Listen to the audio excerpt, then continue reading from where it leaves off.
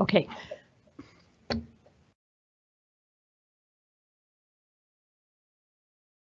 Good evening. You are at the Academy 20 about to be board meeting that will be called to order in just a moment. And we welcome you. This meeting is now called to order. Roll call, please. Mrs. Cloninger. Here. Mr. LaValle. Here. Mr. Lundberg. Here. Mrs. Reynolds. Here. Mr. Temby. Here. Thank you, board. Going to move on to agenda item 3A, in case you're following along. And we are moving to the Pledge of Allegiance, which I am going to turn over to Colonel Sullivan this evening, who is our new Air Force Academy liaison. He will lead us, and we'll talk more about him later.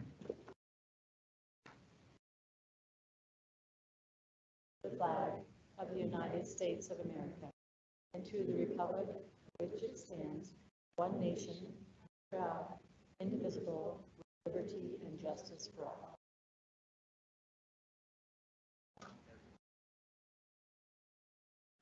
Thank you. On to agenda item 4. Ms. Matson, are there any updates to the agenda? There were, and the board was notified of these. Thank you, Ms. Matson. Members of the board, are there any items you wish to move from the consent agenda? Seeing none, are there any items to be added to the agenda? Again, seeing none, may we have a motion to approve the agenda? So moved. Second. Roll call, please. Mrs. Cloninger. Aye. Mr. LaValle. Aye. Mr. Lundberg. Aye. Mrs. Reynolds. Aye. Mr. Temby. Aye.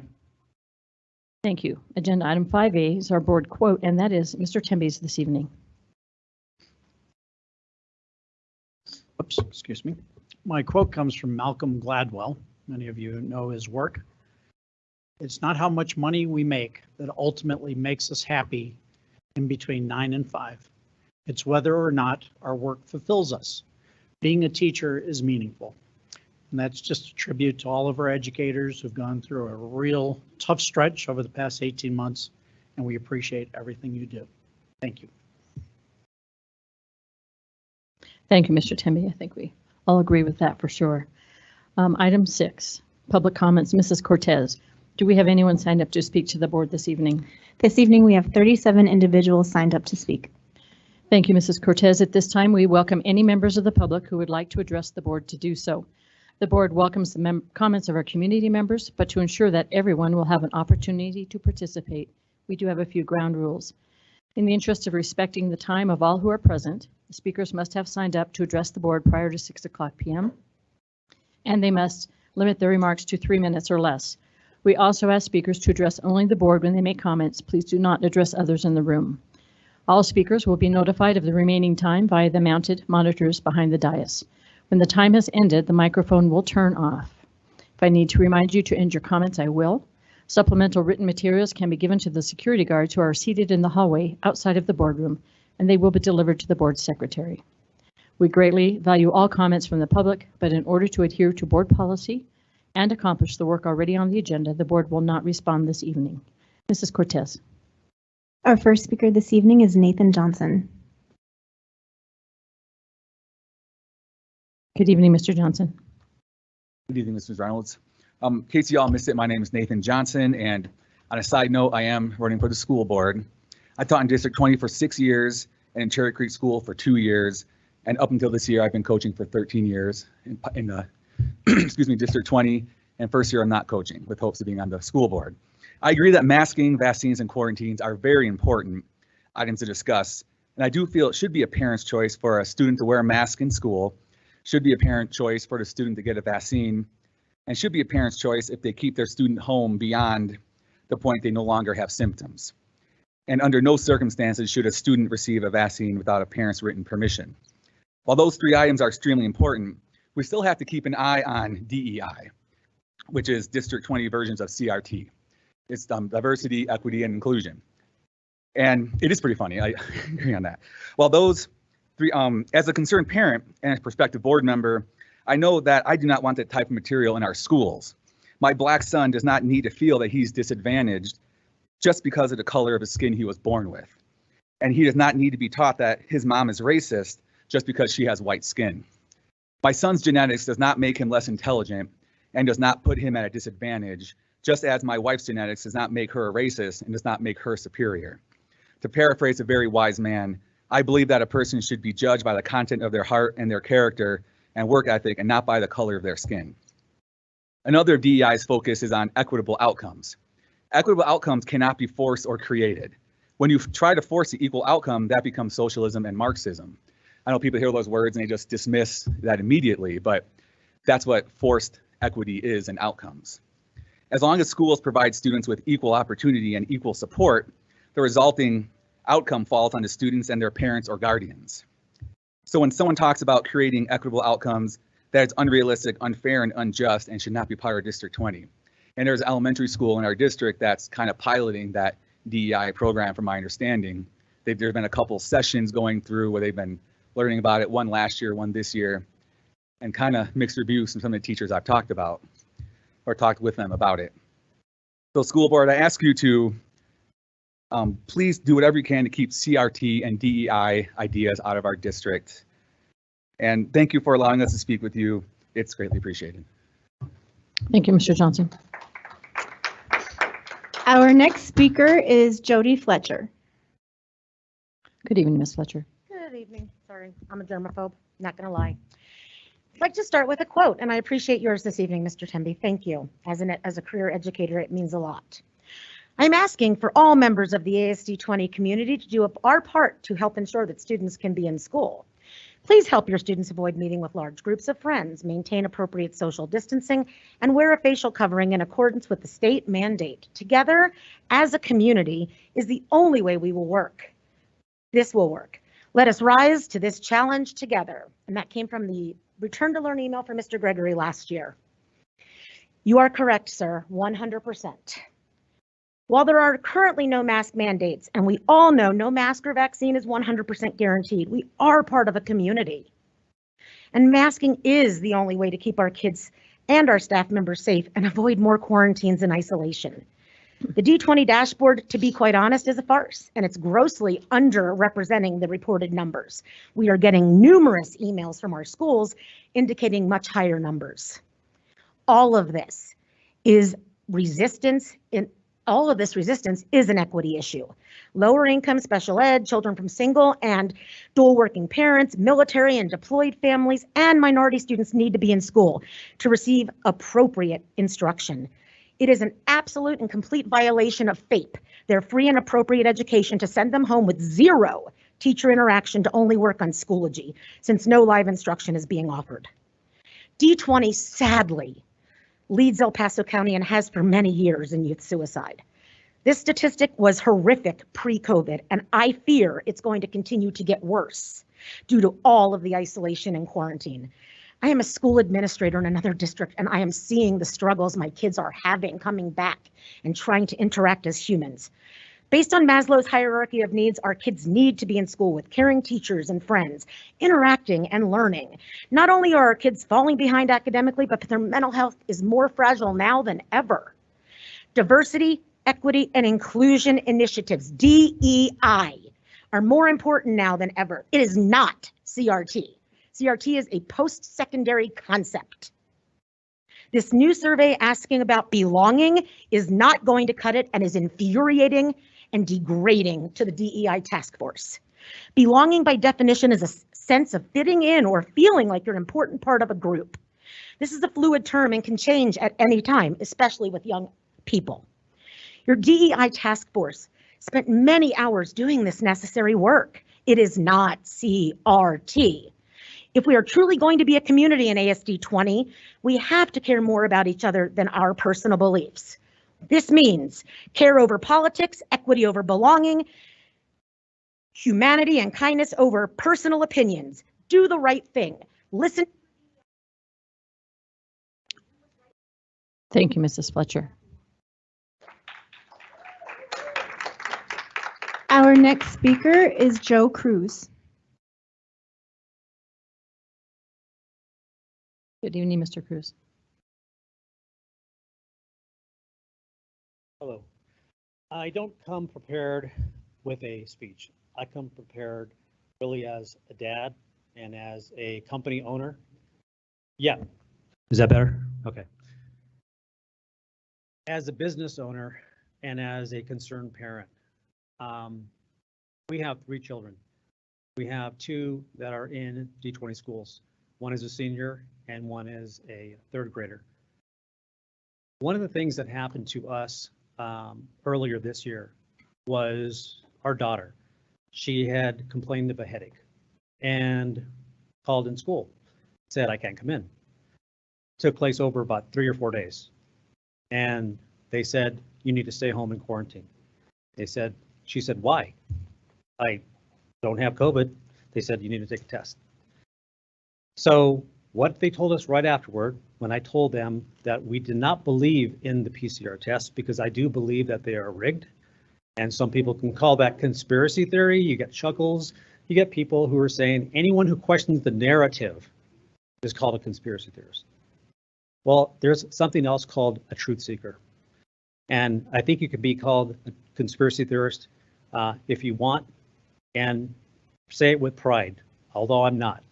I'm a truth seeker. One of the things that I didn't like is the fact that we were told afterward, even though our daughter did not have COVID and did not have COVID symptoms anyway, had a headache, that our other son had to be quarantined, who was in a different school, different grade altogether in D20, and had to be quarantined for 14 days. And they said the same thing about us, our family. How far is this going to go? How far is this going to go with the constant fear that the media, our government is proposing on society?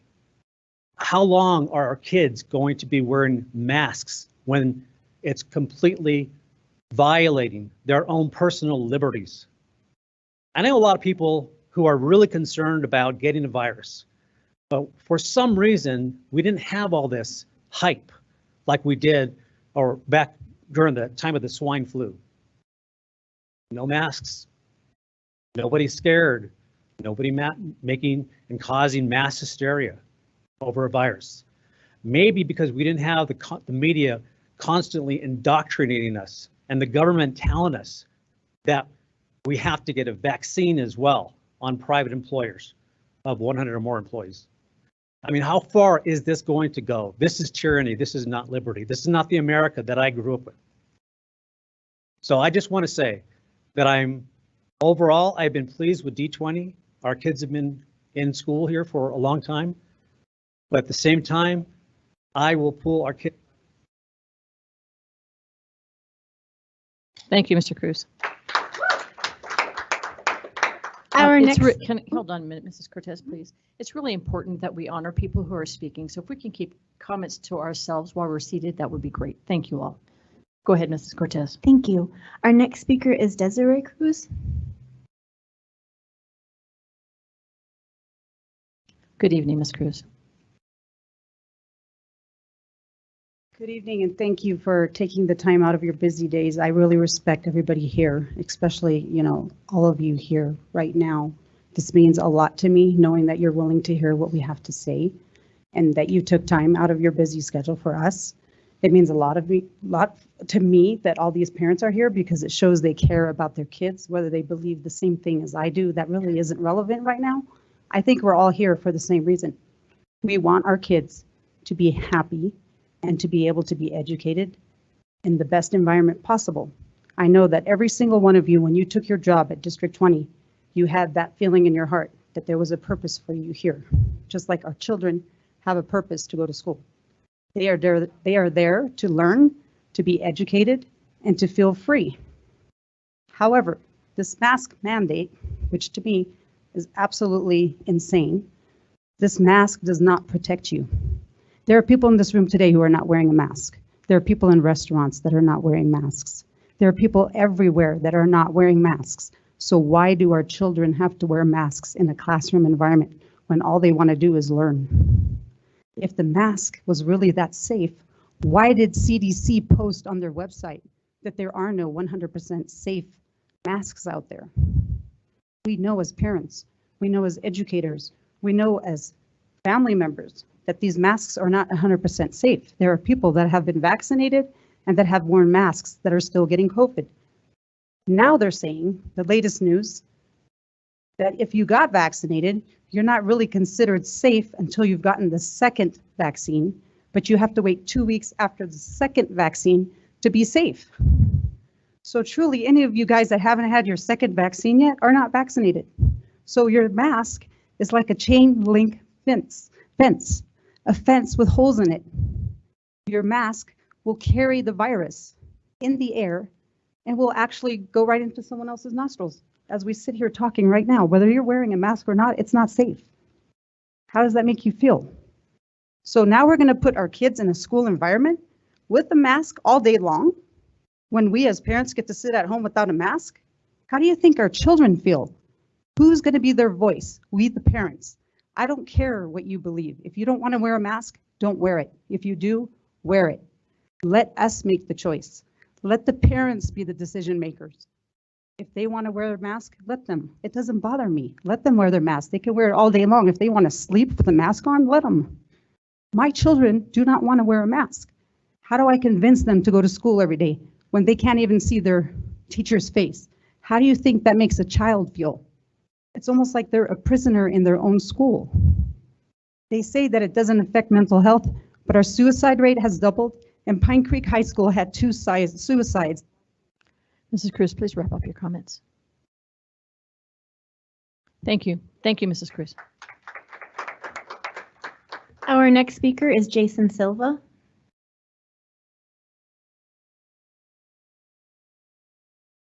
Good evening, Mr. Silva. How you doing? Thanks for hearing me. So I want to start off. I have about 15 years experience within law enforcement and military, so I could read body language. Last week, there was a person who came up here to speak, and I was reading your body language. You were not happy. You were showing a lot of discomfort, or not happy with how she was talking to you and how she's berating you. This is what she was saying. Dress codes are rooted in toxic masculinity, white fragility, patriarchy, and misogyny. A dress code. That was her reasoning for wanting you guys to mandate masks on my kids. She continued, white fragility in this room, quote unquote, was also causing you not to mandate masks. Go a little further. Some of you are weaponizing your white tears and literally killing people. That's what they said to you. That's okay. Let me start out with DEI. DEI actually is critical race theory, and here's why. Started out in the 1900s during the Bolshevik Revolution. Once that was successful, that ushered in communism. That was based on socialism. That then went to the Frankfurt School. The Frankfurt School was established in 1929. We all know what happened after 1929. Okay, that's a social school. Critical theory came out of the Frankfurt School. Critical theory born critical race theory. Critical race theory has born things like white fragility, DEI, and many, many other things that is rooted 100% in Marxism. This board has laid the foundation for Marxism to be taught in our schools and to our kids. Period. End of discussion. It is Marxism. Marxism is a way to get in communism. We are literally taking the foundation of our country out from under our children, what we fight for, what I fought for, what everyone here has fought for, and replacing it with Marxism, the foundation of it. You were allowed that to happen. It is here.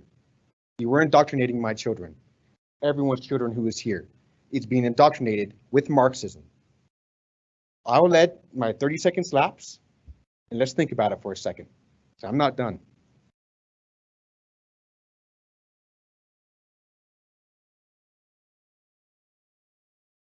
You have laid the groundwork for Marxism. My name is Jason Silva, and I'm running for the board. Thank you.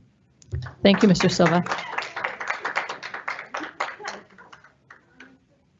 Oh, sorry about that.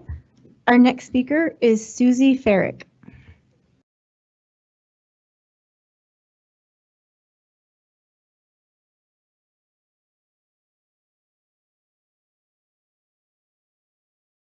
Good evening, Ms. Farrick. Hello. Catching my breath. To all members of the school board, thank you for your volunteerism and dedication to our schools. I'm a realtor in the community and the mother of 4, 3 of whom graduated from Liberty.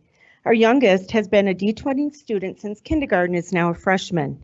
On October 2008, our perfectly healthy daughter was diagnosed with ALL leukemia.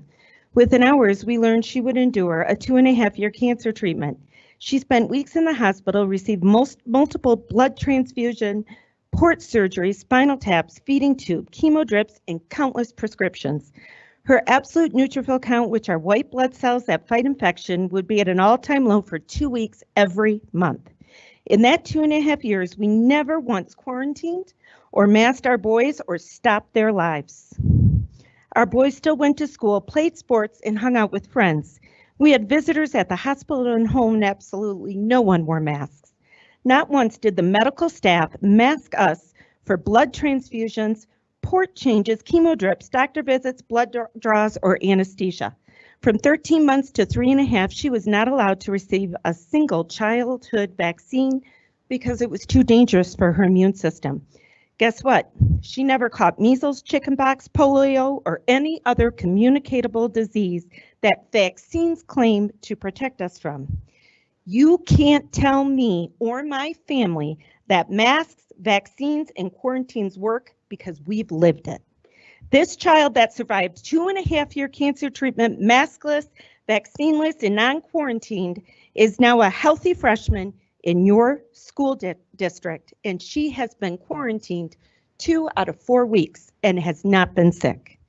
On Monday, August 30th, she and other students were dismissed from their classroom by staff, told to stand at the flagpole for parental pickup because they were identified as someone who was in close contact to a probable COVID case. Parents were notified by email only. We later received an email from Michael Sibley stating your child must follow quarantine instructions. She was to stay home for 10 days unless she proved that she was vaccinated. This is a 14-year-old. The only education she's received when quarantined is a daily folder with homework instructions, absolutely no teaching. I emailed Mr. Sibley, Mr. Tom Gregory, and Mr. Alan Thimmig to please provide me in writing who gave them the legal authority to not only dismiss my child from school, but also quarantine my healthy child for pretending her right to a free public education through our tax-paying dollars. Neither of these 3 men answered my question nor provided me a letter in writing. On September 13th, she was quarantined again. It's time to do what's right for the children. This is the United States of Mrs. Farrick, you need to wrap your comments up. Thank you. Thank you, Mrs. Farrick. Thank you. Our next speaker is Aaron Salt.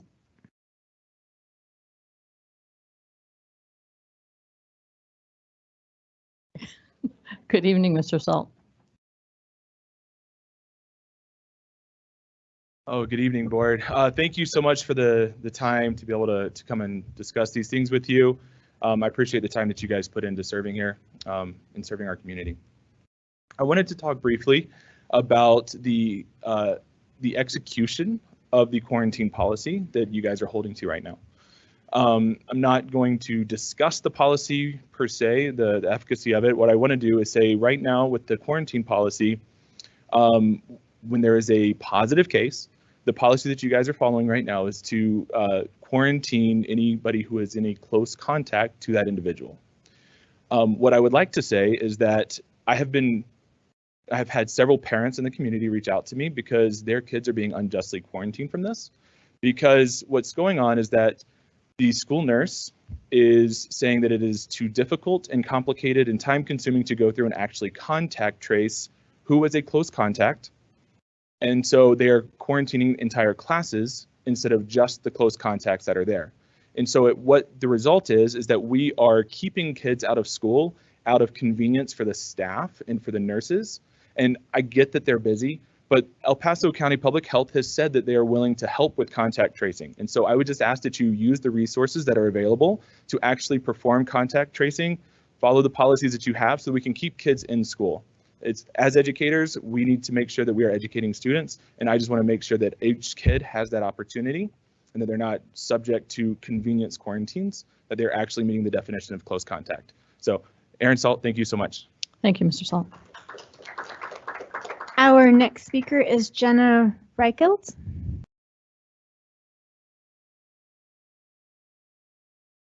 Good evening, Ms. Reichelt.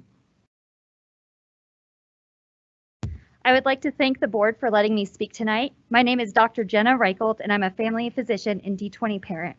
I take care of many D20 students, parents, and employees, and it is my job to keep everyone in our community safe and healthy. I am urging the board and Mr. Gregory to implement universal masking immediately. 1 month into the school year, our COVID case numbers are half of what they were for all of last year. It is unfortunate that this pandemic has been politicized by so many. This is a public health matter, not a political one. The AAP, CDC, CDPHE, and El Paso County Health are all recommending masks for everyone in K through 12 schools. Why is D20 not following these guidelines when 78% of Colorado schools have universal masking in place? No one is asking you to become a public health expert, but we are asking you to follow the recommendations laid out by those experts. You do not need to be forced by the health department to do the right thing. When you have diabetes, you trust your PCP to give you recommendations based on their years of schooling and experience. How is this any different? Some people think masks are contributing to the increase in mental health visits and are detrimental to the health of our children. This is completely false. However, there is danger in repeated and prolonged quarantines. While quarantined, a student will lose out on socialization and live instruction, which could result in an increase in symptoms of depression and anxiety. I care for multiple adolescents suffering from significant mood symptoms due to this pandemic, and it is heartbreaking. I think everyone can agree we want our children in school, we want them to achieve, and we want them to be healthy. Masks are one way to achieve this.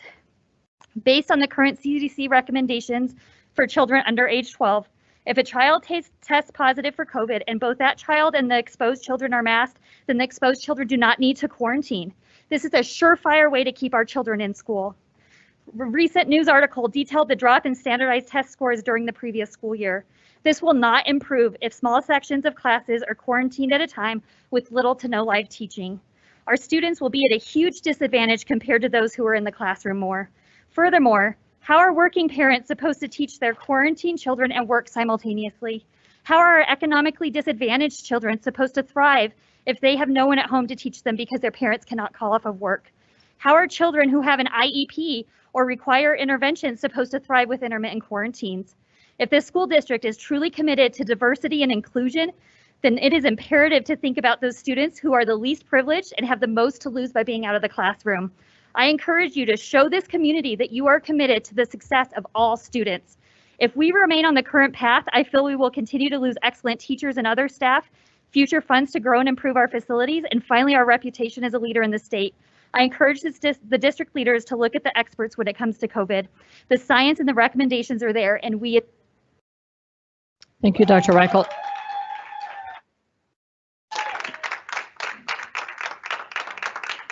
Our next speaker is Jennifer LaRue. Of course, I get to follow that. Good evening, Ms. LaRue. Hi, thank you for your time. As a former debater, 3 minutes feels like forever to me. But as a former debater, I've also read a lot of communist and Marxist theory. I've also read a lot of Kant and Rousseau and studied the social contract quite a bit. And that's part of why I'm here tonight, because I do think it's important that our kids are in school. I volunteer as a peer coordinator and CASA, and we see our numbers jump and fall based on if kids are in school or not school because we don't have mandatory reporters looking out for kids. And we see how those kids fall through the cracks. But the other thing that I would like to talk to you about today is specifically an experience I had this week. Mr. LaValle and I happened to be at the same tour of a school, and unfortunately, he's busy and had to go. I'm an out-of-work jury consultant, so I was able to stay longer.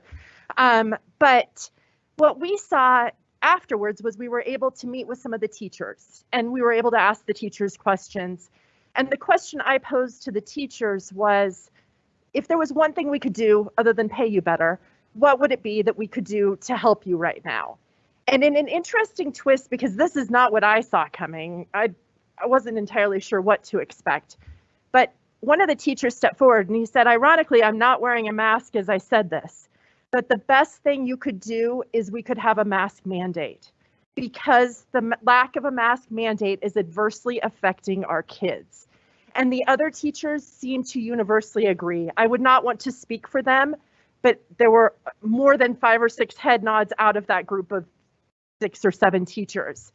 And his reasoning, which seemed to resonate with the entire group, was when we're not wearing masks, we have these quarantines.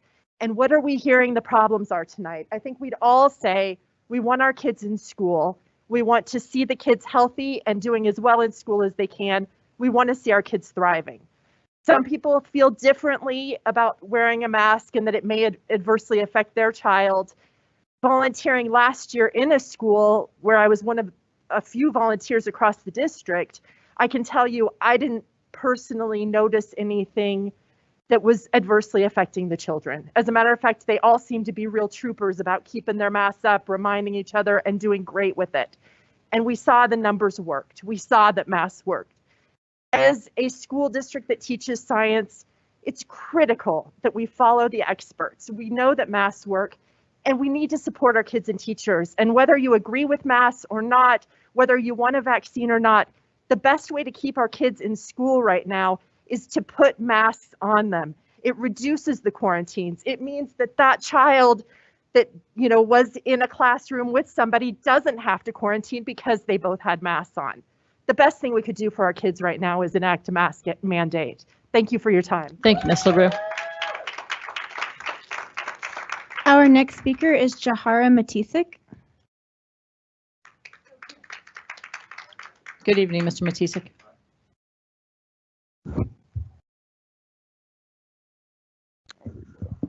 Hi, I'm Jahar Matisik, pilot associate professor at the Air Force Academy.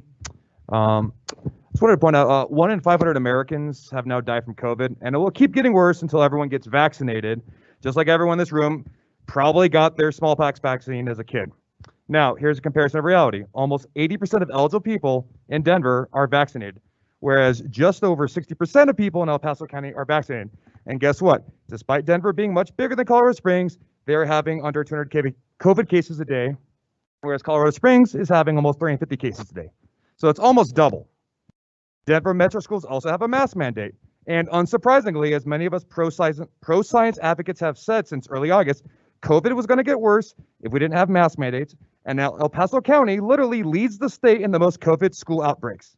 Now, I keep hearing many D20 school board members and unmasked people preach educating kids is always our #1 priority. Well, here's your natural consequence. Anti-maskers and science deniers push their agenda, and now less than 2 months in, we are failing to educate our students due to infections and quarantines. Let me also reemphasize again that many people continue to be propagating Chinese and Russian disinformation about COVID-19, leading to way too many American deaths when peer-reviewed articles keep showing that vaccines and masking is effective. Any evidence to the contrary comes from Chinese and Russian propaganda, pushing false narratives on unsuspecting Americans to believe that their freedoms are being taken away. Moving on to another important point is the people in D20 that engage in fascist attacks against those of us that believe in the importance of diversity, equality, and inclusion. As you know, the U.S. military promotes all of these important DEI values. In fact, I make it part of my pedagogical approach when I teach cadets because so much research shows that American military power and effectiveness is dependent upon diversity across the spectrum. There is tremendous value in promoting a safe and welcoming environment, and there should be zero tolerance in D20 for those that bully and harass someone just because they look or act different. Much of D20 seems to artificially care about diversity, equality, and inclusion, with some appearing to push right-wing propaganda talking points that only reinforce the toxic white male patriarchy. The ancient Roman Cicero, whose writings were most influential in the 18th century Enlightenment period, once said, "Salus populi suprema lex esto." The health of the people should be the supreme law. Since some school boards appear to have accepted that school children will keep getting sick and dying and being quarantined in Colorado Springs from a preventable disease like COVID, all I can say is this: please get vaccinated, stay masked and safe, and please make sure you continue promoting the importance of DEI in our educational practices. Thank you very much. Thank you, Mr. Matisik. Our next speaker is Eileen Davis.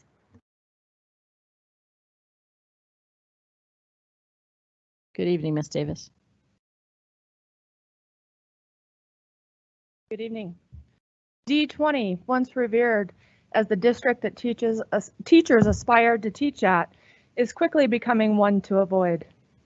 I am here today to read comments from a D20 teacher who didn't feel comfortable being identified. Excuse me. As a teacher in D20, I'm disappointed. I find it quite hypocritical that we want our students to feel heard and valued, and yet I can't get a simple response from Mr. Gregory. The school year has been much more challenging than last year, something we all thought impossible. Yet here we are, 4 weeks into the school year with no protocols in place. I'd like to first touch on the fact that universal masking does not harm the mental health of our youth, according to pediatric experts with Children's Hospital Colorado, and stated clearly on their website. This is especially true because D20 was one of the districts with the highest rates of teen suicide before the pandemic. Life during a pandemic has created new stressors for everyone, but we can't simply pretend that it's over and go back to normal. What are we doing about improving mental health this year? Are we just putting up a facade to parents that masks were the cause of the mental health decline all along? Kids are now being divided into who is and isn't wearing a mask. Isn't that what we want to avoid? Does that not create more harm? Furthermore, what about helping students not get sick and take home an unpredictable illness to their families? As teachers, we are continually having to analyze data, so I recommend that the district analyze our data. Our COVID numbers this year are already at just half of last year's, and we're only 1 month in. In addition to no universal masking, there's no cohorting, no lunch in the classroom, and no hand sanitizer in our buildings. I am pregnant and going into work feeling unsafe and dreading that not if, but when I get COVID, what will happen to my unborn baby? Not only that, but my mental health is declining, knowing that I have to work 2 jobs while pregnant because I have to teach in person and online. Parents seem to be getting blackmailed with mask your child and you don't have to quarantine. But no one seems to be talking about that. How about we actually listen to the overwhelming consensus of health experts and scientists, since we're here to educate our youth and not show bias of political parties. We all want to be in person and as back to normal as possible, but I think most of us can agree that it needs to be done safely. You want students to have the best education possible, but you don't take care of your teachers. If teachers are... Thank you, Ms. Davis. Our next speaker is Tiana McCormick. Good evening, Ms. McCormick. Hi, everyone. My name is Tiana McCormick, member of Progressive Parents of D20, and also a mom, scientist, and an educator. While we do have some differences in this room, we all come from one common ground, the desire for our kids to be healthy and in school. In our beautiful, free country, anyone can say or write pretty much anything, but truth, well, it isn't always strong enough to stop the spread of misinformation. Google will show you any confirmation bias you want, and social media gives you the platform to share it. And through this, the validity of science has been attacked. True research is a learned skill. It is nuanced and complex and takes years of education to do correctly, to sift fact from fiction. Most scientists go to school for 9 years or more. They dedicate their entire life to research, to finding something that will improve our lives. So I implore you to trust in science and separate it from public opinion. I fully acknowledge the mistrust of governmental bodies. We have been lied to by politicians, the media, by people who are supposed to have our best interests at heart. So when the World Health Organization changed its stance to recommend the public wear masks in social situations, many were skeptical. How can science just change its mind? Because scientific research is never ending. New things are learned, science evolves, and so should we. Last week, the U.S. Department of Health and Human Services reported more than 2,300 children hospitalized, marking a single-day record.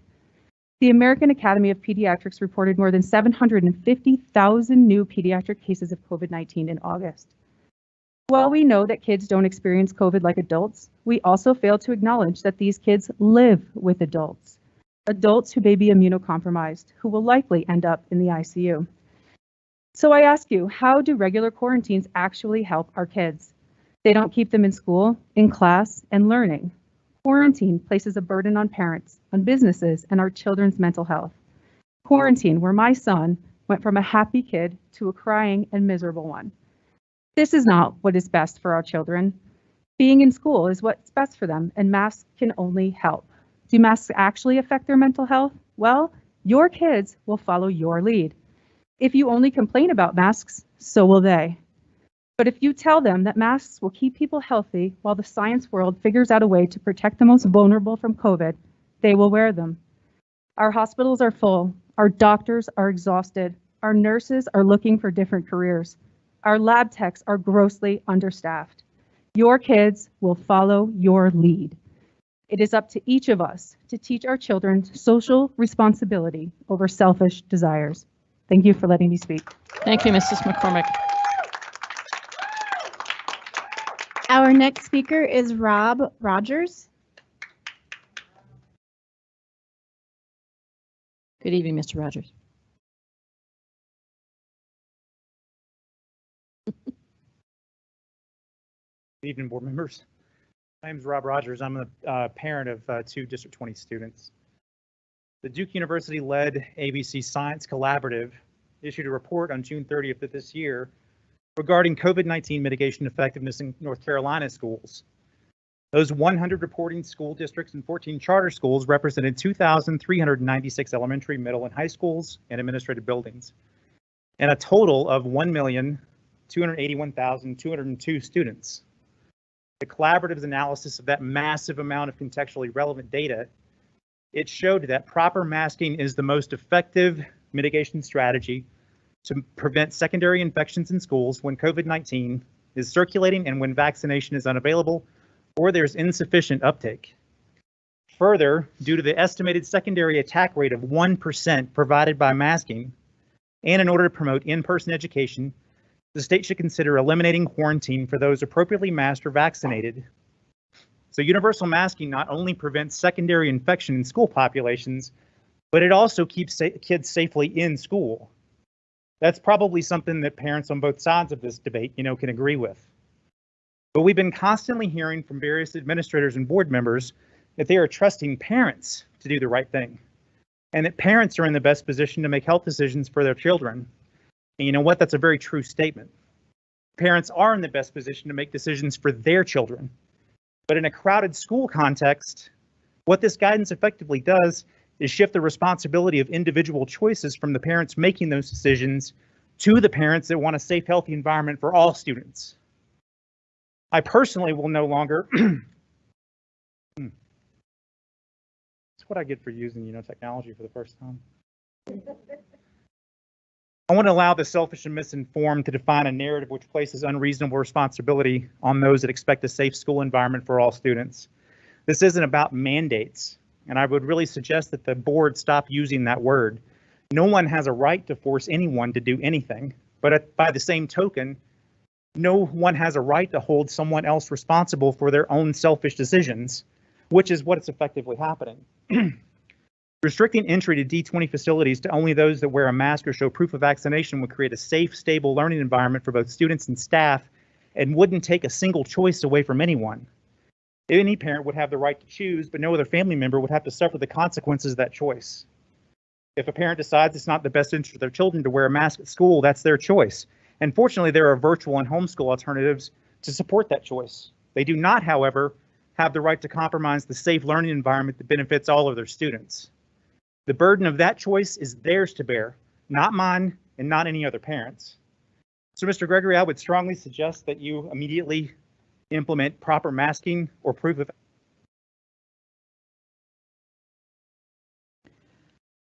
Thank you, Mr. Rogers. Our next speaker is Rachel Wilkinson. Good evening, Ms. Wilkinson.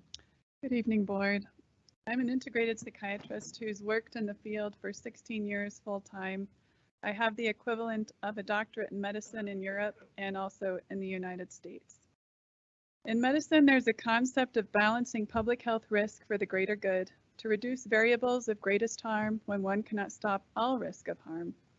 Colorado is unique because of our high rates of mental illness and suicide.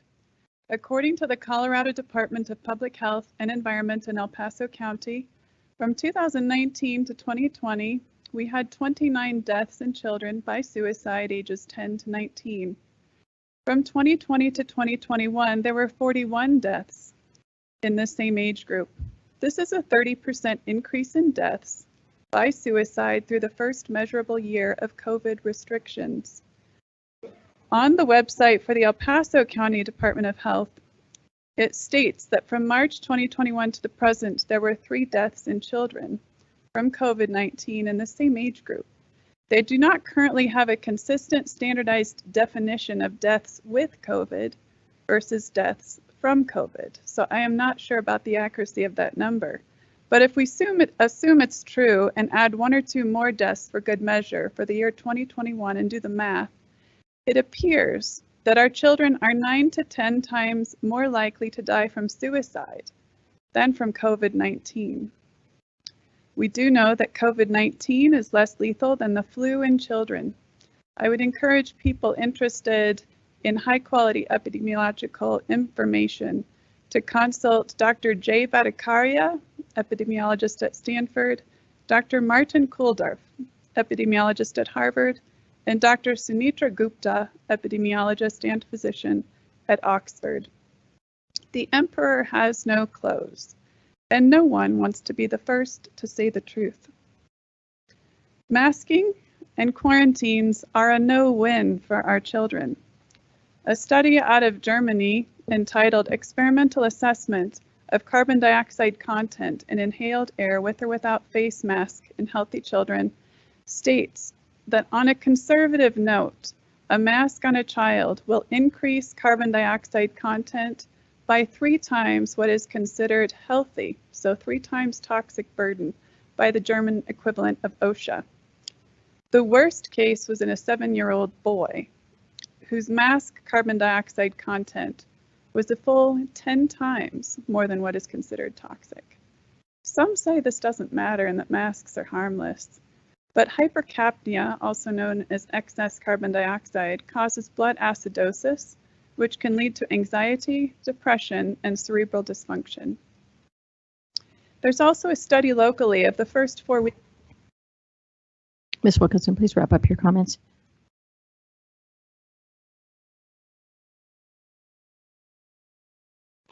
Okay, Ms. Wilkinson, thank you for your comments this evening.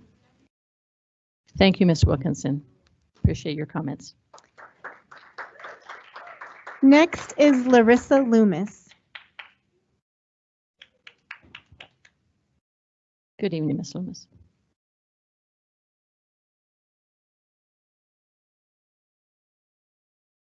Good evening. I'm speaking on behalf of Angelica Givler tonight, who is unable to be here. Okay, so good evening. Unfortunately, I am unable to be in attendance due to my children's schedules. However, I feel that my voice is essential. I am a 5th grade teacher in District 11. I have 2 young boys in District 20 that are not eligible for the vaccine yet. For them and all of the voiceless children in District 20, I ask you to use science to guide your decision and implement a mask mandate. As a teacher, I have been wearing a mask since the beginning of the school year before my district implemented the mandate. I am vaccinated, and I'm not worried about myself. I am worried about my children and the children of others that have been entrusted to me. I see 60 kids per day, and several of them have underlying health conditions. There are several that have family members with health conditions as well.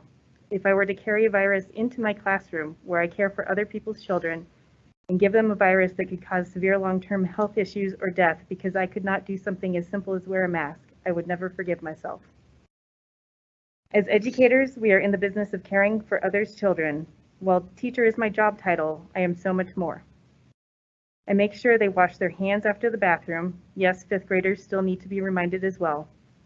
I clean up scrapes and give hugs when students have rough days. I check in on their mental health and encourage them to believe in themselves. I make sure that they are eating and watch for signs of abuse. I may be a teacher by trade, but I am so much more than that. We are in the business of caring for children. When we cannot take steps to protect them, we are failing. You, District 20, are failing. The saying, the squeaky wheel gets the grease, is all that is happening here. You're ignoring facts and science and responding to the minority because they are loud. Sadly, an educational enterprise that teaches students to think using reason and facts cannot do the same. This is a detriment to our children, and you should be ashamed of yourselves. Step up and help protect our children with a mask mandate. Thank you for your time. Thank you, Ms. Silva. I'm sorry, Ms. Loomis. Apologies. Our next speaker is Bernadette Guthrie. Good evening, Ms. Guthrie.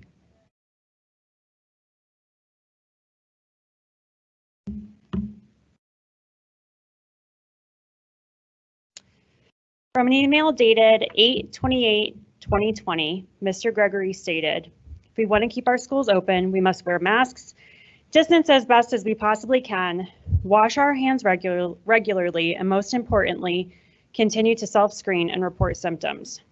In 2020, you repeatedly committed to following the data and listening to experts.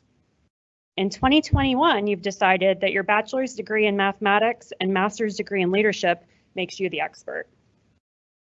This is what Mr. Gregory's credentials are, yet he is solely responsible for making decisions regarding the health and safety of our children. Not only is he not qualified to make health-related decisions, his ability to lead is also now in question. I've been told by several teachers and administrators in the district that he stated he will absolutely not mandate masks without a governor mandate. Ignoring the recommendations of physicians, scientists, epidemiologists, health departments, and AAP for your own agenda is reprehensible. Governor Polis has repeatedly defended a local control approach, describing it as empowering superintendents to make the best decisions for their communities. On Friday, the Colorado Department of Public Health and Environment strengthened the wording of its school guidance, calling on districts themselves to impose mask mandates. At a time where COVID cases in children have doubled, your schools are rolling back mitigation measures. Instead of masking, testing, and social distancing, it's mixed recesses, allowing adults back in for lunch, pep rallies, and movie nights. How is this the best decision for your community during a time where 1 month into the school year, we are nearing half of the total cumulative cases of the entire 2021 school year? There are nearly 400 positive COVID cases in ASD 20 now. There are more new COVID-19 cases in kids than adults in Colorado. State epidemiologist Dr. Hurley astutely notes that unvaccinated children are now at higher risk than any point in the pandemic and recommends wearing masks in schools and public indoor places. Nationally, pediatric cases have increased 240% since July, now representing over 15% of all US cases. D20 was once revered as the district in Colorado Springs that other districts modeled after, but under the leadership of Mr. Gregory and his board, this is no longer the case. Public health is not political. Our kids are not pawns in this game that you are playing. Your willful ignorance will result in sick kids, overburdened teachers and administrators, unnecessary quarantines, and a permanent stain on the 30 years of service you have within the district. Follow the data, listen to the experts, and implement the measures that will keep our kids learning and in school. Thank you. And especially thank you to the people that are actually looking at me. Thank you.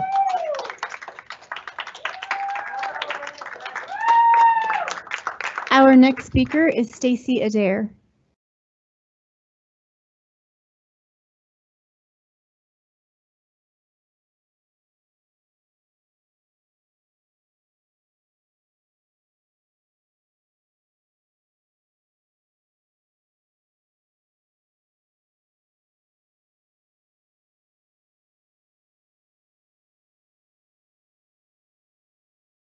Good evening, Ms. Adair.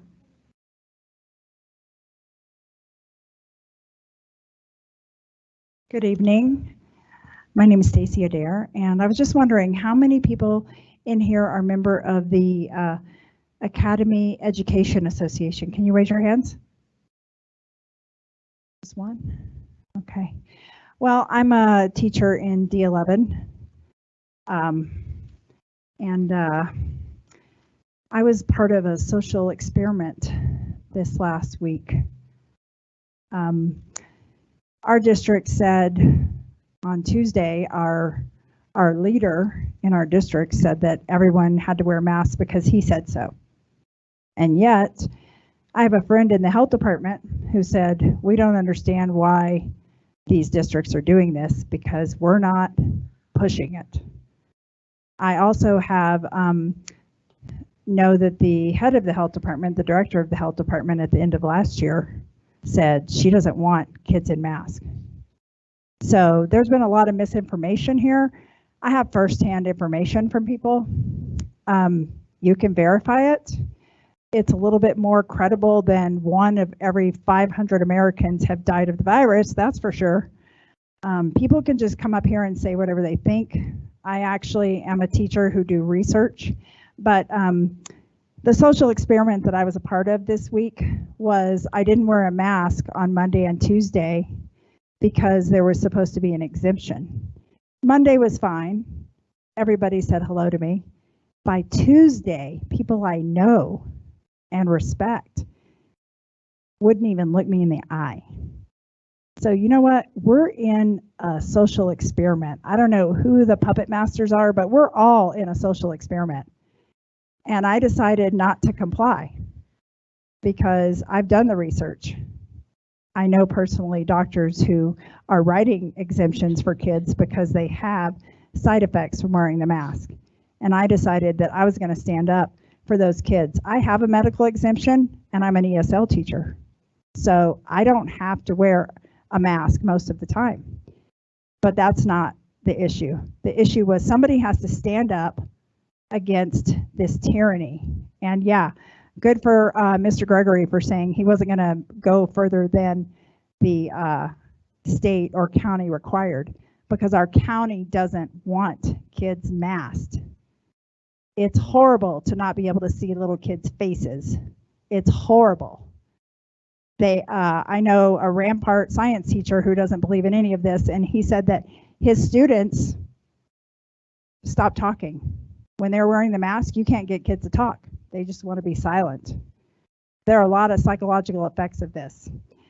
I will say that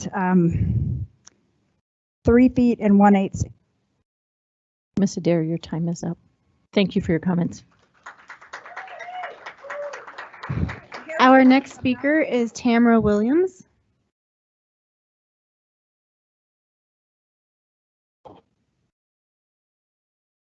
Good evening, Ms. Williams. This is the 3rd time I've been up here, as you probably all know. I am completely against any mandates whatsoever. We are Americans. There should be no mask mandate. The quarantine policy is crazy when we send sick kids or healthy kids home. We should never send healthy kids home. If you're sick, stay home. D38 has implemented that policy. And I'm also against any vaccine mandates. Like it or not, there are adverse reactions to those vaccines, whether you want to read them or not. And our quarantine policy is coercing people into getting those vaccines. Anyone in this district, staff, student, or teacher that has an adverse reaction, you're at fault for doing that, for making them get that vaccine. There's not enough studies. There's not enough long-term studies for it. More importantly, what I don't understand with this mask mandate is everybody in this room is a hypocrite. If you haven't looked out into the world, no one else is mandating masks anymore, but we're going to do that to our kids? That makes no sense that we would do that to our kids. If you're sick, stay home. If you have symptoms, stay home. All these studies and all this talk about education, I'm sure everybody in this room has a degree. I have a bachelor's degree, I have a master's degree. None of it makes me smarter than anyone in this room. And it's not about what we're taught, it's about what we're taught to question. And if we're not questioning everything going on in this world right now and the craziness, what are we doing? Really? after 18 months, we've got a cloth mask of your choice is going to solve a virus's problems. What about all the money from the American Rescue Plan? Where is that going? Where's the ventilation? Where's the light therapy? How about some tents in the parking lot so we can get the kids outside? I'll pitch in for some propane heaters in the winter. We have options, and all we're doing is saying mask, quarantine, and vaccine and fighting about it. We are smarter than this. We are educated people, and we should have something else to talk about and come together about instead of fighting about it. I'm not wearing a mask. My son is at Air Academy. Thank you so much for coming. Please get those kids out of masks. I will not wear one in there. I want to go help with band dinners. I want to chaperone. I refuse to wear a mask in that building because I don't think it's helping to do anything. 18 months, we're still in the same place we were. No fewer cases. We have vaccines. People are wearing masks. So I think we could come up with a better plan together instead of poking fingers and blaming everybody. Well, you're causing the case because you're not wearing a mask. It's insane. And it is hurting our kids, whether it's physically with whatever they're breathing or mentally with wearing it. My 2 cents, please, no mandates. Please. Thank you. Thank you, Mrs. Williams. Our next speaker is Sarah Silva.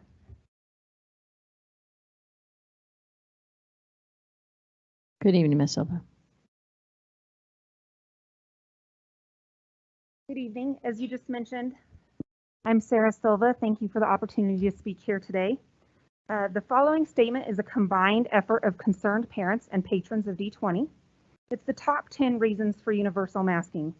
It supports our local economy by minimizing outbreaks in the community and keeping businesses open, decreases the strain on our healthcare system and healthcare workers, reduces the number and frequency of quarantines to keep kids in school, minimizes bullying when all students and staff are masked, engages students in real problem solving and keeping their communities safer, improves mental health of students because of limited quarantines and increased interactions with peers and teachers.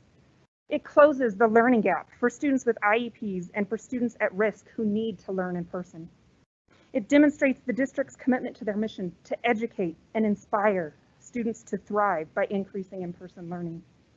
It follows the recommendations of the CDC, the CDPHE, the El Paso County Department of Health, and the American Academy of Pediatrics. And lastly, it maintains the status of D20 as the leader in education and the community. On a personal note, I'd like to read an email that I sent to this board a month ago right after school started. I think you need to hear it in my voice. I'm writing today with a heavy heart and tears in my eyes. My kids started elementary school on Monday, and because I want to keep them safe, we have our kids wear masks to school. My 7-year-old daughter is the kindest, most compassionate, school-loving child, and this morning she was crying and told me she didn't want to go to school. We talked, and I found out she's being bullied by her classmates for wearing her mask. After talking through that with her, I spoke to my 9-year-old son and found out he too is having kids in his class that are teasing him for wearing a mask. I understand our country is built on freedom, but I don't understand why we were taking precautions last year to keep everyone safe and now we aren't. The Delta variant is more likely to infect children and more easily transmissible, and yet we've sent all of our young children to school as if everything was normal, with zero protection from COVID. I always felt that this school's focus was on educating children and keeping them safe from harm, and sadly, I no longer feel that way. Politics and avoiding pressure from vocal parents should be less important than doing what is best to keep students safe. If I had the ability to homeschool my children, I would, but my family doesn't have that luxury with 2 working parents, and I feel our kids need the socialization of being in school and the benefits of being a trained educator. I know you have urged parents to make individual decisions for their families, but that is subjecting students to bullying that they should not have to endure. Most other school districts in Colorado Springs have already mandated masks. Please follow their leadership and mandate masks at a minimum for elementary schools, as these are the most vulnerable students since the vaccine isn't yet an option for their age group. Thank you for your time. Thank you, Ms. Silva. Our next speaker is Ed Barnett.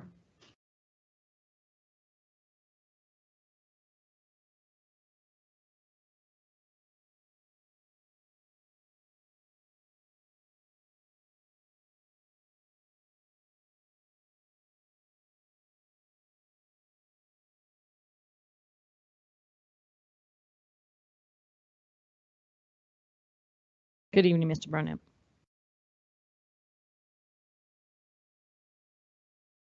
Getting your steps. Hi there, Ed Barnett.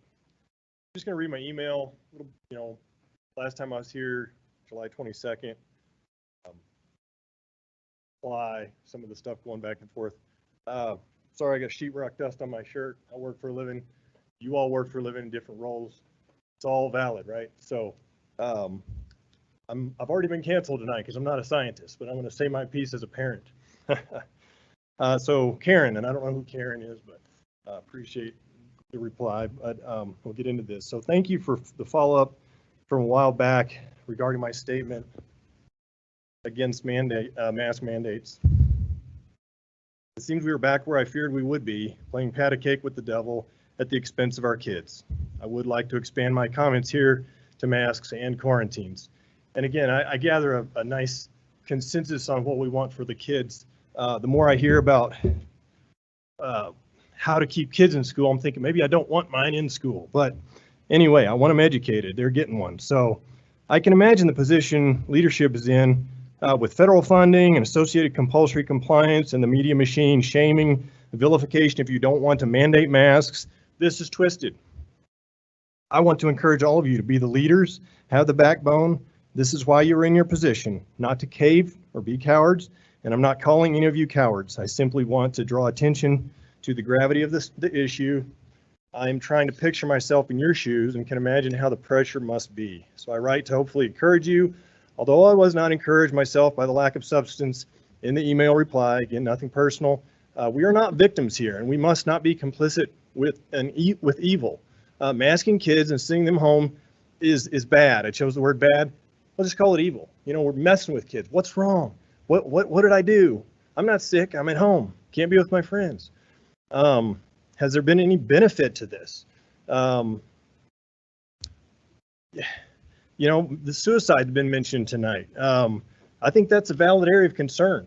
Obviously, gathering different thoughts on what could be the cause of that, I would argue, my 2 bits, all the hype and hysteria about, with masks and the social, psychological effects of those, I think is very damaging. I would argue that's more of a reason, but maybe we could see some numbers focus on that a little bit. I don't think there's a lot of kids been harmed by COVID. In reality, these so-called quarantines and masking has more to do with tyranny than stopping the spread. Ask yourself, do parents opposed to masks want sickness to spread and bad things to happen to our children? I can't believe I'm having to say this. Of course not. So we need to keep the small, basic thing in front of our minds with all nonsense and virtue signaling that is going on. If all of us believed that wearing a mask were good for the kids in any way, we'd all be doing it. But don't believe it is. What I'd like to clarify. Mr. Barnett, your time is up. Thank you so much. Our next speaker is Nicole Coons, or Cons, I'm sorry.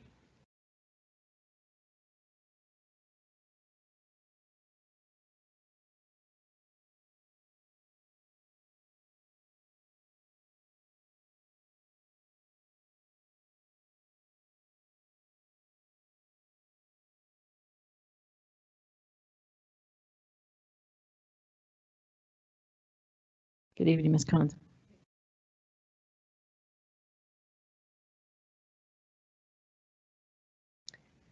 You are either for life or you are not. Are you for harnessing our God-given freedom to fully live each and every day, or are you bowing to the bleak and inhumane existence global leaders are trying to force upon us? Viruses will always be around, and death does come to everyone, but our lives and our purpose and our children will not always remain on this earth. What educational opportunities are you squandering today? Have you put more attention on COVID-19 than on academics during this last year and a half? Have you spent more energy avoiding the unavoidable than you have on seeking the goals for our district? Nothing will change if each and every one of us doesn't stand together now and forevermore. And everything can change when you take a stand. There are so many of us who are for life, and we need every single one of you to stand strong and loud. Your children and grandchildren can no longer suffer while you don't fully fight for them now and forevermore. With your every breath, with your every thought, your every spoken and written word to every single person, please fight for life. Do not settle for just going along with the status quo and blindly obeying government leaders that we've always known to be corrupt and subpar anyway. Mandates are not laws. They are unjust, immoral, and illegal utterances to which we must not succumb. When 35 to 40% of us have had COVID already, gaining much more robust immunity than the vaccines offer, when mask mandates were in place last year and we still had many quarantines, we should not even be discussing quarantines in terms of masking and vaccination status. We shouldn't say quarantine at all. We need to follow normal procedures and say stay home when sick. The time is now for you to speak the truth. It takes you and me and every one of us who is for life to make the changes now. Do not be afraid, even if the world seems to be against you. And do not be afraid of COVID-19. It is one of many coronaviruses we've always had in our midst, and it is one of many standard risks on this earth. We have never been promised a life of ease and without danger. That is life on earth. Do not be afraid to die of something that 99% of people won't die from when you have this one life to live, this one opportunity to make each day count for our kids. I demand for my children and yours that every day dawns with hope, without the sad isolation of quarantines, without the suffocation of masks, and without the failing academics in our schools. The time is now to refocus on our mission and let children thrive. Thank you. Our next speaker is Shannon Barnett. Good evening, Ms. Barnett. I wasn't planning on talking, but my husband signed me up, so here I am. And I can just share some of my thoughts as a mom with 6 kids in District 20. And it's been crazy to see what has been coming down the line. And it feels like just this huge snowball full of chaos, uncertainty, questions, and fear. And that's not what I'm going to keep my kids in. They're not going to be caught up in that snowball of that kind of fear. So as I look at it and I see, and there's obviously, it's crazy that there's 2 sides. You can see that there's 2 sides to this right now.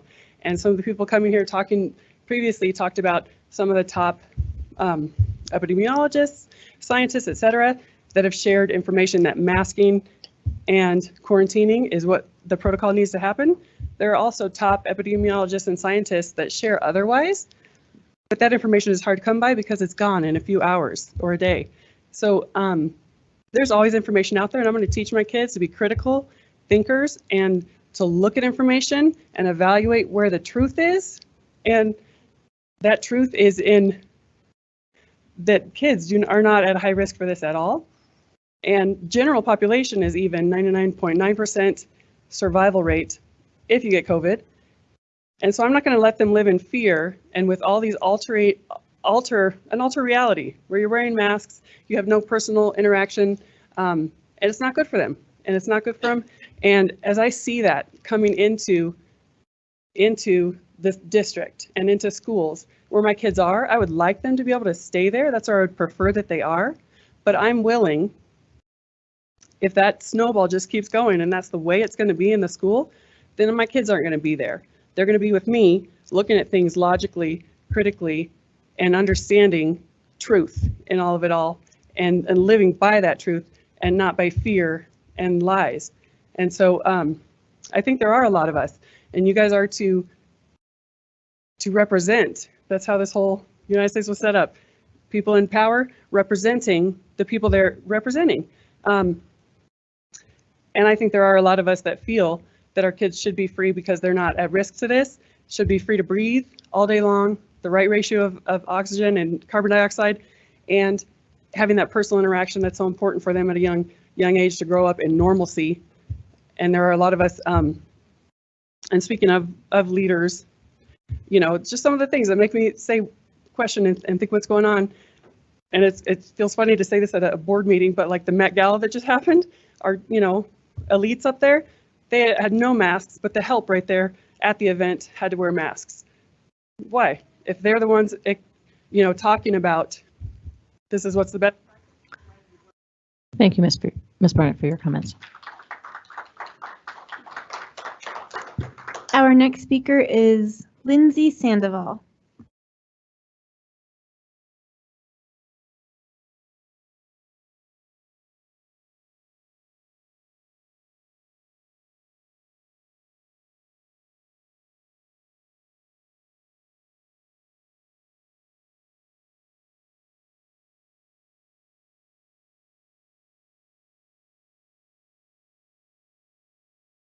Good evening, Ms. Sandoval.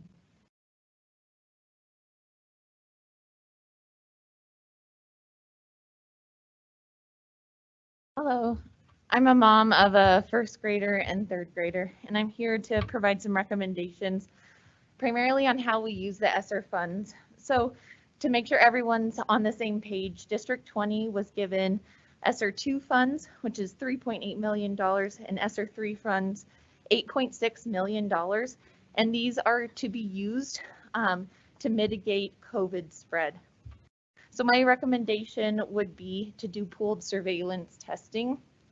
Pooled surveillance testing is testing our kids once a week for COVID, and I am in no way suggesting those uncomfortable tests which go all the way through to the back of the throat and into the kid's nose. They can do this on saliva. It can also be just through a Q-tip in the anterior part of the nose. And this can be done in a painless way, similar to a kid picking their nose. I think we all have heard and know that infection does produce symptoms eventually, but often kids have a virus inside of them and they are spreading it to their table mates and their classmates even before the symptoms start to appear. So they might be there for 2 days before they've even produced symptoms. And so just saying stay home if you're sick isn't enough. If we do weekly surveillance testing, we can find kids who are infecting others and spreading infection when they don't even realize it. I do also agree that we need to reconsider our mask mandate.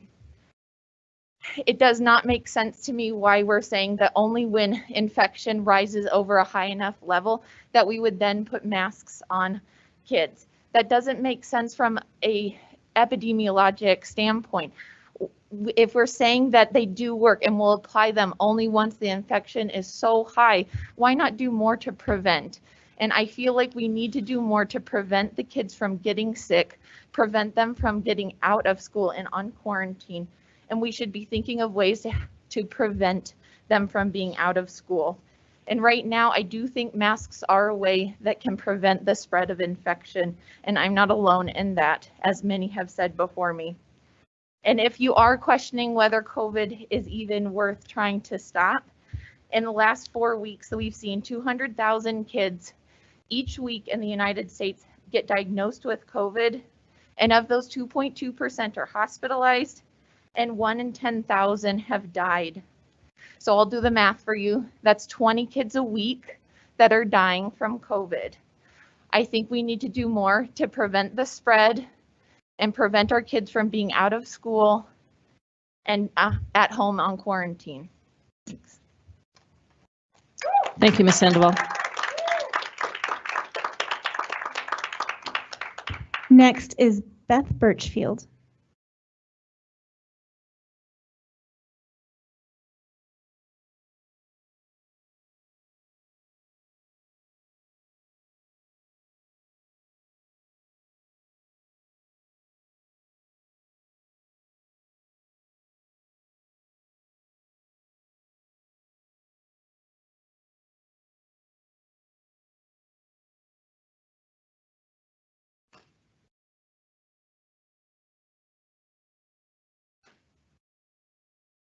Good evening, Ms. Birchfield.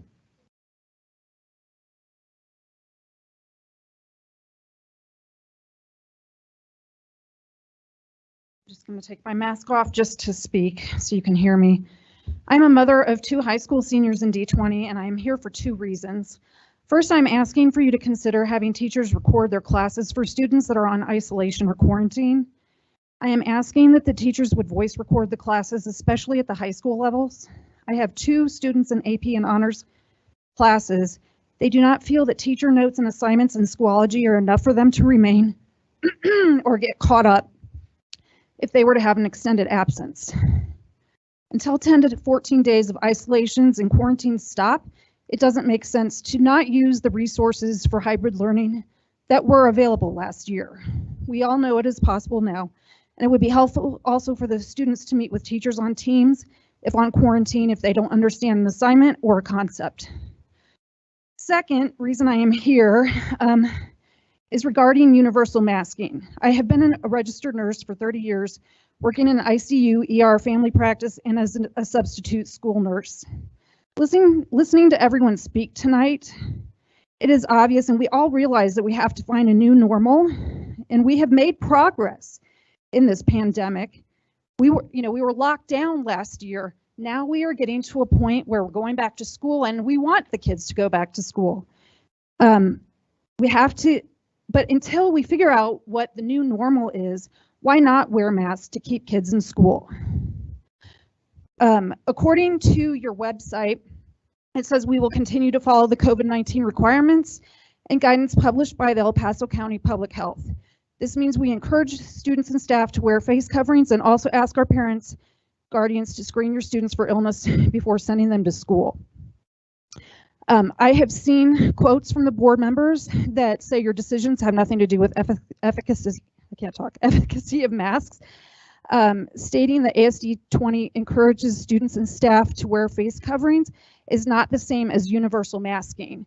And for the sake of time, if you go on the Colorado Department of Public Health, CDC, and the El Paso County Public Health websites, they all encourage universal masking. So universal masking means that everyone wears a mask. Not that it's a request, it's that everyone wears a mask. I have worn masks all day in isolation rooms for hundreds of days in my career with patients with tuberculosis, with meningitis, with COVID, among other things. It's really strange that myself and colleagues have not died from hypercapnia as alluded to by previous speakers. Last I checked, the CDC has been the premier authority in infectious disease for decades and relied upon heavily in epidemics and pandemics, despite some groups wanting to discredit them. Ms. Birchfield, your time is up. Thank you so much. Our next speaker is Pam Hecker. Oh, I'm sorry, Pam Hecker.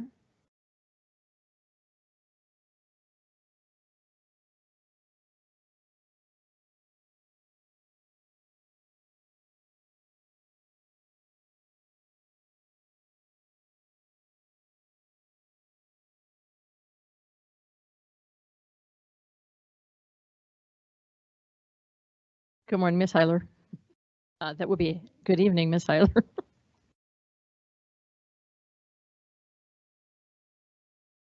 Hi again. Can you guys hear me? Yes. Okay. I have changed what I was going to say many times.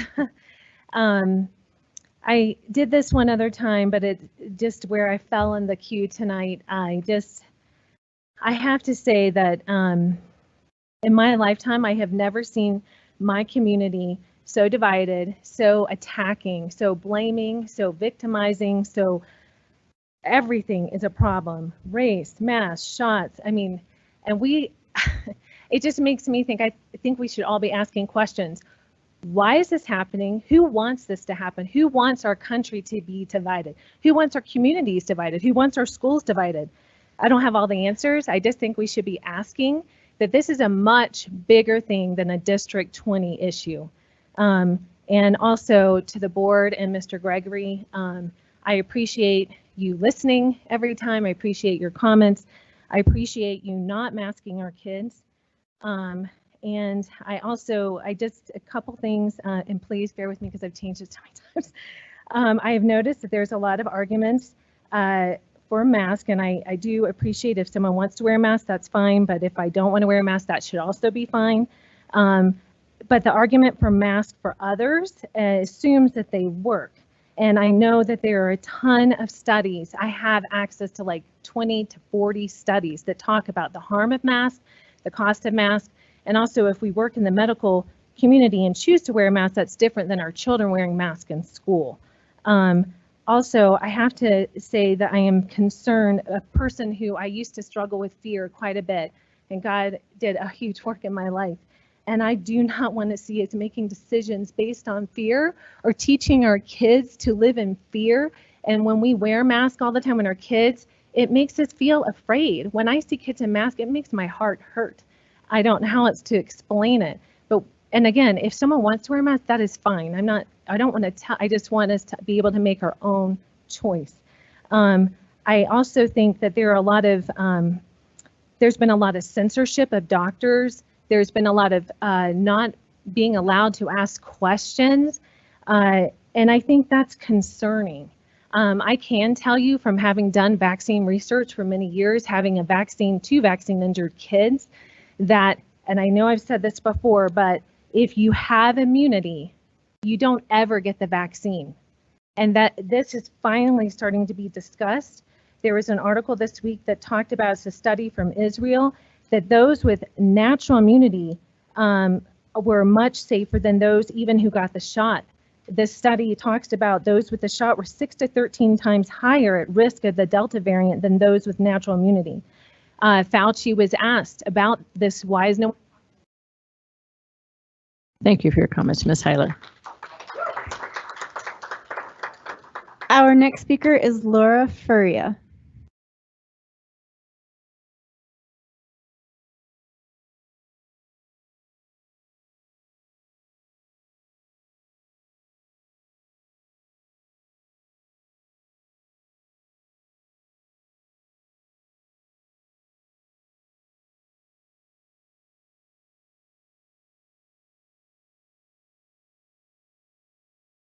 Good evening, Ms. Pura. Good evening. So I'm here to talk not about COVID, but about safety and accountability. You all want your students to be in the school to learn, and I agree. And on November 6, 2018, my daughter never made it into the high school that day because she was run over in the parking lot. I've been talking to the district since February about taking accountability for what they can do to make the parking lots safer. And all along I wanted them to do a traffic study. And finally, after lots of pushing, that is going to happen. But in the meantime, one of the things that I did was request for all the documentation regarding incidents in the parking lot for the last 10 years as a way to prove that a lot of accidents and dangerous things had been happening. And the district gave me some information, but not everything. And legally speaking, they have no reason for withholding that information. So what I have done is prepared a petition for release of information on past incidents. And if anyone feels like the district should be held accountable and release this information that is the public's right to have, then I encourage you to find me. I'll be carrying a black clipboard with my petition. Thank you. Thank you, Ms. Furia. Our next speaker is Laura Matisek. Good evening, Ms. Matisek. I said it wrong. I had it all in my brain. I'm so sorry. You're good. I'm so sorry. It's all good. Matisek.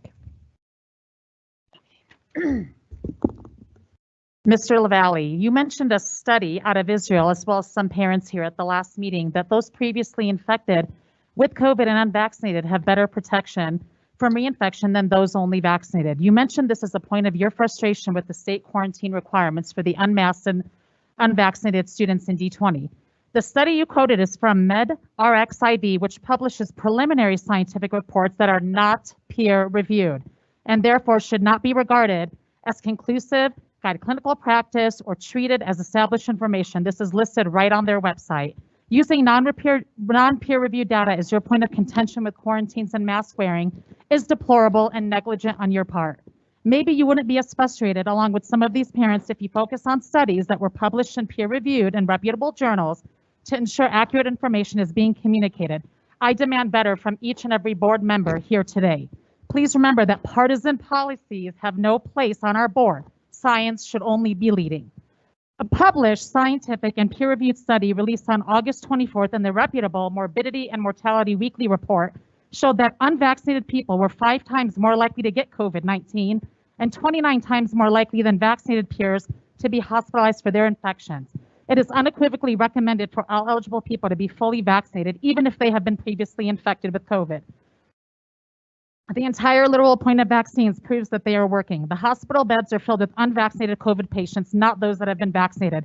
According to our state's COVID-19 dashboard on September 13th, there are now less than 200 ICU beds, thanks to the mostly unvaccinated COVID patients occupying 900 beds currently today. The Colorado Department of Public Health and Environment released new guidance on September 14th that there is no persuasive evidence that masks negatively affect the mental health of children and teens, and they recommend mask wearing for in-person learning. Masks do not contribute to increased suicide rates. Isolation, bullying, racism, homophobia, transphobia, Islamophobia, and a child's home life, just to name a few, certainly do increase suicides. School shootings and active shooter drills for our children are not good for mental health either, but we like to use these scapegoats instead of address the real issues in our district. Per the El Paso Coroner's annual report for 2020, most teen suicides were caused with firearms. How many gun owners properly lock and stow away their firearms so their children and teens do not have access to them? I certainly do. El Paso County leads the state with the highest suicide rates, even well before COVID and mask wearing. Anyone in this room that dares to blame any suicide on a mask or a piece of cloth is ignoring their child's mental health and is causing an injustice to their child. We need to focus on students and their teaching and teaching them resiliency, DEI, which is certainly needed, diversity, equity, and inclusion, and have actual anti-bullying policies and so on. Masks work, vaccines work, do the right thing already, and do not cower down to misinformation. Thank you. Thank you, Ms. Matisek. Our next speaker is Lindsay Moore.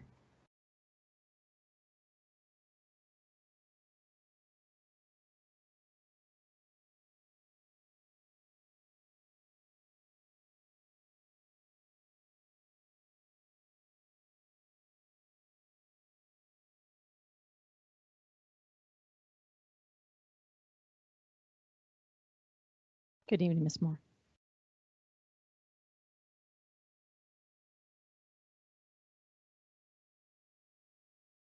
It's a busy night. Ready? Yes, of course. Good evening. I don't see the clock. I don't either. Go ahead. Good evening, ladies and gentlemen. It's abundantly clear that you have no intention of caring about science, data, and facts. Many parents have come to you with correct factual data and valid concerns regarding masks, effects on our kids, suicide rates, and loss of learning. In fact, and I quote, you have no appetite for factual data. This school board overreach should stop now. The statement that you have no intention of going against state guidelines shows you are not willing to protect or defend the students you claim to care about. Not now, nor has it ever been the duty or responsibility of any school board to make medical health decisions for an entire population of people.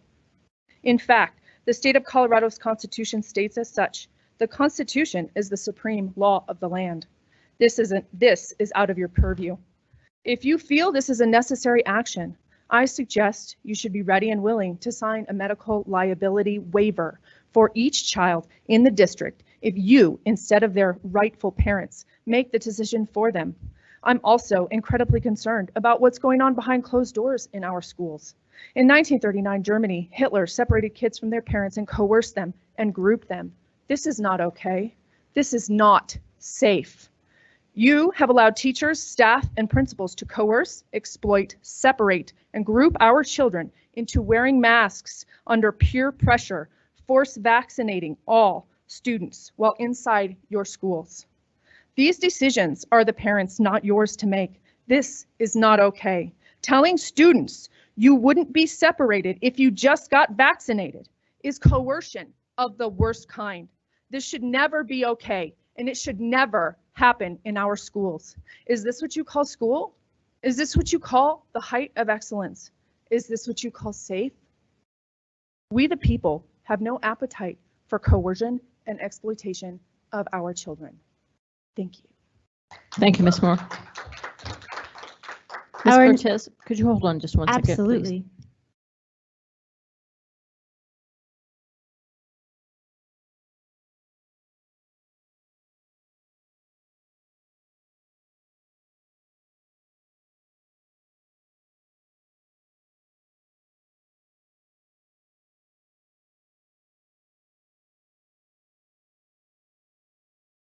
Yes, Ms. Cortez. Okay.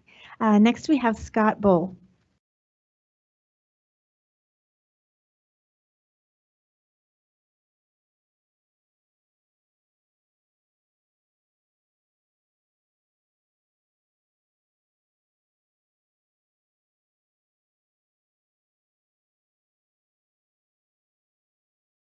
Good evening, Ms. Barr.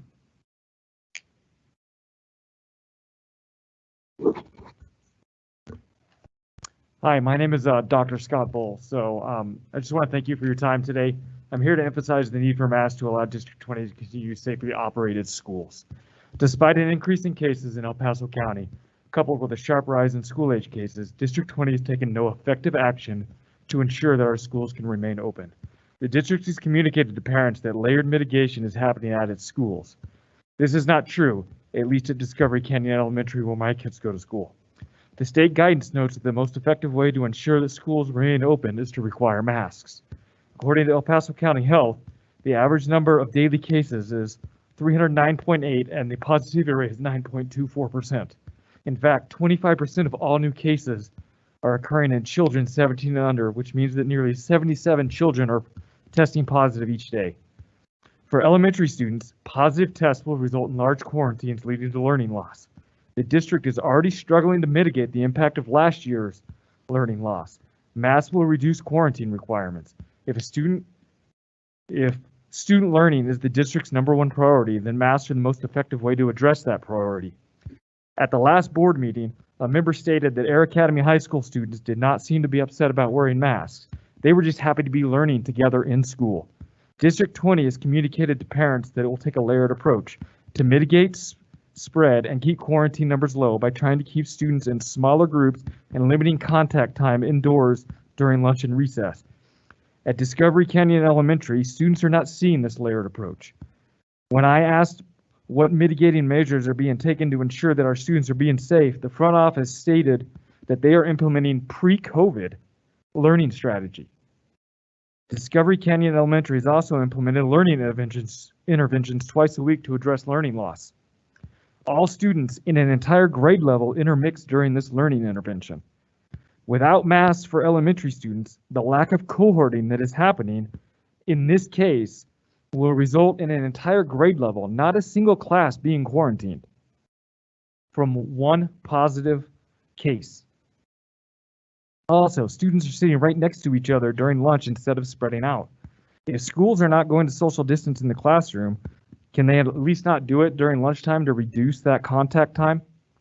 The COVID numbers look positive on the district's COVID dashboard, but reporting procedures have changed, which will account for a misrepresentation of the COVID outlook. The dashboard no longer accurately reflects what is occurring in the community. It is time to make tough decisions to ensure that kids remain in-person learning in order to prevent further learning loss. Based on state quarantine requirements, the only way to reduce quarantines is to have all students masked or have a community vaccination rate greater than 80%. El Paso County's rate is 58.5% for all vaccine eligible people. Wearing masks is... Thank you, Dr. Bowles. Our next speaker is Richard Allen.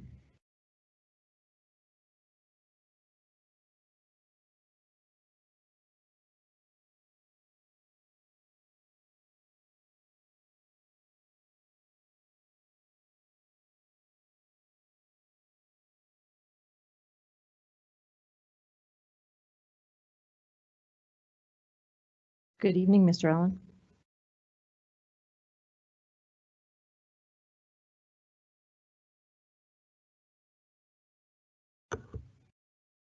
I wish to thank the board for letting me have the time to speak and share my ideas. The road not taken for best practices, with apologies to Robert Frost. When I worked in Washington, D.C., one coworker was highly paid and had a spouse who was highly paid, talked about their children. They coached and encouraged their children so that they could qualify to enroll in the most elite private preschool. With their children in that elite private preschool, their children had a chance to enroll in the most elite private school starting in kindergarten. This is called the Asian American style of concerted cultivation, but the parents are white. In the 2021 PSAT, grade 9 achieved an average score of 67%, but your report doesn't show the standard deviation of the scores nor the shape of the distribution of the scores. On the 2021 SAT, grade 11 achieved an average score of 68%, but your report doesn't show the standard deviation of the scores nor the shape of the distribution of the scores. Instead of the DEI task force recommendations, I recommend that you identify at-risk youths in ages ranges 3 to 5 years old and provide their parents with a voucher to start them at Common Learning Center or other such academic enrichment learning centers. I recommend funding any parent who wishes to enroll their children in after-school academic enrichment programs such as Common. In Hyper-Education on page 23, the author explains, unexpectedly, Indian American parents also articulate a moral reason for hyper-education beyond its strategic use. It's part of a cultural package that helps raise proper girls and boys who avoid sex, violence, drugs, and complacency. So while educators worry about the negative emotional and social effects of pursuing extra academics, parents often have the opposite point of view.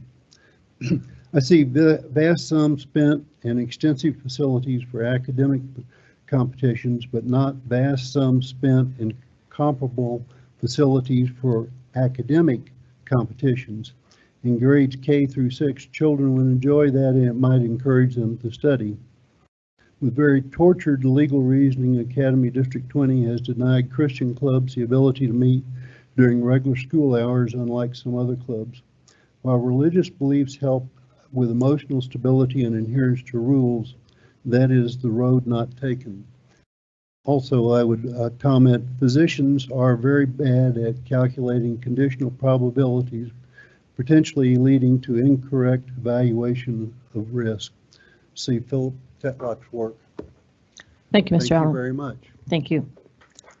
Our next speaker is Allison Red.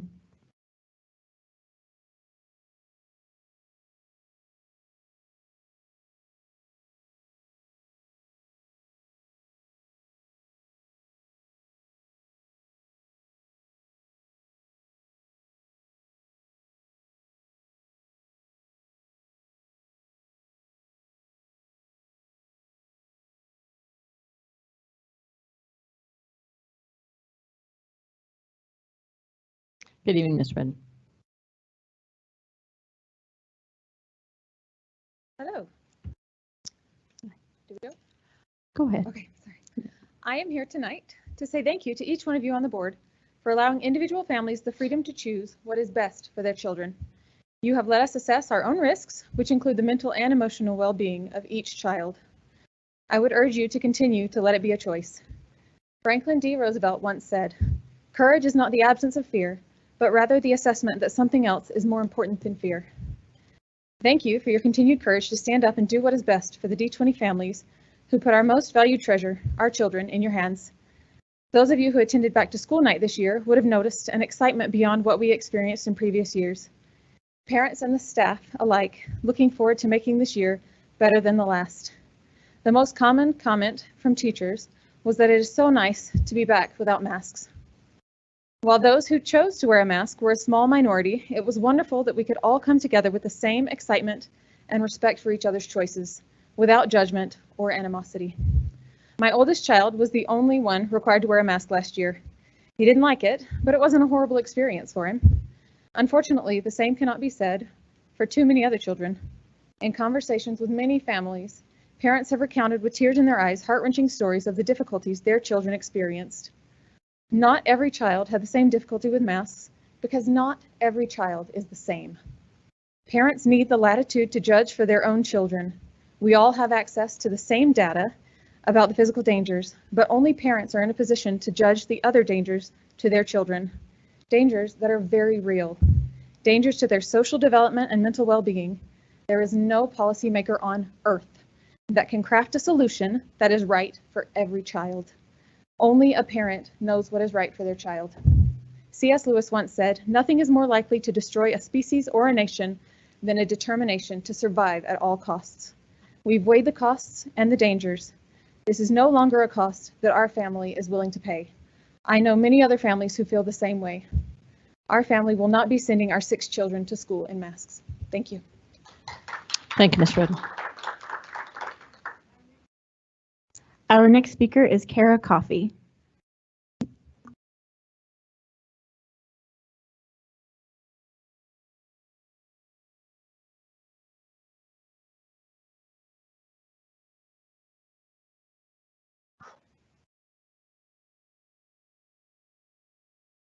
Good evening, Ms. Coffey.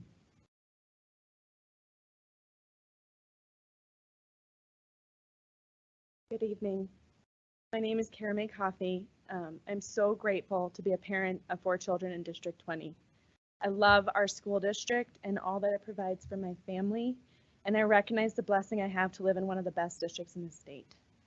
Thank you. And thank you for serving on our board. I wanted to come tonight to express my deep gratitude for your current policy, allowing parents choice over whether or not their child has to wear a mask in school. The fact that your policies are supportive of this has meant the world to my family. I've not seen my kids as happy as they are in a long time. It is so wonderful to see their beautiful smiles as they walk into and out of school and as they participate in school activities. My family has previously had COVID. Thankfully, we all made a full recovery with no lingering health issues.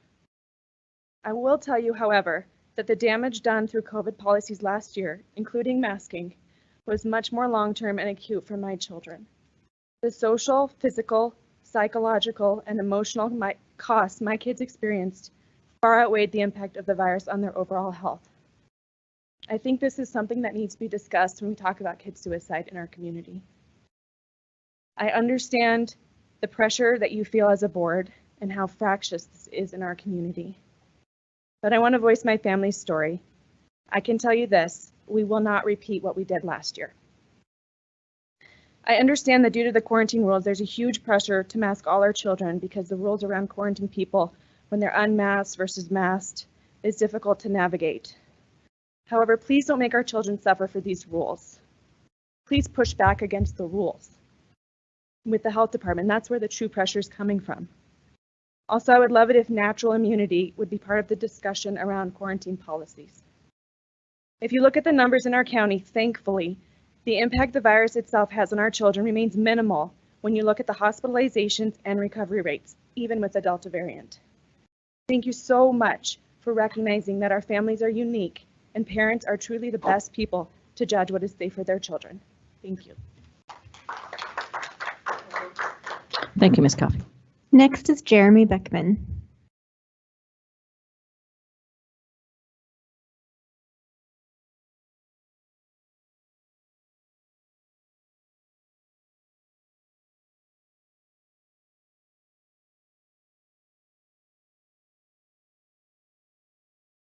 Good evening, Mr. Beckman.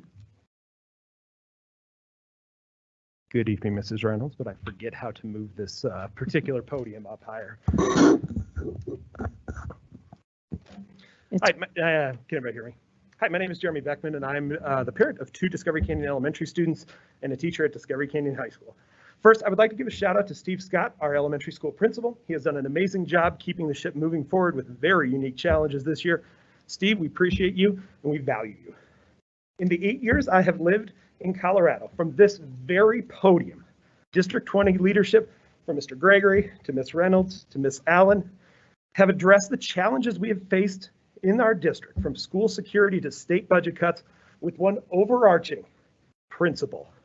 We strive in Academy District 20 to keep the problems of the adult world as absolutely far away from impacting our children's education as possible. And that's not just a District 20 saying, it's a leadership principle from successful school districts all around the world. But today, ladies and gentlemen, we have a challenge our kids are smack in the middle of because of adult disagreements: missing in-person learning, the best educational strategy ever invented. I would like tonight to speak to you on the impacts of these quarantines are having on learning and how to keep the impacts away from those who we are here to serve, our students. Number one, quarantines devastate students. Devastate. Anybody in our district admins team who has told a student they cannot be in school has seen it firsthand. And it's a monumental change. When I went to school, kids were excited to miss school. They couldn't wait for those snow days like Dr. Hatchell used to talk about in his back to school speech. But now when kids are told they can't go to school, they're crying. Each quarantine cost a student 5% of their in-person learning for the entire school year. 5% of the most effective teaching strategy we have, and 1,600 Academy District 20 students have already felt this in the first 21 days of our school year. Being in school is where our students thrive, and it is where they belong. The largest impact, however, is felt by the number of teachers out because their personal children are quarantined right now. Each one of these cost every single one of their students 5% of their in-person learning with that teacher for the whole year. And there are teachers I work with on their second and even their third quarantine for this school year. It is hard to learn with such instability. And there are many, many factors in this pandemic we cannot control, but this is one we can. And this is why I ask our board tonight to maximize and stabilize learning in person by implementing a mask mandate to minimize our quarantines. Adults may disagree on so much, but educational research has no disagreement on the impact of being in school with your teacher. Adult disagreement should not prevent students from being in school when there is any possible way to keep them there. It's an old solution to a new problem. And we have heard for months in this room about the problems we face.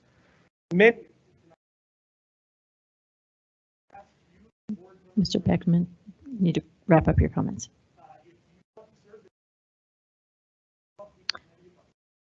Thank you, Mr. Beckman. Thank you.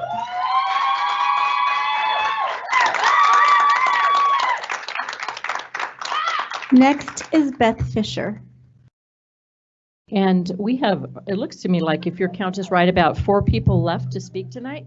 And so if they could get closer to the door so we can move more quickly, that'd be great if our security guards could help them do that.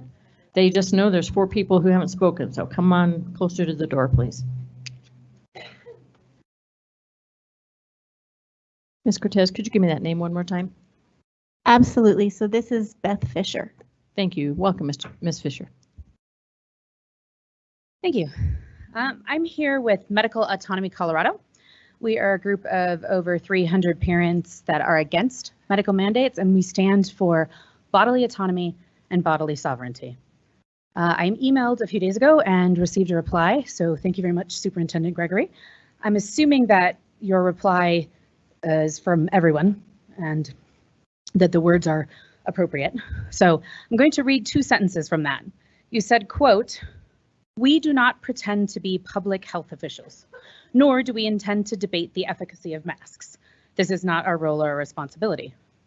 If you're going to put in a mask mandate, then you are acting as a public health official because the Board of Health in El Paso County has not put one in. So why would you do that? And you've heard people on both sides of this argument tonight talk about efficacy. It's a huge debate. I understand that. But the point here has nothing to do with efficacy, and I would agree with you in that. It has to do with my parental rights. I can make decisions for my child. Anyone who wishes to send their child to school in a mask can. I heard from a parent here who said that her child was bullied because they wore a mask, and I think that's horrible. I don't think anyone should be bullied, but I want to make the decisions for my child. And therefore, anyone here who's suggesting that we should put a mask mandate in is after my child. I actually have a medical exemption by my medical doctor because my child has asthma. I will never be affected by a mask mandate in D20 because my child does not have to wear a mask per her doctor. I have medical exemptions for that. However, she will feel ostracized if that happens, the same as what the other parents are saying they want to happen to their child. This is a huge issue, and it's all about dividing us and them. At the end of the day, if there is no mask mandate, a parent can make a choice to send their child to school and put on a mask, and there's no problems. If every child is asked to put on a mask, then we have huge problems with many kids who can't wear masks, and you're not allowing a parent to make their own decisions based on my child and my child's circumstance. I don't hate people who don't wear masks. I think they're misguided, misinformed, and ignorant. However, they are after my child. And first of all, my well child, my unmasked well child, is not a danger. I keep her home when she's poorly. And finally, my child's freedom doesn't end where another parent's fear begins. Thank you for your time today.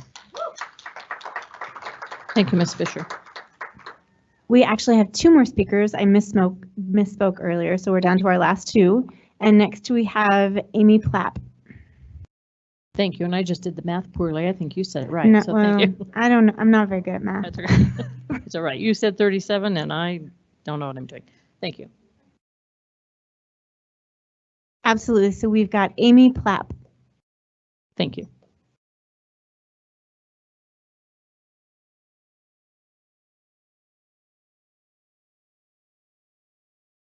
Good evening, Ms. Platt.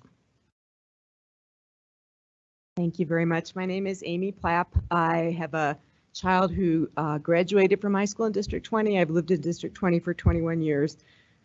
Today would have been my father's 91st birthday, so I'm thinking of him. He died earlier this year after breaking his hip. For the last few months of his life, I would go over to his house every afternoon, and we would sit outside across the street from a District 20 elementary school and watch the kids leaving school and getting picked up by their parents. And almost all the kids wore masks, and none of the parents did. And when school was out, the kids ran around and played and were happy like they always do. And they always kept their masks on. They didn't rip them off. They'd forgotten they were wearing them. And I watched them taking care of each other and exercising love for each other. And all I could think of over and over again was the quote from the Bible, "And a child shall lead them." When my daughter was in elementary school in District 20, a boy in her class died. He had an asthma attack at school. The school was across the street from the fire department. 2 firemen rushed over to try to save his life. They couldn't save his life. He died. I'll never forget watching those firemen sobbing at this little boy's funeral. I'll never forget one of my fellow moms in the class convincing herself that somehow she'd been responsible for these child's death. I will never forget any of that. In El Paso County, where we live, 64 children under the age of 10 have been hospitalized with COVID. 15 of those hospitalizations occurred in the last month since school started. That's 20%. It is true that not everyone who has COVID shows symptoms. It is true that not everyone who has symptoms goes to the hospital. It is true that not everyone who goes to the hospital dies, but some will. If you could do something about that, if you could act to keep our children safe, why wouldn't you do it? The science behind mask wearing is indisputable. Please do the right thing and keep our children safe by requiring masks. Thank you very much. Thank you, Ms. Plapp.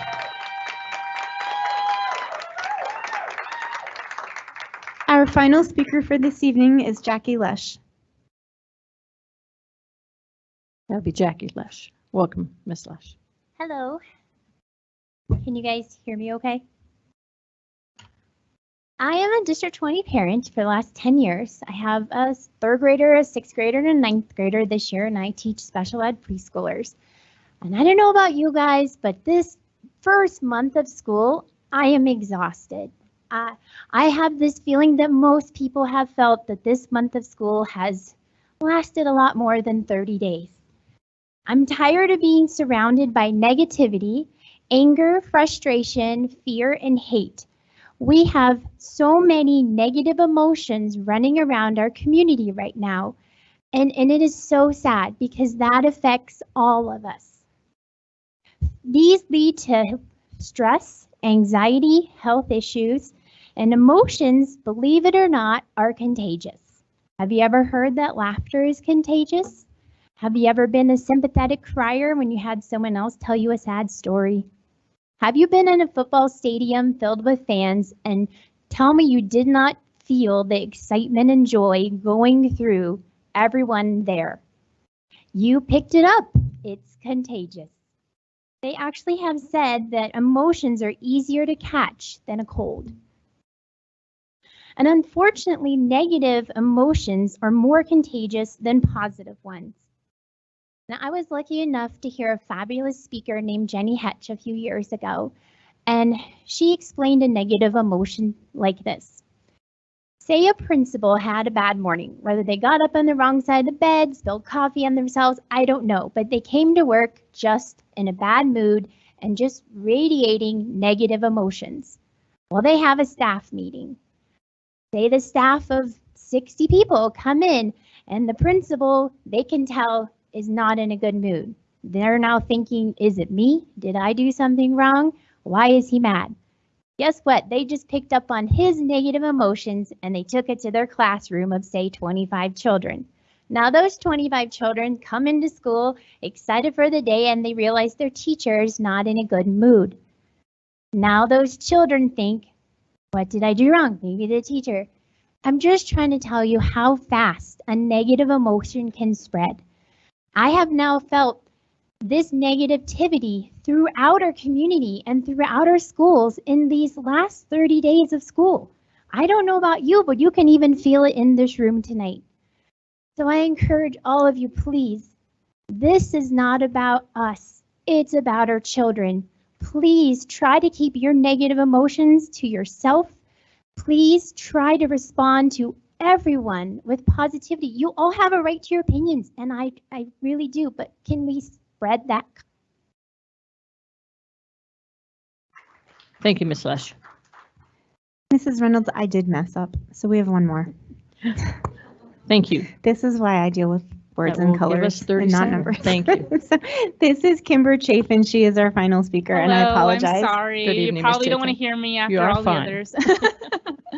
I just wanted to say thank you to the board. I know this is probably not the most fun thing you all have done, and I'm sure it's been very difficult. And I so appreciate how much you guys have gotten back to me and just responded to me. And I feel like all of our voices have been heard. And I just really, really appreciate that. And I wanted to thank you all. Of course, I am against any mandate. I think we are so divided in our group. You know, it's kind of time to think about maybe having different schools for different beliefs. Some things to think about. I don't know. We're going to have to solve this somehow. And I know this has been very difficult, and I just wanted to thank you. So, yes, and I've been praying for you. Thank you. Thank you, Ms. Chafin. And that does conclude our speakers for this evening.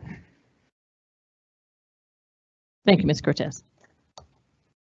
All right, we're going to move on to agenda item 6B, please. And this is board comments. And I am going to begin this evening with Colonel Sullivan, who is new to the dais. And I would like for him to introduce himself and make any comments he'd like to make as well. Welcome. Okay.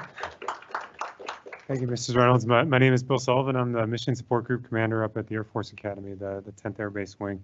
And I'm not new to the area. I went to school here about 21 years ago. I graduated and also had a previous assignment here. My wife is from out east of Colorado Springs. So I may not have been born in Colorado, but I got here as soon as I could. So very glad to be with you. My sister is an assistant principal outside of Atlanta, Georgia, and she's been in education for almost 30 years. So I'm very happy to be part of the board. I also have 4 kids in the district, one at Air Academy High School, 2 at Eagle View Middle School, and then 1 at Douglas Valley Elementary. So I'm not just here in my capacity as the USAPA liaison, but also as a parent. So very happy to be here and look forward to serving you. Thank you for the time, ma'am. Thank you, Colonel Sullivan. It's very nice to have you. Mr. Tempe, would you like to start? Well, welcome, Colonel Sullivan, and thank you for your service to our country. Tonight's spotlight featuring Aspen Valley High School and Air Academy High School reminds us of why we're all here. Thanks to Aspen Valley and Air Academy for highlighting your incredible students tonight. I do have a brief statement, and I would like to preface that by saying I've been the parent of 5 kids up until last May for 26 years in this district. In June of 1858, Abraham Lincoln gave a speech at the Illinois State Capitol after he accepted the state Republican nomination to the United States Senate. While his words don't relate to where we sit today relative to our emergence from a global pandemic, his words should have meaning to all of us. A house divided cannot stand. As a district, it seems as though we've started to lose our ability to respectfully agree to disagree, despite the fact that we are all here for the same reasons. All of us want the same outcomes, which are to maximize student presence in classrooms and to prepare all students for post-secondary success. Regardless of one's stance on mask wearing, the efficacy of masks, vaccinations, etc., it should not result in disrespecting someone else's passion on the same subject that may be different from their own. Despite recent emails and comments to the contrary, the Board of Education does not receive compensation to serve on this board. No taxpayer money is used to pay for us. Many of us have full-time jobs and do this as volunteers. We serve because we generally love this district, value education, and trust the district staff to provide the best education possible for its 26,000 students in a safe and nurturing environment. I believe many of you are here for the very same reason. The recent concerted and coordinated campaign to inundate the board and administration with emails has not gone unnoticed. Please understand that there are only so many ways to say that we are listening and have been listening to everyone. The work of this district goes way beyond masks or no masks. We're all in this together. It's heavy lifting. It is time, after 18 months of rancor, polarization, heightened emotions, and incivility, to trust the district to have heard everyone's feedback, interpret the ever-changing data, and to continue to find a way to maximize student presence in our classrooms.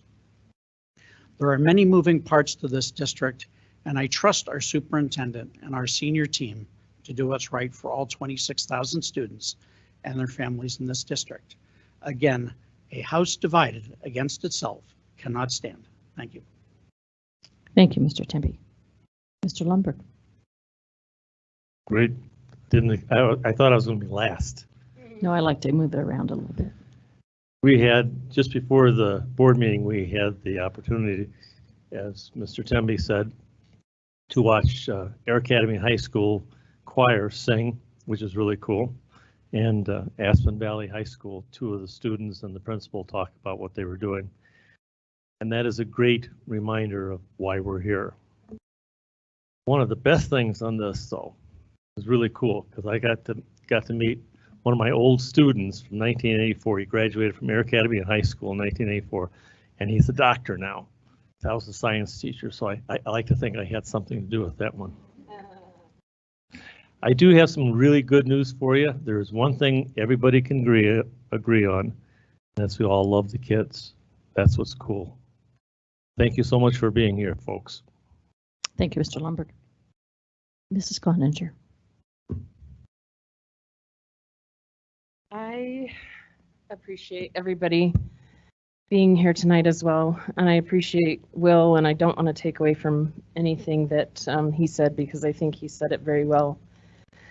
When I decided to run for the board, I put on my signs that I was putting D20 kids first because I believe that that's important. And I believe, like Doug just mentioned, that it is about educating our kids. We all on this dais have longed for the time where we can talk about reading and arithmetic and history and all of the things that we've brought our kid and science. I didn't forget science. And that's why we've brought our kids here to the district and to school. I think that is an important part of our reason for being here, as well as yours. I wanted to say along the lines of what Will said earlier, that you have called us fearful, which we're not. You've called us to be courageous leaders, which we are. You've told us to do our job, which we also are. Those things happen because we have volunteered our time to come and be a part of this community, to support our teachers, and mostly to support every single one of your children, including our own. I personally, right now, sitting at this dais besides our secretary, well, oh, sorry, and also our newest member, which welcome, by the way, have children still in the district. And so my heart is with you. I know what it's like to send children to school where they're bullied, where they are all the things, and we don't need to go back over it. But the kinds of attacks and the shameful behavior that I've seen has to stop. We need to find reasons to get together, and I appreciate those who have come together tonight to talk about kindness, to talk about solutions, and to talk about ways that we can find common ground. I think that's so vitally important. I wanted to just mention that this is where I was thinking, as I've thought and read all the emails that have inundated us. We're committed as Board of Education members to educate all D20 students. You have a choice to wear a mask or not. You have a choice to get a vaccine or not, but you don't have a choice to take on the consequences you receive based on those choices. The consequences are not yours. Those are already set. So yes, we're part of choice. We believe in it, and I believe in it, and I have choiced my children around the district. I'm grateful for that, but we don't get to choose our own consequences. And so I just wanted to put that out there as my opinion. And I hope that we can find ways to go forward and come together. I wanted to highlight just a couple of things. And that was the Encompass Heights is one of my schools, and I was able to go out there last week and be with them as they tie-dyed their new shirts. It was a very colorful playground, and well done by the PTA president and Mrs. Stirk and her amazing staff. Also, with that came sad news of one of her staff's passing of her son. And tonight, as we listen to the spotlights, the dedication to her son, because they lived on the west side, and they dedicated one of the songs to him, and it was beautiful. I appreciated that, and I, like everybody else has said, it was why we're here. And in closing, I just want to say, Tuesday night, I was able to go. I was one of maybe 6 people in the room at a parent academy. If you don't know what those are, that is a great thing to spend your time on. It's a great opportunity for you to get information about our district and what we're doing and the things that can help our mental health with our children. There were 40 people online, so I do appreciate that, but 6 people physically in the room, and it's all recorded, so you can go back and look at it. It was phenomenal, and it was on building resilience for healthy kids. Maureen Lang and Julie Hendrickson did a fantastic job of putting that together. So I just wanted to put a little shout out to go back and watch that. Thank you. Thank you, Mrs. Cloninger. Mr. LaValle. Thank you, Ms. Reynolds. I had the opportunity on Monday night, I believe, to go to Discovery Canyon High School's back to school night. It's great to see all the parents. Excitement, I think I've heard other people say that. It was just a good thing. And then I didn't want to monopolize with DCC High School, but the next morning, I think it was the next morning, could have been the morning after, but I went to their parent advisory group. That was on Tuesday. And I just wanted to thank, I know you're here, thank you parents for being involved. It was just great to see. I think there was 11 or 12 parents and we got to tour the classrooms. It was so, I just so loved hearing instruction going on in a classroom. It was great. And it just was refreshing to my soul. And then tonight we've already heard it, but the spotlight, we heard Air Academy, their choir, they were great. They sang a song in the native Haitian language. Not only did they do it from memory, but it was a different language. And I asked him, I said, like, how long have you been practicing this? Well, like a couple weeks. And I'm thinking, oh my goodness, I can't imagine doing that. But it was just great to hear, great to see.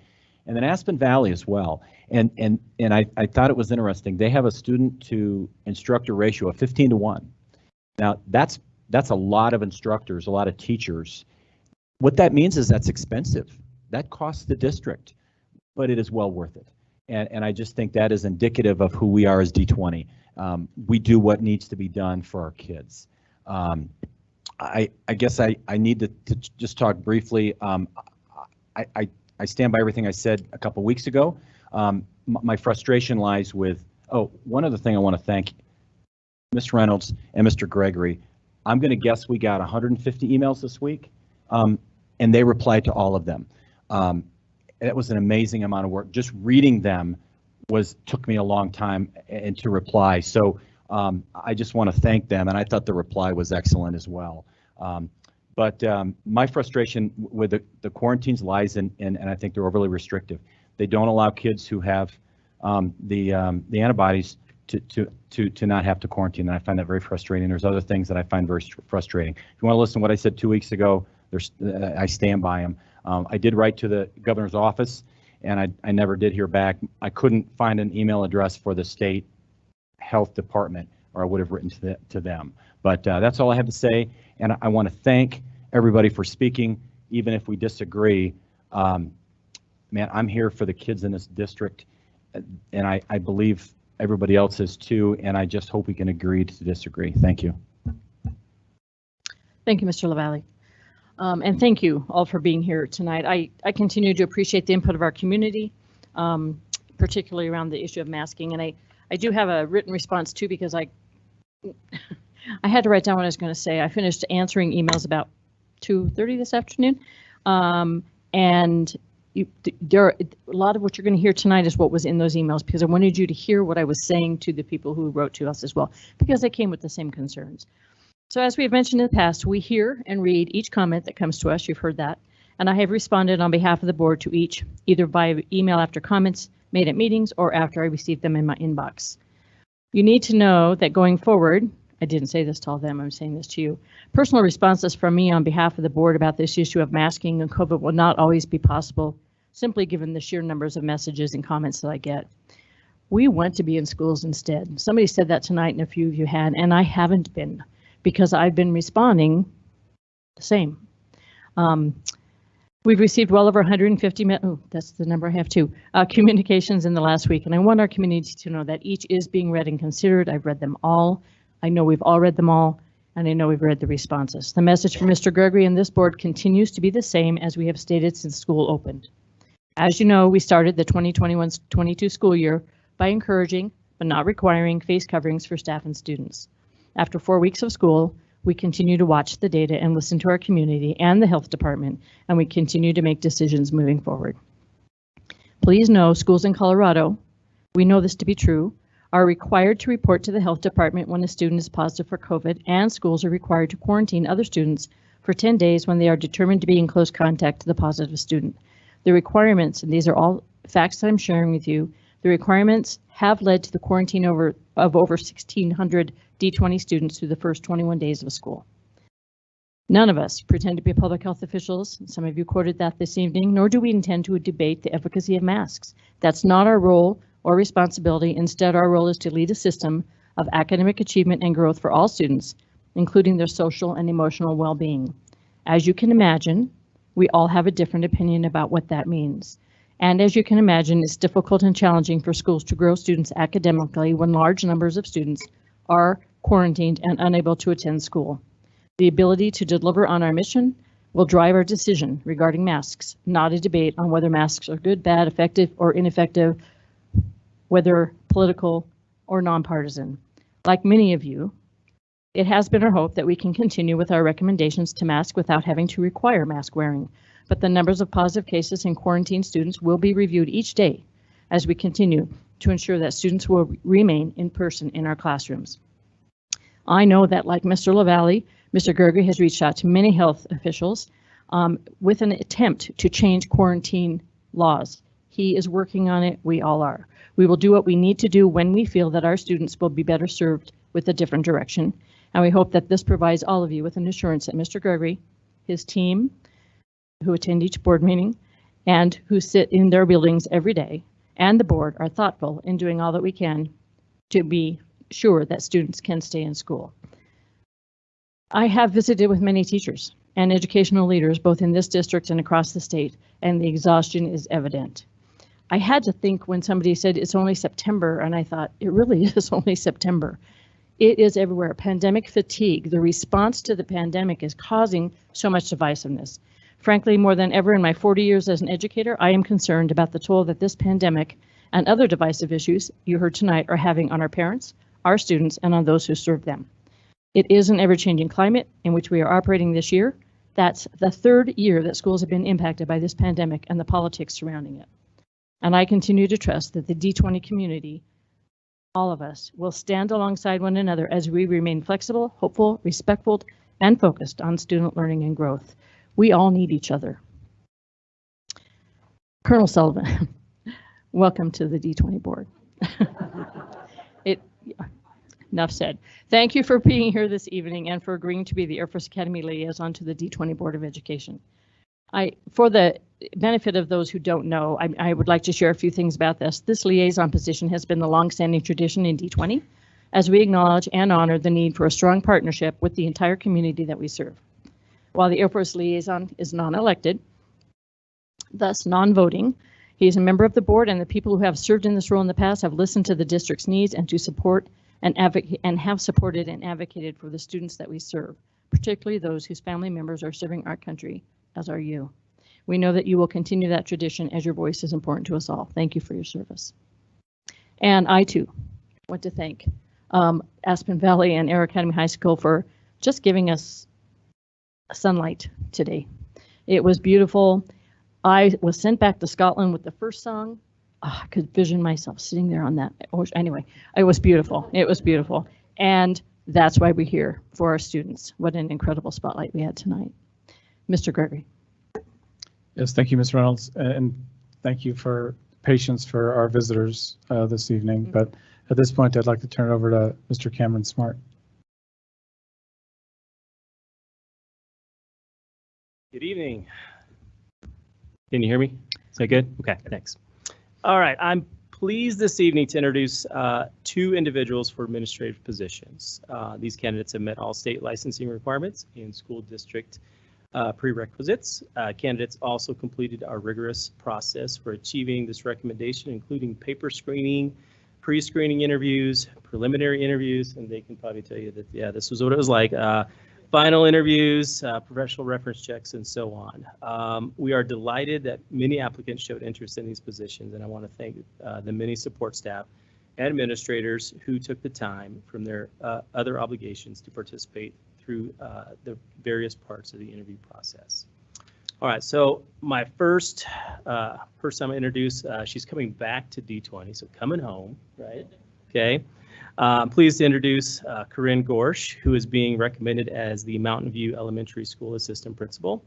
Corinne is joined this evening by her husband, Nathan, who also works in our district as a principal at Village High School, which is an amazing campus if you haven't been there. Her son, Jaron, who's out in the atrium, probably doing backflips right now, and daughter, Emery, in the atrium. I'm sure they're like, this is so fun and exciting to be here.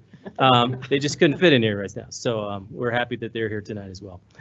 Corinne holds a Bachelor of Science degree in Christian Education from the Lincoln Christian College in Lincoln, Illinois. I'm glad somebody said that because I didn't know if I should say Illinois or Illinois, so somebody else said it earlier, so I got it. A Bachelor of Science degree in Education K-8 from Illinois State University in Normal, Illinois. And a Master of Science in Educational Leadership, and receiving her principal licensure from Western Governors University in Salt Lake City, Utah. She's got a lot of stuff here, so I apologize. It'll take me a while. But Corinne started her educational career in Whitefield District 3 as a 4th grade teacher at King Elementary, where she also served as grant coordinator, Title I reading and math teacher. She then served as an RTI TOSA for D3. Corinne then taught K through 5 online at the Colorado Virtual Academy. She then began, how did she know she was going to need that back then? I don't know. But she then began her District 20 career at Frontier Elementary School as a Title I coordinator and a math and literacy interventionist. Corinne then served at Pioneer Elementary as Title I coordinator, community liaison, and reading interventionist, and finally at Mountain View Elementary as their MTSS coordinator for a couple years. So she's familiar with that school site. For the past year, Corinne has served as an assistant principal in District 39 at Bear Creek Elementary. So we're pleased to present Corinne to you tonight for the position of assistant principal at Mountain View Elementary School. Corinne, is there anything you'd like to say tonight? Thank you. Good evening. It's an honor to become the next assistant principal at Mountain View Elementary. Returning to District 20 to serve the community of Mountain View is truly coming home. And I simply want to say thank you to the selection committee, the Board of Education, Mr. Gregory, and Ms. Super.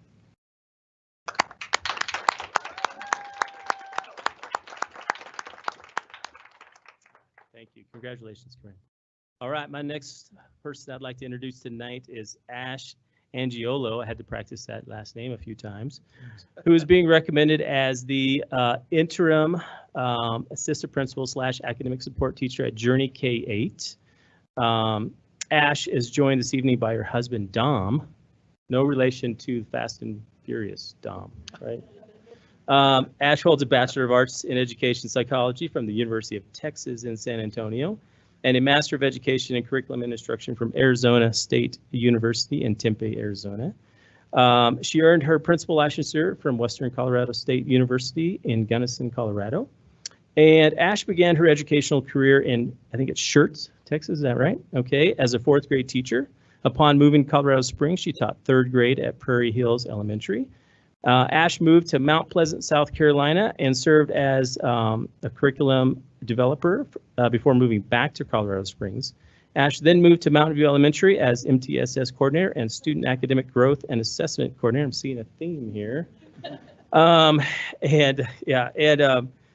And then she served as assistant principal for Antelope Trails Elementary School for a couple years. For the past year and a half, she has served as the Journey K-8, and last year as assistant principal, and this year as a teacher on special assignment.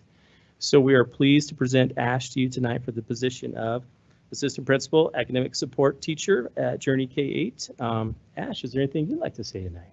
Well, all right.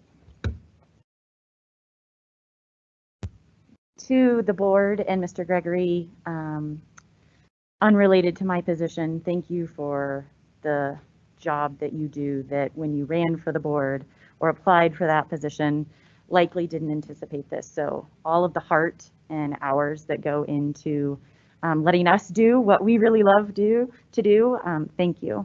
Also, thank you for your vote of confidence and support as I take on this endeavor.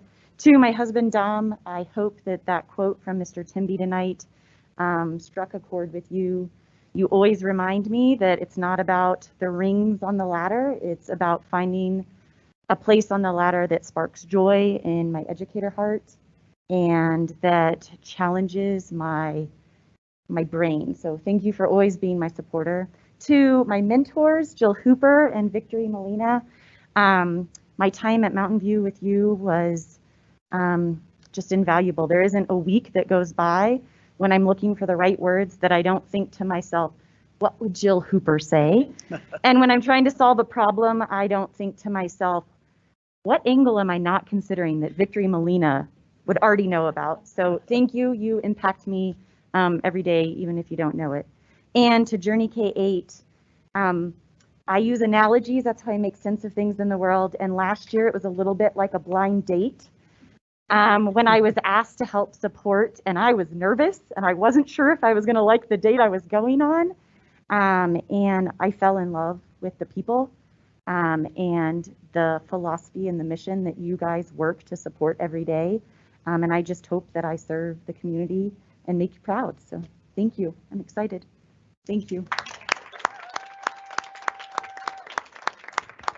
That's all I have tonight. Thank you.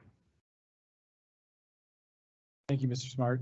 I think next we have Dr. Smith has some comments. Yes, thank you, Mr. Gregory. I'd like to start by just expressing appreciation to the Air Academy High School Chamber Choir for really demonstrating to us this evening the value and beauty of art. And today we're going to talk a little bit about art. I'm going to start by recognizing Mr. Andy Vick, Executive Director of the Cultural Office of the Pikes Peak Region. He has a recorded message for us.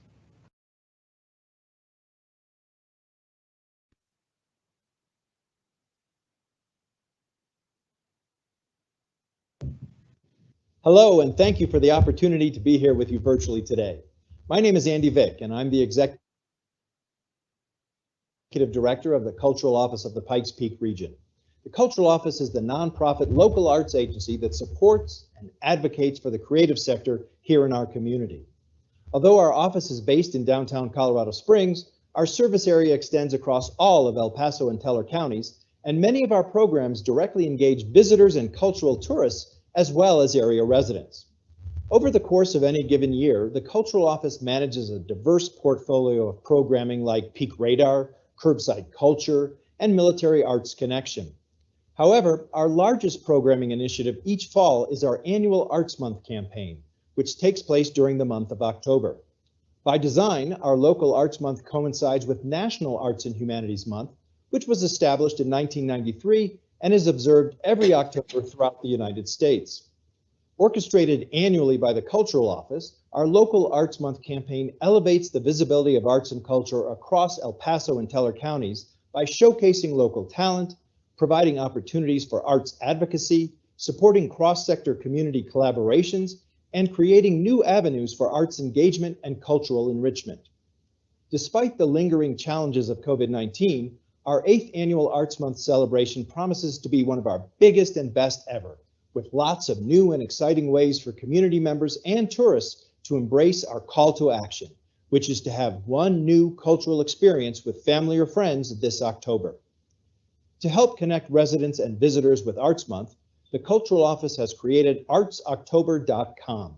This dynamic website is everyone's virtual portal to a rich array of Arts Month programming and special opportunities, including a series of creative campfires with local artists, an assortment of contest giveaways, including a chance to paint with an elephant at the Cheyenne Mountain Zoo, a featured Artist of the Day profile throughout the month of October, free online cooking classes, and a wide range of inspiring cultural activities and events produced by local artists and arts organizations from across our region.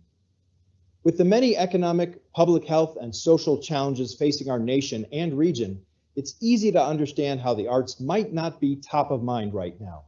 However, the creative sector has been among the hardest hit by COVID-19 over the past year and a half, with performance venues closed, festivals and public events canceled, galleries going out of business, and gig workers without their next gig. Of course, local artists never stop creating, but it's still anything but business as usual. According to data compiled by Americans for the Arts, almost 60,000 Colorado artists and creative workers have lost their jobs as a result of COVID-19. And creative industry businesses across the state have suffered an estimated $2.4 billion in lost revenue over the last year as a result of the pandemic. Locally, the nonprofit arts and cultural sector's $153.3 million economic impact is not being fully realized as we continue to navigate the reopening of our venues and work to resume normal operations and programming in the wake of the pandemic.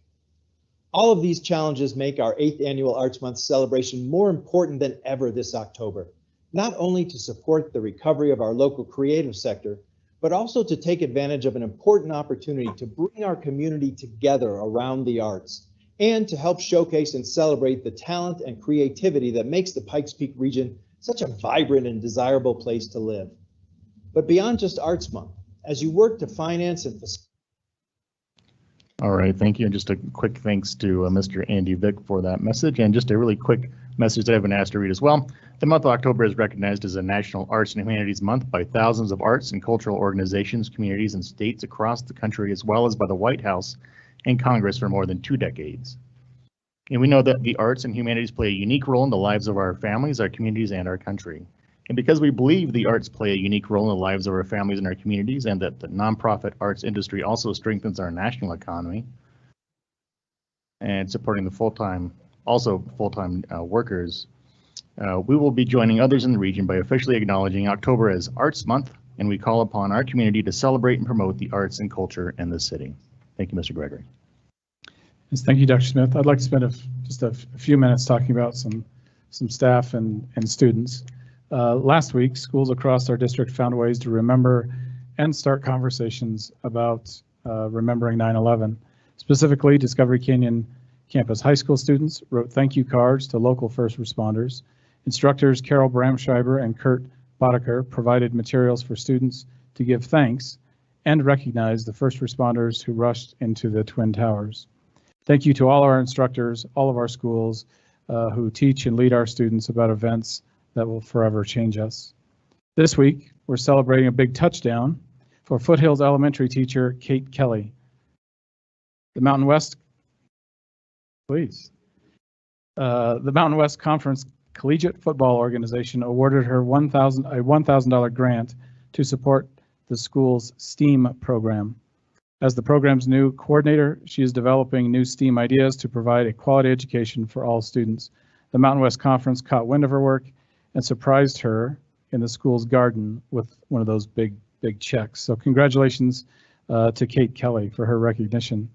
Also, congratulations to Patrick Mooring, the technology and K-RAM teacher at Rampart High School. He was named the Distinguished Broadcast Advisor of the Year by the Journalism Education Association. He is a perfect example of our value statement. People are the heart of our success. His students brag he is constantly challenging them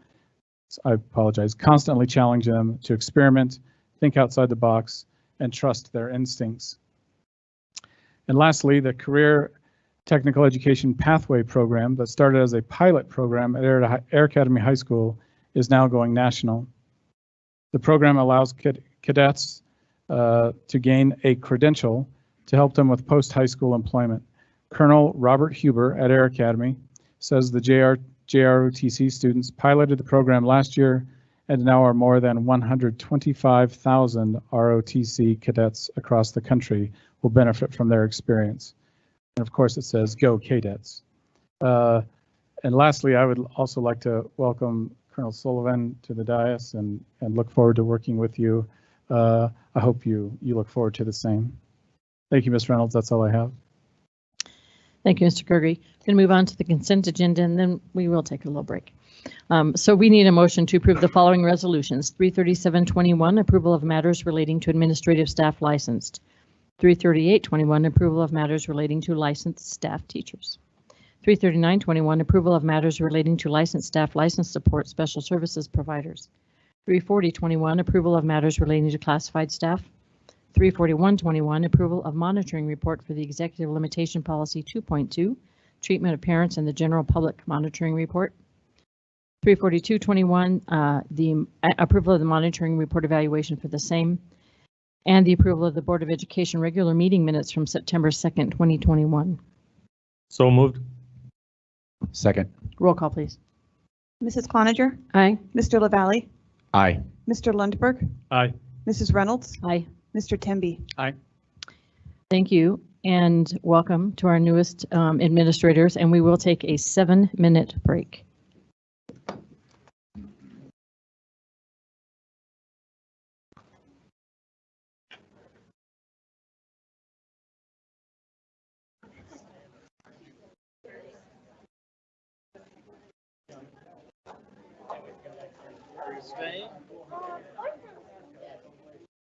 You wouldn't miss it for the world.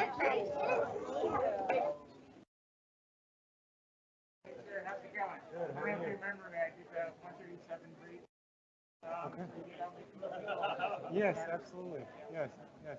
Yes. Congratulations. Yeah, absolutely. Yeah, congratulations. Yep, congratulations. Outstanding. Thank you. Thank you. It's a little bit of a fire hose, but yes, it's good. Not that much different from everything that's happening right now.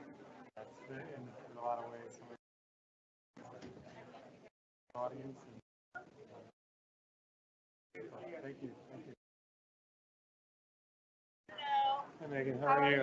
Good. Yourself? Good. Good. How's everything going here? Good. This is the first time I've been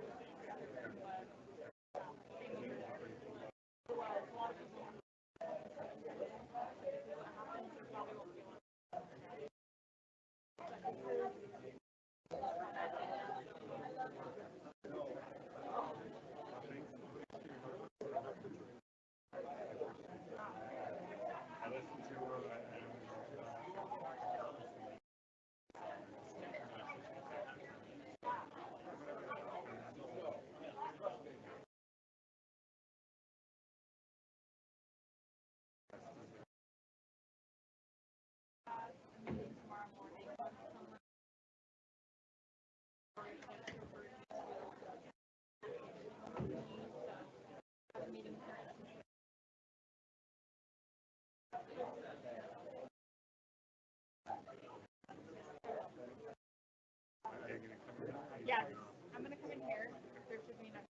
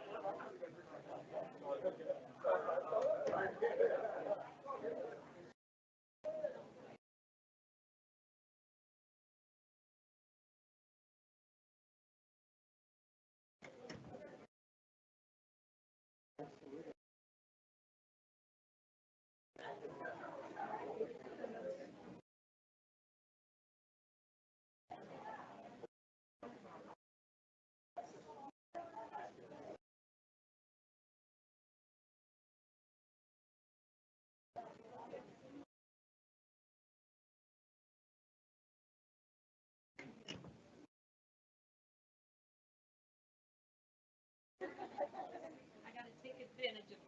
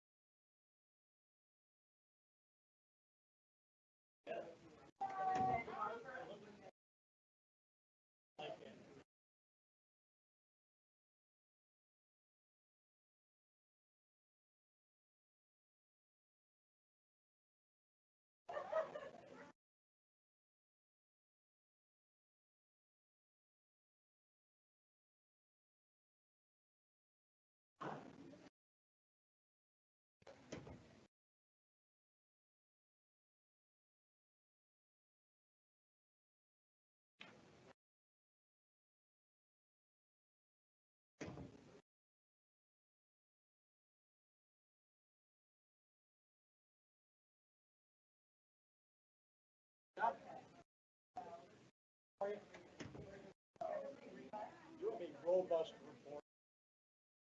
Robust report. I was going through it. It's like.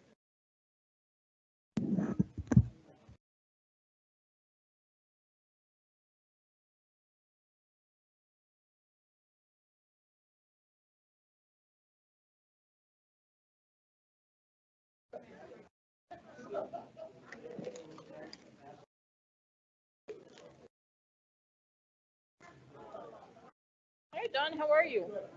Good, so good to see you. That's correct. I've,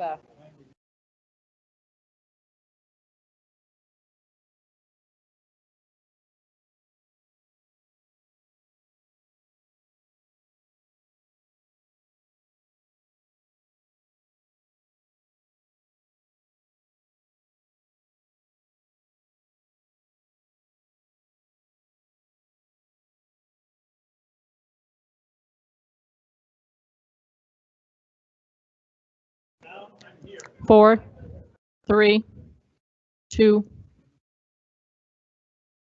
All right. I believe that the board is returning to the dais. I do note that all the cabinet members are in their seats. Cabinet members are there. Mr. LaValle is about to be in his. Oh, you guys brought the whole basket of food out.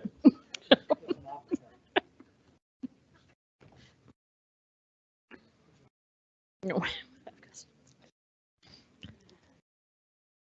All right, welcome back. And I wanted the board to know that at one point we had 52 people in attendance this evening, which dropped off considerably at 8:30 when we had 39, and now currently we have 17 people left watching live. Okay, we're going to move on to. We have no items pulled from the consent agenda, so we'll move on to agenda item number 9, which is the 2021 summer school and summer learning offerings summary report. Mr. Gregory. Yes. Dr. Field, please. Hi, good evening, board. It's my pleasure to introduce Maureen Lang. She will be providing our summer 2021 programming for students this evening. Maureen?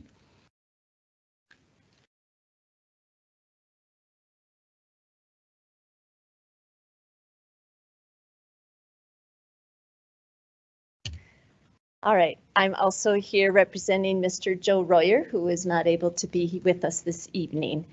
So I get to share with you all the great stuff that happened during our summer 2021.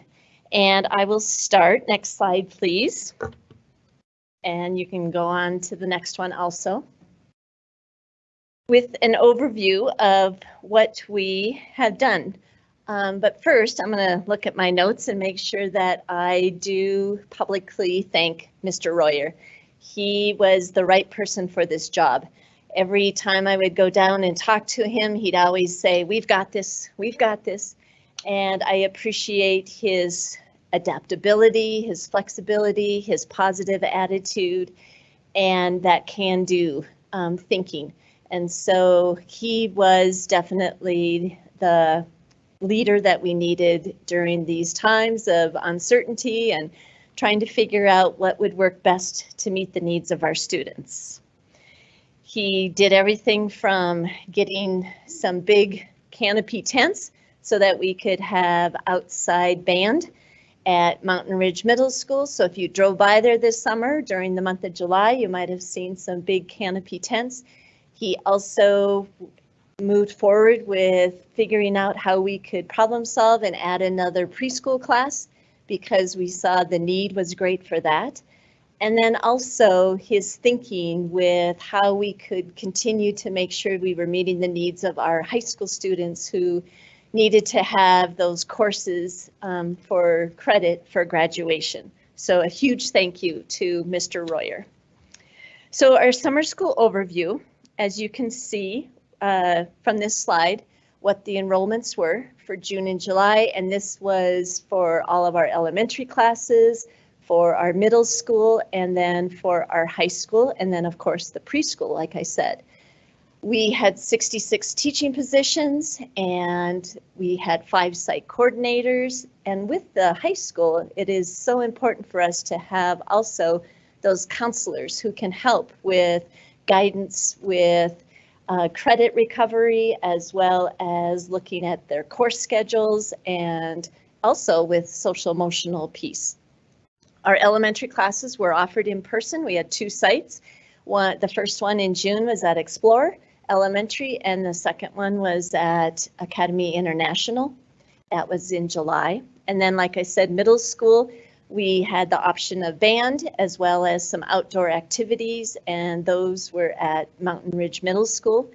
And then our high school, we had limited in-person options, which was at Pine Creek High School. The majority was definitely with our online instruction through the program that we currently also use at Village High School, Accelerate. So in the past, we have had it be tuition-based, and that completely funded our summer school.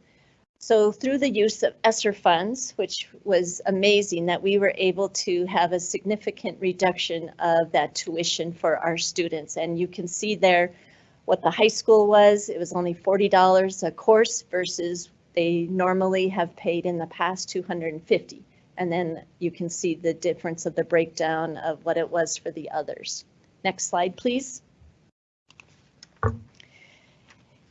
So this is a graph of our enrollment trends. And the biggest thing I want to point out is how from 2019, and then of course we know what happened the summer of 2020, but then 2021, and that where we almost doubled the high school enrollment. And that was again due to Mr. Royer's thinking of wanting to make sure that we were able to meet those needs of our students who needed some of that credit recovery.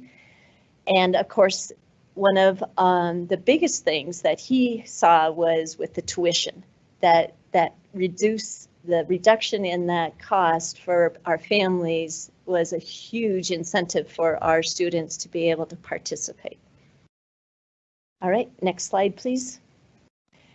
So at the top are the course offerings, and then we have section offerings, and you can see what offerings that we had for courses. And I'm just going to give an example because it might be a little confusing. So for example, middle school, the course offerings, we maybe had beginning percussion or beginning woodwinds, but then the sections, maybe we had 2 of the beginning percussion classes or 2 of the beginning woodwinds. And the same with high school, where we would have maybe 21 or maybe 5 Algebra 1 classes, or Algebra 1 was a course, but then maybe we had 5 of those sections. So I just wanted to make sure that we understood that slide. Next slide, please.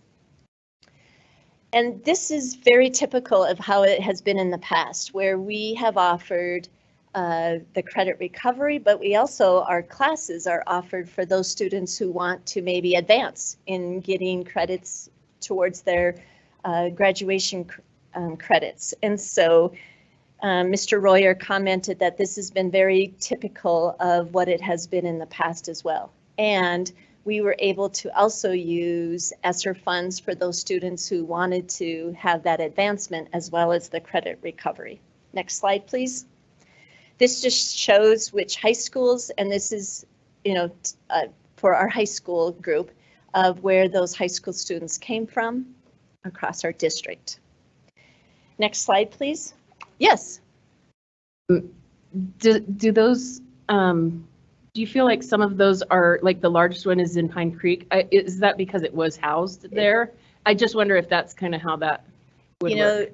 The in-person was there, and probably yes. I don't know if in the past by which site it was at, if that makes a difference. Yeah, I just was wondering. Yeah. Okay. Good point. All right, next slide, please.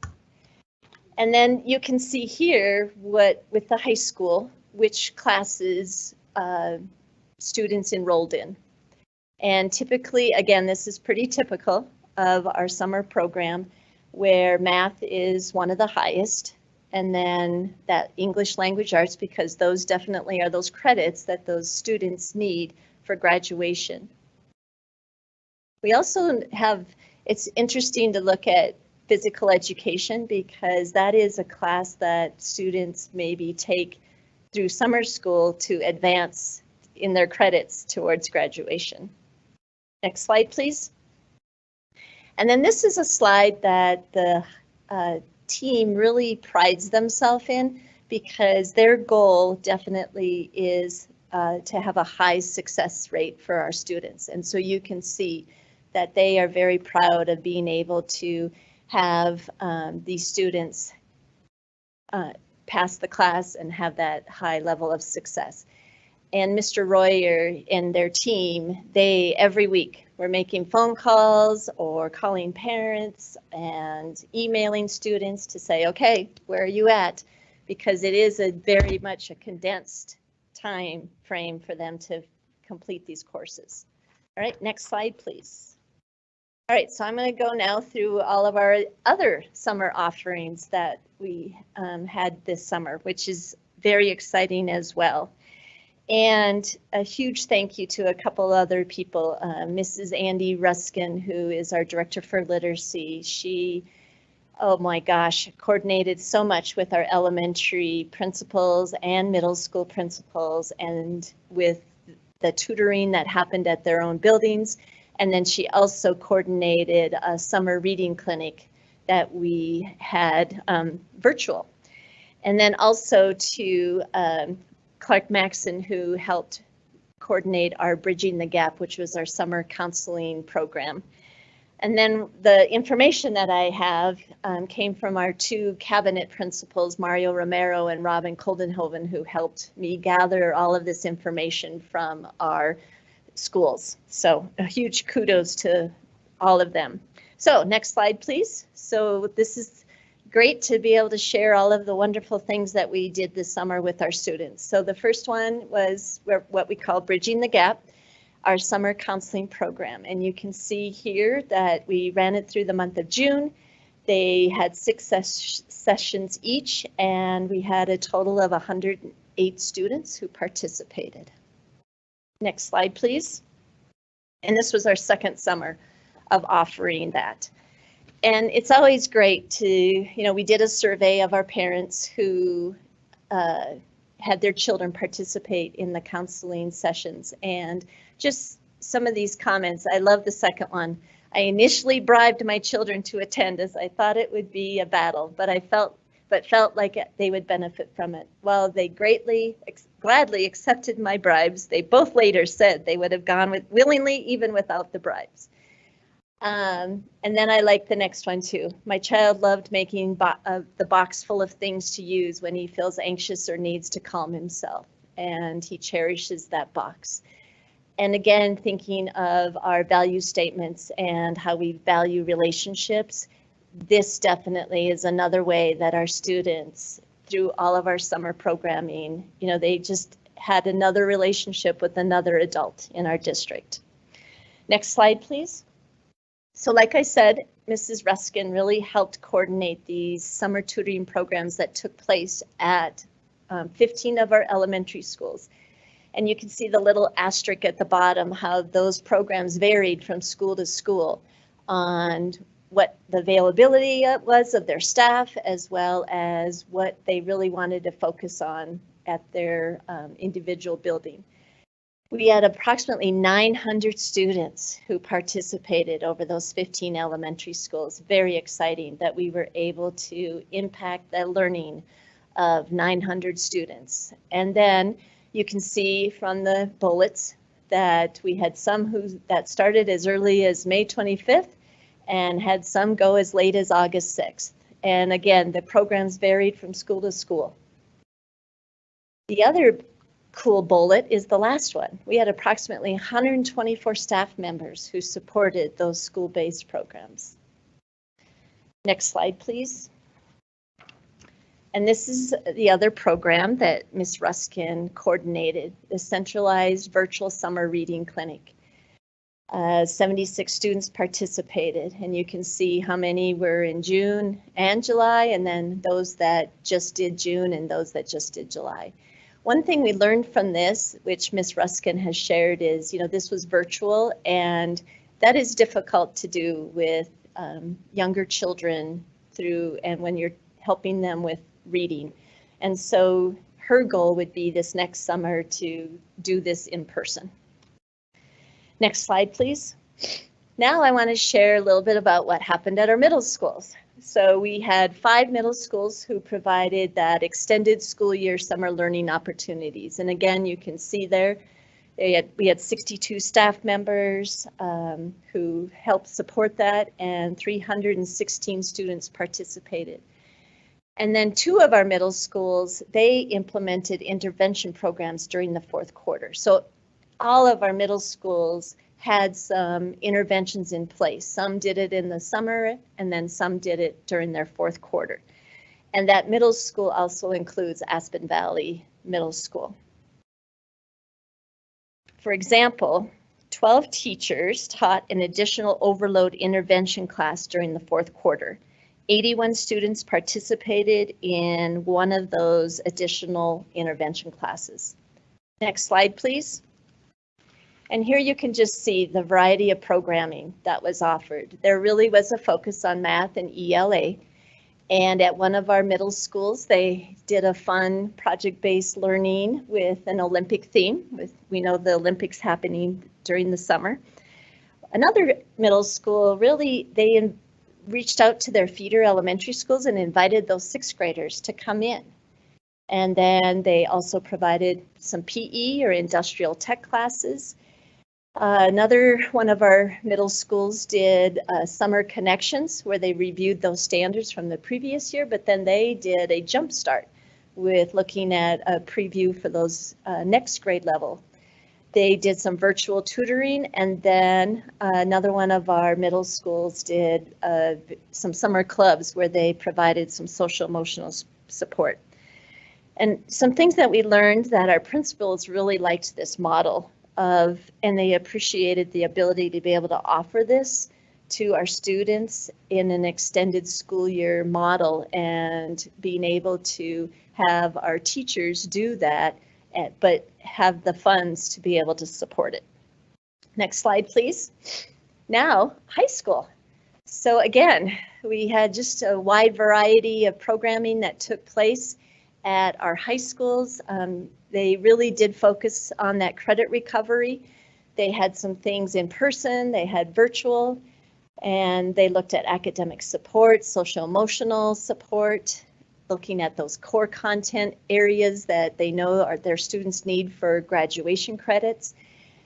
They used that Accelerate Online program. And then one of our high schools during the year had what they called Access Saturday and Access Wednesday. So students could come receive some extra support and gain again, just interventions so that they would be successful.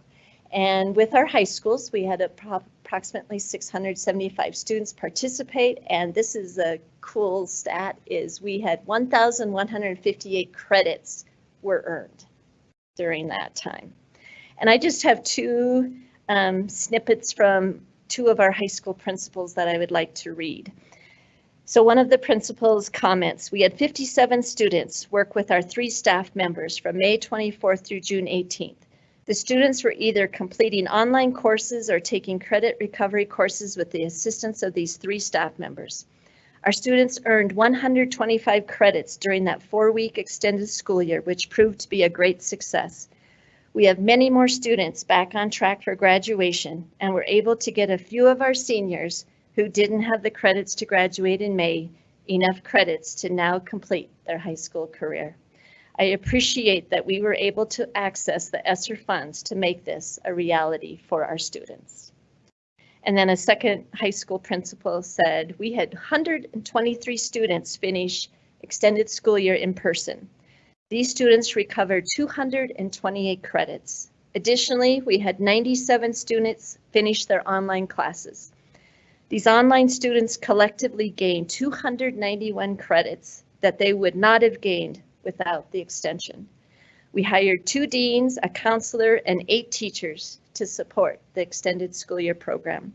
It was an incredibly positive experience for both students and staff. We look forward to an opportunity to do it again with ESSER funding next summer. Right, Becky? So next slide, please. So one thing I want to just end with, and I also want to talk about, we also had programs for students who are serviced through our special education. And we have an extended school year that we run through Parks and Rec, through our, for our significant support needs students, and then also some tutoring. So there were 92 students who participated in that. We did a Jump Start program for our students with disabilities, and 53 students participated in that. We had 24 in our preschool, which I already mentioned, and then we also provided mental health support for our students with disabilities, and 20 participated in that. So the grand total of everything is we had 3,802 students this summer who participated, and there's probably some overlap where we had some students doing both, but just 3,800 of our students multiple times maybe were able to receive support through interventions, through extended school year, through tutoring, and we just are so grateful and thankful for being able to do this and the people who made it happen. So with that, any questions? Mr. Temby has a question. Well, this is what I love about our district. I'm not sure our peers out there are doing the same thing. So great job, Learning Services, entire team, the faculty. But this is robust and important. Coming out of the pandemic, we're all worried about mastery and learning loss. And putting 3,800 kids through programs, whether to jumpstart them into next year or catch them up, is just tremendous. So great job to everybody. Mr. Lundberg. I'm going to ask you a question you might not be able to answer. Okay. Roughly what percentage of salaries could we use the ESSER funds for? That might be a Miss Allen That's a question. rough question, I know that, but ballpark-ish. Mr. Lundberg, do you mean of just the summer school? Yes, yes. We were able, what we did is we covered the majority of it, which is what got the tuition rate so low, because of course that tuition goes to pay those salaries. Right. So it was important to Mr. Royer. He felt like having some nominal fee was more effective actually than it being yes. zero. So that's how we priced it out. So we were able to cover the majority of it through the ESSER funds. Good, thank you. Mr. LaValle. Thank you, Ms. Reynolds. Thank you, Ms. Lang. My sense is tonight's brief, there's like two parts. The if you will, normal operations summer school, and then the second part is recovery from COVID. And you kind of answered my question. I was wondering about the second part. Do we plan on doing that next summer? My sense is that we do, and I'm just curious why. I mean, I think I know the answer. Am I correct? The sense is that we're not going to be able to make it all up this year. Is that sort of why? Well, and I think our principals just saw the value in continuing that learning, and especially I think our high school students, we still are working on that credit recovery with them. And so, yes, and it's all about our students, and we want to make sure that they, even I think of the reading, why not continue their learning into the summer? Yeah. I don't know if Dr. Field, if you want to say anything else with that. Well, I completely agree about the credit recovery piece for high school students. We still have a significant number of students, especially freshmen that are now sophomores, that need to get credit recovery for certain classes that are graduation requirements. And then, of course, our younger students that are learning to read absolutely need additional time. Thank you. And so I assume the ESSER funds are still going to be available next summer. Yes, so what we have planned is there's different ESSER, ESSER 1, ESSER 2, ESSER 3. So what you're seeing up here now is ESSER 2, and we've got some ESSER 2 funds already put aside for to help summer next year. And then we're already looking, in fact, we met today for ESSER 3 funds to fund this work all the way until the summer of 2024, so that we will use funds that summer, and then that September of 2024, we have to have all of the spending done. So we're trying to take some of these programs that have been a smashing success and extend them out as far as our dollars will take us with ESSER. Very good, thank you. What sort of lessons, obviously the first part we've been doing and doing well. The second part is new this year. We kind of didn't really do a whole lot last summer. Without getting too specific, generically, what sort of lessons did we learn? What things did we do well? What things do we need to work on? So like I mentioned, Ms. Ruskin commented on the summer reading clinic that we had done virtually. She would really like to move to make that in person.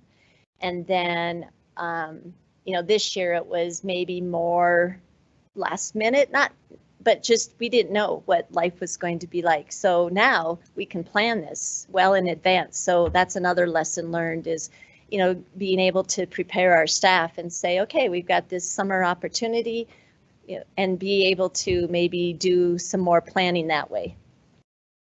Thank you. Anybody else? They asked all Mrs. my Klein? questions. Yes, understood. So thank you for a great report. And I just have one question. And again, it might be, you might not have that data, but did teachers speak to the growth of students over the time? So elementary, middle, or high, now I'm speaking intervention programs, not necessarily credits. What did they say about that? Did they see growth? You know, right now we have that NWEA data that we will be looking at, and definitely our elementary principals are wanting to look to see which students participated and where they were maybe in the spring, and then where they will be this fall. It'd be a great data point. Yes. Yeah, that'll be good. It'll be interesting. And that might inform some of the work that's happening next summer too. So yes, and what programming we want to use. Absolutely. Thank you. This is amazing. And will you give our thanks to Mr. Royer too for a great job? Yes. He does good work. Yes. As do the entire members. The whole all learning the team, services team. The whole darn team is darn good. Yes. So, all right. Thank you, Ms. Lang. Mr. Reynolds, if I could just make one comment I'm before sorry, I leave. sure. Just thank the staff because last year was a tough year. This year's a tough year, but there was a lot of staff members. Yes, there was some compensation for it, but sometimes compensation doesn't make up for time. And they committed the time to spend either through June or coming back early this fall, and it wouldn't have happened without them. So thanks goes out to everyone, but it wouldn't have happened without those teachers and staff members that quote unquote volunteered to stay longer. So, and I was going to ask that question, and I appreciate that, but I'm afraid you answered it, and I'm going to look like I wasn't listening. But you said 124 staff members help with interventions, but I'm thinking as I was reading through this, we're talking about almost 200 individuals helping throughout the summer with, that's a lot. That's amazing. So thank you again. Yeah, indeed. Thank you. All right, we're on to the report that we always love to get. Not that we don't love all the others, but the 2021 Residential Development Analysis Report. Mr. Gregory. Mr. Smith, please. Mr. Don Smith. Thank you, President Reynolds, Mr. Gregory. Pleasure to be back with you again to bring you an annual update as far as residential development in the district. And we also like to spend a little bit of time talking about the commercial things that are happening at the district as well, because we realize that they drive the assessed value in the district about 4 times greater than residential properties. So down the road, if we have to look at a bond issue or an override or whatever it would happen to be, you're going to have a broader tax base on which to spread that particular asking. But we thought it would be kind of a quiet year with the economy in the shape it was in, and I can tell you it's not in the building industry. Things are going completely wild. We could go to the first slide, please, or the next slide. The commercial development along Interquest and also along Northgate and over on the east side of Powers continues to be extremely strong. And most of you get out in those areas at some point in time during the day, and you can see the traffic and so forth that's picked up in those areas. But this is going to attract some new residents to the district because of all the services available. It also brings a lot of jobs to the district. And Mr. Tembley would remind me, it would also flip it the other way, that all these rooftops that we're seeing out here in these new housing areas is also bringing these commercial ventures to our area. Next slide, please. Probably the biggest announcement and the most important, that as far as I was concerned, that I saw come through this last year was when Penrose Hospital said, let's buy that big corner of ground that they're going to build all those apartments on the southeast corner of I-25 and Interquest, and let's build a hospital. So that is where they are building the St. Clair Hospital. There actually have broken ground over there. You see a rendering in the upper right. And on the left lower bottom, the first thing that happened as soon as St. Clair or Penrose said they were going to build a new hospital, across the street, land was sold immediately for a huge medical office complex. So, and there's another one coming on the northwest corner of Interquest and Voyager as well. So as the hospital comes, so come the providers as well. Next slide, please. And Credit Union, we've been watching this project go for a couple of years. It's finally all done, and they've moved into that facility. Great looking facility. Next one is Shield Sports. If you haven't been in Shield Sports, you must have been, because you can't even get close to the parking lot when you drive by. I have not been in, but evidently it's quite an attraction. Let's go to Victory Ridge, the next slide. And it employs most of Pine Creek's upper class. That's good. That's good. Victory Ridge, this is the project over on the southeast corner of Interquest and Voyager. And all of you are familiar with the In-N-Out Burger. And of course, they have their headquarters there now in the patty processing plant. Slim Chickens jumped in to join them, and so did Panda Express and others to be expected soon, I'm sure. The office complex building has been completed. That sat as a shell for many, many years on that corner. It was a real eyesore. We're going to get another 204 townhomes to the south of the theater, all that ground that's being dug up right now. We'll also have 474 apartments in that area, and also a new hotel. And the building right as the drive, I think it's Federal Drive, as you go in now, that's being constructed right on the corner. There's a gas station and car wash. But the area where the townhomes are being built and the apartment complex, that was part of, remember the swap of land they were going to do? This is going to be the park site for the master park that was going over behind Kettle Creek. And they were going to swap land, and that never worked out. So the park is back to the north of the Kettle Creek development. Not sure how quickly that will move forward. Next slide, please. As you drive the interstate, I'm sure you've all noticed all the things been going on there at that Northgate interchange. Probably the best thing that's happening there is they've improved the off-ramp northbound when you want to get off at Academy or at Northgate Boulevard. This is to serve the Polaris Point development, and also, you know, it'll stop at Voyager at this point in time, but this is going to be the direct connection to Powers, as Powers goes down through Flying Horse and hits over on 83. Moving along quickly, I didn't realize there's going to be that much dirt work involved in that project, but it's been considerable. Next slide, please. In Polaris Point, remember this started out, it was going to be a large commercial shopping or a residential shopping center. Looking at big name stores, they had Vision, Saks Fifth Avenue, and some of the others. And of course, that's what the parent group always wanted me to tell them when I came, is when are they going to be here? Well, they aren't coming so far. We do have, however. If I remember correctly, Mr. Smith, years ago, it was presented as a smaller version of Park Meadows, kind of a place, which. That is correct. Obviously, it's a little bit different than. And it was Park also, Meadows. if you remember, it was blighted land. So it became part of an urban renewal district. However, Polaris Point is there, and I guess it's a big hit. The golfing venue. It's about a 53,000 square foot building, several layers of places where you can drive golf balls and things. So they're completed and are open, I believe. Air City Trampoline is now open in that area. We also have coming to that area what is called iFly, which is an indoor skydiving facility. And this is being developed by a couple of Air Force folks. Went to the academy, and I guess they're in the local area. I've never understood wanting to fantasize jumping out of a perfectly good airplane, but that's what you can do in this facility. Okay. Also in Polaris Point, there's 301 apartments coming on the south end. You can see the elevator structures and the cranes down there working. There'll be another 240 units right south of Neaters, between Neaters Bakery and Bass Pro. There'll be more apartments coming in that area. Next slide, please. Air Force Academy, and this is a little better rendering the one we've had last year. Remember, they had the mountains on the wrong side.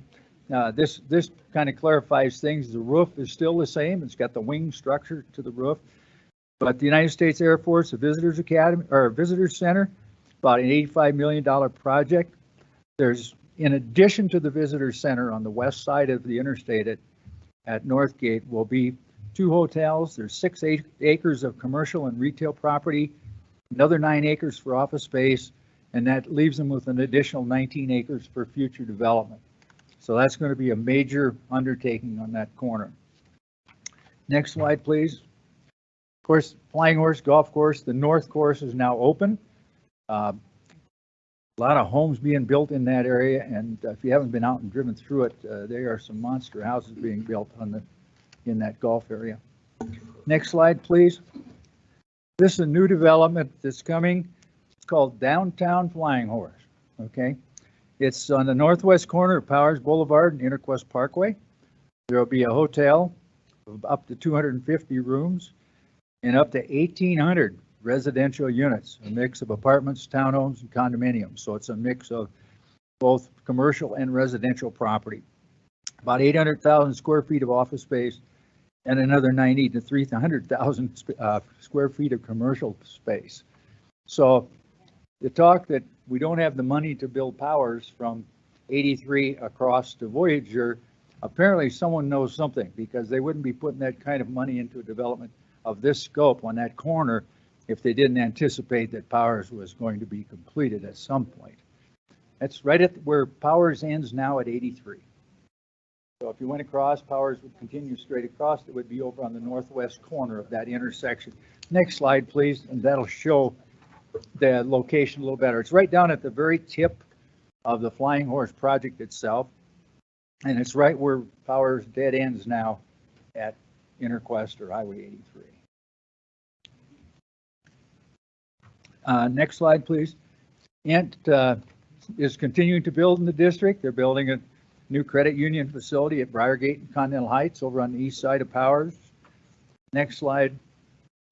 They got another new medical building is going to be squeezed in behind the ones that are already there on the northeast corner of Chapel Hills and Research. There's a come and go on the corner, and then there's several office or medical buildings there now. They're going to put another medical building in there. The next one, please. What happens when your retail sales don't go well? They knock you down. So the Sears store is going to be gone, and it's going to be called Outlook at Briargate, 300 units, and they are over there now. They have construction fencing set up and back over there ready to start taking that facility down. Next slide, please. That's what will take the place of the Sears store. And you see to the right, up there in the upper right-hand corner of the picture, that's kind of the wall at the end of the mall as it will exist once they get the Sears store removed. Next one, next slide, please. For those of you who live out on the east side of the district, over in the Wolf Ranch area, Liberty High School area, you realize the nightmare that's taking place at Research and Powers. And this is a much needed overpass. Hopefully, this should have been done a year ago, but it just kind of got delayed in the planning process. And I think the scope picked up a little bit, but I keep getting updates every day about lane closures and what have you. And between this and what we're also going to have going on down on Black Forest Road, it's kind of a nightmare for transportation, you know, trying to get through all the traffic in that area. The next one is on Black Forest Road. They're finalizing, next slide, please. They're finalizing that project right now. We've been involved with them trying to determine right away and some permitted easements that they'd like from the district. And of course, our concern is protecting our in and outs to that potential school site, which is on the left side there for the out east of Legacy Peak. But they want to improve the road right now from Woodman Road up to Research as far as they go. And eventually they'll continue on up to the forest. Okay, let's get into the residential. Next slide, please. And we can go to the next one, please. I guess the question is, can this residential boom continue? It's kind of a hard question to answer. Lumber costs, if those of you who are in construction or having some remodeling done, have skyrocketed this past summer. They went up 4 and 5 times what they were a year ago. However, the interest rates have remained at historical lows. It just buy a house on a 30-year loan for 3% is pretty interesting. When I moved to Colorado Springs many years ago, it was 13%. And you had to pay a point penalty to get the 13%. So at 3%, I can see why a lot of folks that have an opportunity to move up are building a new home in the area. The other question is, we look at the residential, what's going to happen with all the students who disappeared last year? Will they ever come back in full force? You know, we lost over 800. We got part of them back, but we still have a significant number out there.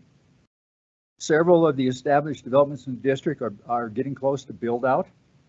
And that means that we'll see a little tapering off as far as single family residential.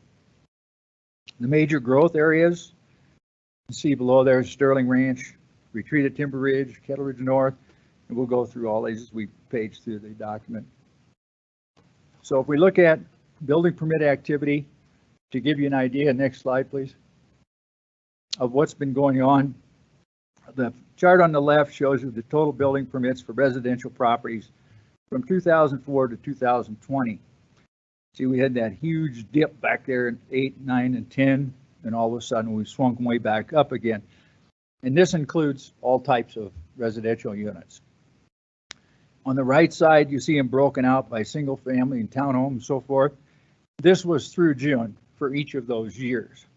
And I would tell you that I looked at some August numbers this evening, and through the end of August, they've just for single family homes now in El Paso County, 3,568 permits. That exceeds the whole total that they did in 16, 17, and 19. And we're on pace to probably have one of the biggest years ever as far as residential construction. Just to give you an idea of some of the things that are out there and going on. And I think that'll help you understand too when we start talking about how some of these areas that we've been working with for years and years and years are starting to close out. The next slide, please. And you'll note from the projections in the blue line is single family housing or single family units. And you see it starting to taper off. That's not because they've lost interest in the district. That's because the major developments are beginning to become built out, and you're going to see this taper down a little bit. You could see a huge swing depending upon what happens out at Sterling Ranch. If it would really take off, they've had difficulty just getting going and trying to get some of the major construction, the infrastructure done. But in talking with them last week, it appears now going to go in and team up with Classic Homes. And of course, that brings a lot of power to the table and probably move forward a lot quicker. Next slide, please. These are the ones that are really approaching build out. Not only the farm and North Fork and Cordera, which are all part of La Plata, who we've worked with for years, but also they had all of Briargate. So when you think of the entirety of the Briargate area, plus the farm, plus North Fork, plus Cordera, we've actually reached final agreement with them. They made their last cash payment to the district the 31st of July for all the residential property in that area. And they owe us one school site. And that's the 15 acres over on Voyager. And the original Flying Horse, well, I can show you, like the farm had 228 home sites available the first of the year. So there's probably very few left over there now, because I drove through one day and there must have been 50 or 60 under construction at the same time. There was 379 at Cordera, 175 in North Fork, and Flying Horse had 427 left in the original Flying Horse. And we have an old agreement with them, dates back to I think 2006 is when we made the agreement with them. That included the Discovery Canyon campus project. They'll have about 900 units of credit under the city code of what they have to give to dedicate to the school district left out of the original Flying Horse. They'll transfer for those credits to downtown Flying Horse, and anything beyond 900 units in there, they'll owe fees to the district. The major areas, next slide, please. Major areas of future development, of course, Wolf Ranch got a long ways to go. They still got over 2,800 single-family home sites out there to be developed. There's some single-family attached, and there is some multi-family land that was designated in the original master plan that may never get to that because they're being driven by so many other products, and I'm not sure that that's one that'll ever take place. That Highway 83 in Shoup, I mention that every year, and the reason I do, it's not in the country anymore, okay? When you look at the farm, or at North Fork rather, you look at North Fork and the Kettle Creek project that they want to build directly behind there, all of a sudden, all that separates those developments is the creek. And once the utilities are that close, it makes it a lot easier to develop a piece of ground. It's a whole lot cheaper when you have utilities going past your front door. Over in the Coomer Vista area, that's over on Woodman and Powers across from St. Francis Hospital. A lot of multifamily coming in there and more to come. And I mentioned downtown Flying Horse. Next slide, please. Sterling Ranch, we've talked about this one before. This is out off of Volmer Road, north of Woodman. Remember, our district follows Woodman Road to Black Forest, and it jumps up a mile, and then across, and then back up and over and up. And that's why half of Sterling Ranch is in our school district. In our half, they have 2,000 homes left to build, single family. Just north of those this summer, Classic started a project known as the Retreat at Timber Ridge, which is going to bring another couple hundred single family homes out in that area. Next slide, please. This one's become kind of a controversial project as far as Kettle Creek North. This has gone to City Council. It has not been approved. Probably will eventually get approved as soon as they can come up with a second access. It's one of those issues where Thunder Mountain is the only way in and out. And of course, we have one street to the east of that. Can't think of the name quick like, but in case of an emergency up in that area, there's concern that they have no access out to Powers, and the county is really tough about trying to get access to Howells Road. We found that out when we built the school, that we couldn't even have our playground touch the boundary of Howells School. You'll notice there's the guy that owns the home on the corner just southeast of the school. His lot goes up and around behind to the east of the school site. So there's a buffer between the road and the school site. So that's some of the things that are going on as far as residential construction. Let's talk about some projections on the next slide, please. We collected data from January through May from the developers of what they actually completed last year and what do you anticipate completing over the next 5 years. And we'll look at that in a number of different ways. I went back and looked at the historical back to 2006. That's when I first started keeping all the documents of what was happening as far as residential construction in the district. So if we go to the next slide, please. Just some quick facts. When you look at what they said last year, in that top set of numbers, they told us they were going to build 978 single family units in 19. They actually built almost 1,100. So you can see the swing coming. When you look down below at the numbers, I gave you the 2020 projections in red. Then I jumped over in the next column, just start with single family homes, as far as the projections that they got for 2021. And you can see, even though the pace of construction this year, they're expecting it to accelerate a little bit more yet next year. And they've been pretty consistent. As I've told you in the past, they're only over 90% accurate on their projections as far as what they anticipate to build and what they actually build. Next slide, please. This goes tiny numbers, so don't worry about all the numbers. We'll talk about the important parts of that. This just goes back and looks at the growth by elementary, middle, high school every year from 2006 through 2020. And I actually discarded 2020 because we lost so many children because of COVID. So if we look at 2006 to 2019, what this would tell us, we actually gained 5,743 students in that time frame. And it splits them out for you by elementary, middle, and high school. My projections on the right side, we said we were going to get about 3,000 elementary school kids. Wow, what happened? We only got 2,300. Well, I haven't been able to figure out, and I haven't gotten any good answers of why In 2014, we lost 158 elementary kids. And in 2019, we lost 321 elementary kids. Now, whether 5 years before that, there was a dip in the birth rate or something out there that affected it, I'm not sure. But if you take those away, we were within about 200 kids over that period of time in the elementary school, as far as our projections. And you can see the middle school, a couple hundred off, and the high school, we're actually under just a few. So we're in the ballpark. It's giving us a guide to use as we move forward as far as facilities that we're going to need. Next slide. What I did is took that information as far as the 5,743 kids we got. Let's see what we're really getting for a yield, actual yield over that period of time.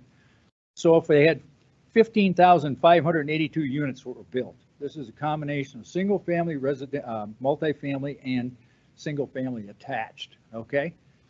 So if we take that number, we'd say, okay, that of all those 15,000 units, we're only getting 0.369 children out of that particular mix, okay? Over that period of time. However, if you compare that to what we've used in our demography study of 1.049, considerable difference. So how does it relate to that? What do we have to do to make that adjustment? Well, it relates to it. If you divide the 3.69 divided by the 1.049, you get a factor of 0.352. Then I went back and took my chart of what we're getting now in the current year over on the left side of that slide, the black print up above. You multiply the 3.52 times each of those factors, you see the new factor on the right side. So left side, elementary said we're getting from single family 0.293, and you go down 0.99 single family attached, 0.98 multifamily, you're getting about 0.49 kids per single family home across all of those particular levels. Okay, so on the right side, you can see I just totaled it up to make sure I was coming back to where I started from at the 0.0369, and that tells me what I can use as a factor to move forward in making the projection. Projection is down below, and based on the number of single family homes, single family attached, multifamily, they're telling me they're going to build. My estimate is we'll have about 1,362 new students over the next 5 years. Let's see how that bears out. Next slide, please. We'll take a look and see how that compares to some of the other projections. This slide, what I did is took, instead of breaking it down by high school attendance area as I have in the past, I said, let's just look at the west side, because that's kind of a separate issue from the east side, because the west side is pretty well built out and very little growth in that area. So if we get those 1,500 new kids over the next 5 years, how is it going to affect our boundaries and so forth? Well, if you look at the elementary, middle school, high school on the west side, we like to talk about elementaries having a 90% capacity. And why do we use 90%? Is because not every classroom is used for regular instruction every period. They have other things that are going on in the school as well. So we hope we can have 90% of the classrooms used every period for instruction. At the secondary level, because of keeping teachers from having to move about and so forth and share classrooms, we try to keep that at 85%. So if we look at the capacity and look down there on the 90 and 85%, on the west side, we're going to have some seats available, 504. And at the middle and high school, we have about 160 seats available. Down below, you can see east side, we have quite a few elementary seats available. And you say, well, how in the world have we got that many extra seats on the east side of the school district? Well, one reason is we have a significant number of modulars. And not all those modulars are used for regular instruction. They may be used for special programs. They may be used for some parent things. They may be used for storage. But those are classrooms that are available if you had to use them. But truly, a lot of it is in modular space. I can tell you that on the east side of the district, just in the elementary schools, we have 30 modulars on the east side of the district. But anyway, that's how we arrive at what do we look like as far as how many new students we're going to get? What's that capacity? And are we going to need new seats or not? If we go to the next example, this is our demographer's 5-year projection. And you can see that even with his projection on West Side, we'll have about 606 seats available. High school, pretty much the same, 209, and or the middle school and the high school, 166. And then down below, you see the elementary and things again. And of course, the high school, you can see they're at 83.7%. We try to get them to about 85% if we can. Next slide, please. This is out of your adopted budget using the projected enrollments from the adopted budget. And it goes through the same process to show you what seats may be available. And you can see we still have an excess on the west side. We've got some elementary on the east side, but it's getting smaller. And you can see the middle school and the high school. In the high school, you see a negative number. That means at that point, if we reach that projection, we're in need of a few seats. But keep in mind now, 373 seats spread across 5 regular high schools, Aspen Valley, your online high school, the whole works. This includes all of those seats. So at 89.8%, you are not very far away from your 85. So you would still be comfortable at that percentage. You'd have some, what's it mean? Probably have some teachers that are doubling up on classrooms. It isn't sitting empty, you know, when the teacher's not in there. They'll have to use them. And one of the questions I got was how long would it take, you know, if we had to gear up to build a high school? And so I looked at a quick schedule of what might take place if that were to happen. But first of all, you got to start with the program. So learning services and their folks will be looking at what are they going to really, what's the program going to be in this high school? We got a lot of different things going on in the district. Is this going to be similar to some of those or something totally new? Superintendent board got a big conversation because it would be about an election question. So I anticipate those two pieces going about the same time, take about a year. Hey, Mr. Smith, it looks like Mr. LaValle has a question about this, and I want to get the timing right. Yep. Okay. Go ahead. Sir, go ahead and finish what you're talking about, though, because I'm interested in that. And then I have a question about this when you're done. Oh, okay. We'll stay right there. Then as far, once you get, you know, we're going to be on the ballot, we're going to have a bond question. Then the actual elections and the preliminary building planning is going to take about a year to get ready. And final plans for the building, a year to year and a half, get the final plans done. Construction, 2 years if it goes good, 2.5. And if we get into some monster shortages of steel and so forth, like we've experienced here in the past, it could be a little longer. So you're looking at 5 to 6 years. And I just share that with you as that's kind of a planning timeline. I don't see that need over the next 5 years. I think you're in good shape. Mr. Question. Yeah, thank you. By the way, thank you for all this research. You do a great job, and I so appreciate all the work. A quick question.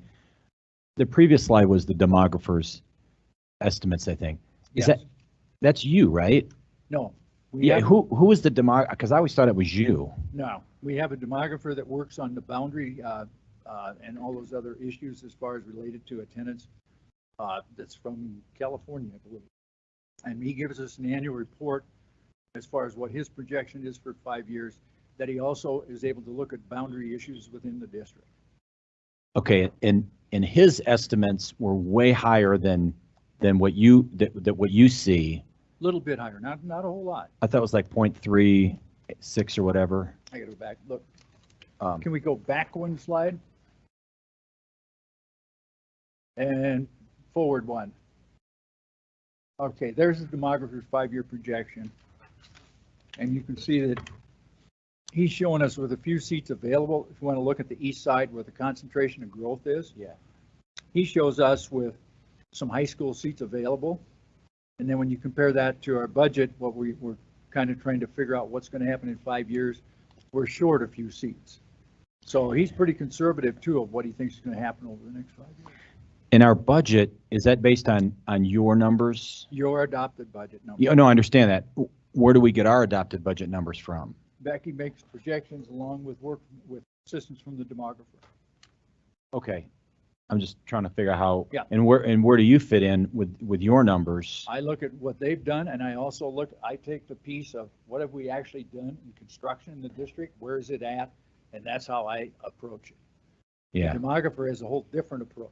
He looks at birth rates 5 years ago, how many kids are transitioning in and out from year to year, and a whole boatload of other factors that I do not look at. Mr. I look LaValle, at the I would, residential piece. oh, I'm sorry.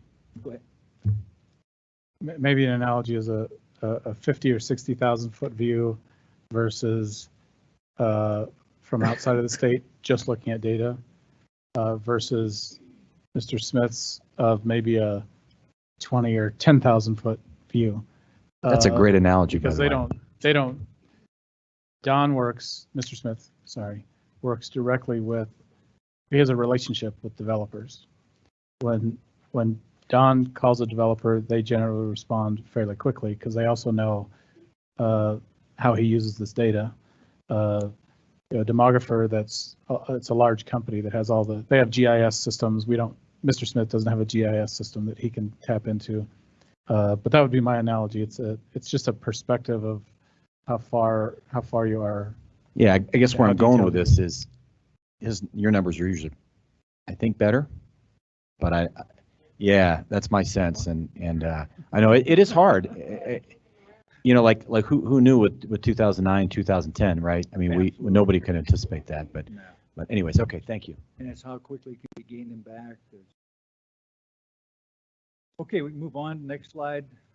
Forward a couple here. Next slide.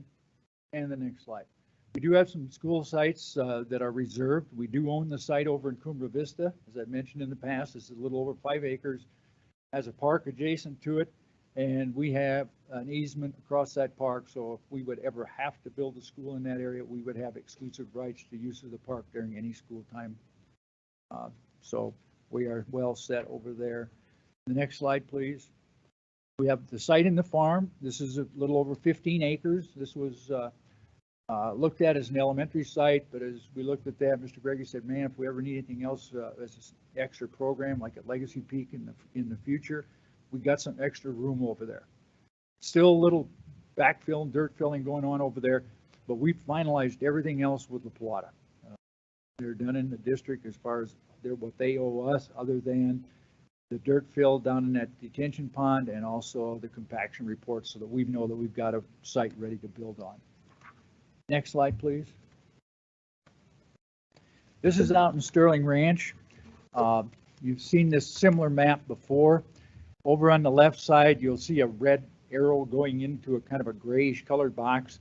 That's a proposed school site in Sterling Ranch. We have that site, which is looked at as a pre-K5. And if you go on up the street a ways on what's, I think, Sterling Ranch Boulevard, there's another light colored area, kind of grayish blue area just above the dark blue. That's a pre-K8 site proposed. Okay.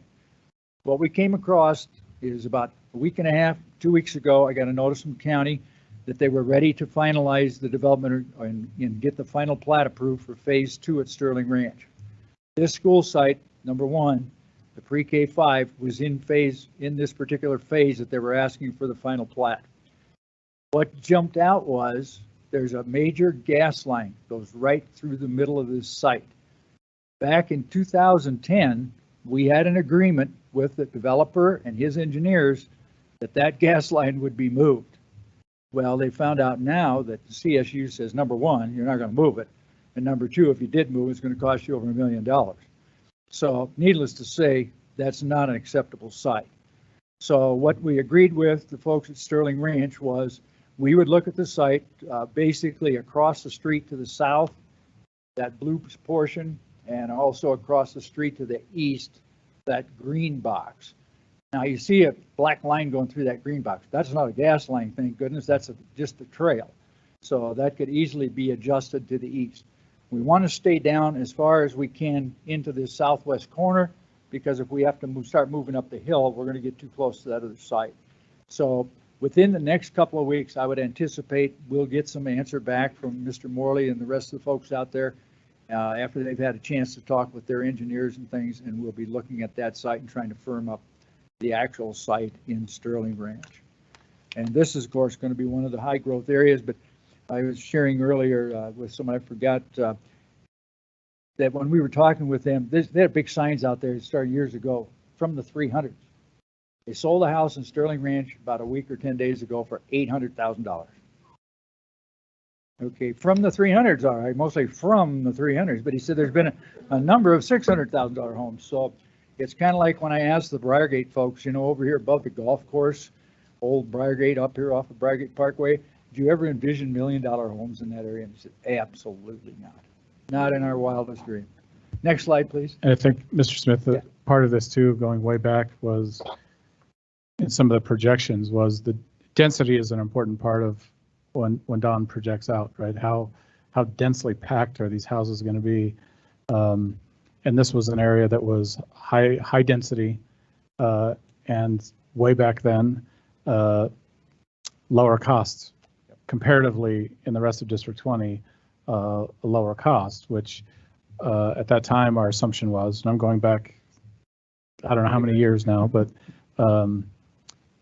generally speaking, lower cost housing, by any means, this is not low cost housing, right? Just lower compared to the rest of the district, produce different kinds of kids, meaning age. Elementary, generally more of a starter home type. You get more possibly younger kids or even more kids as far as the yield goes.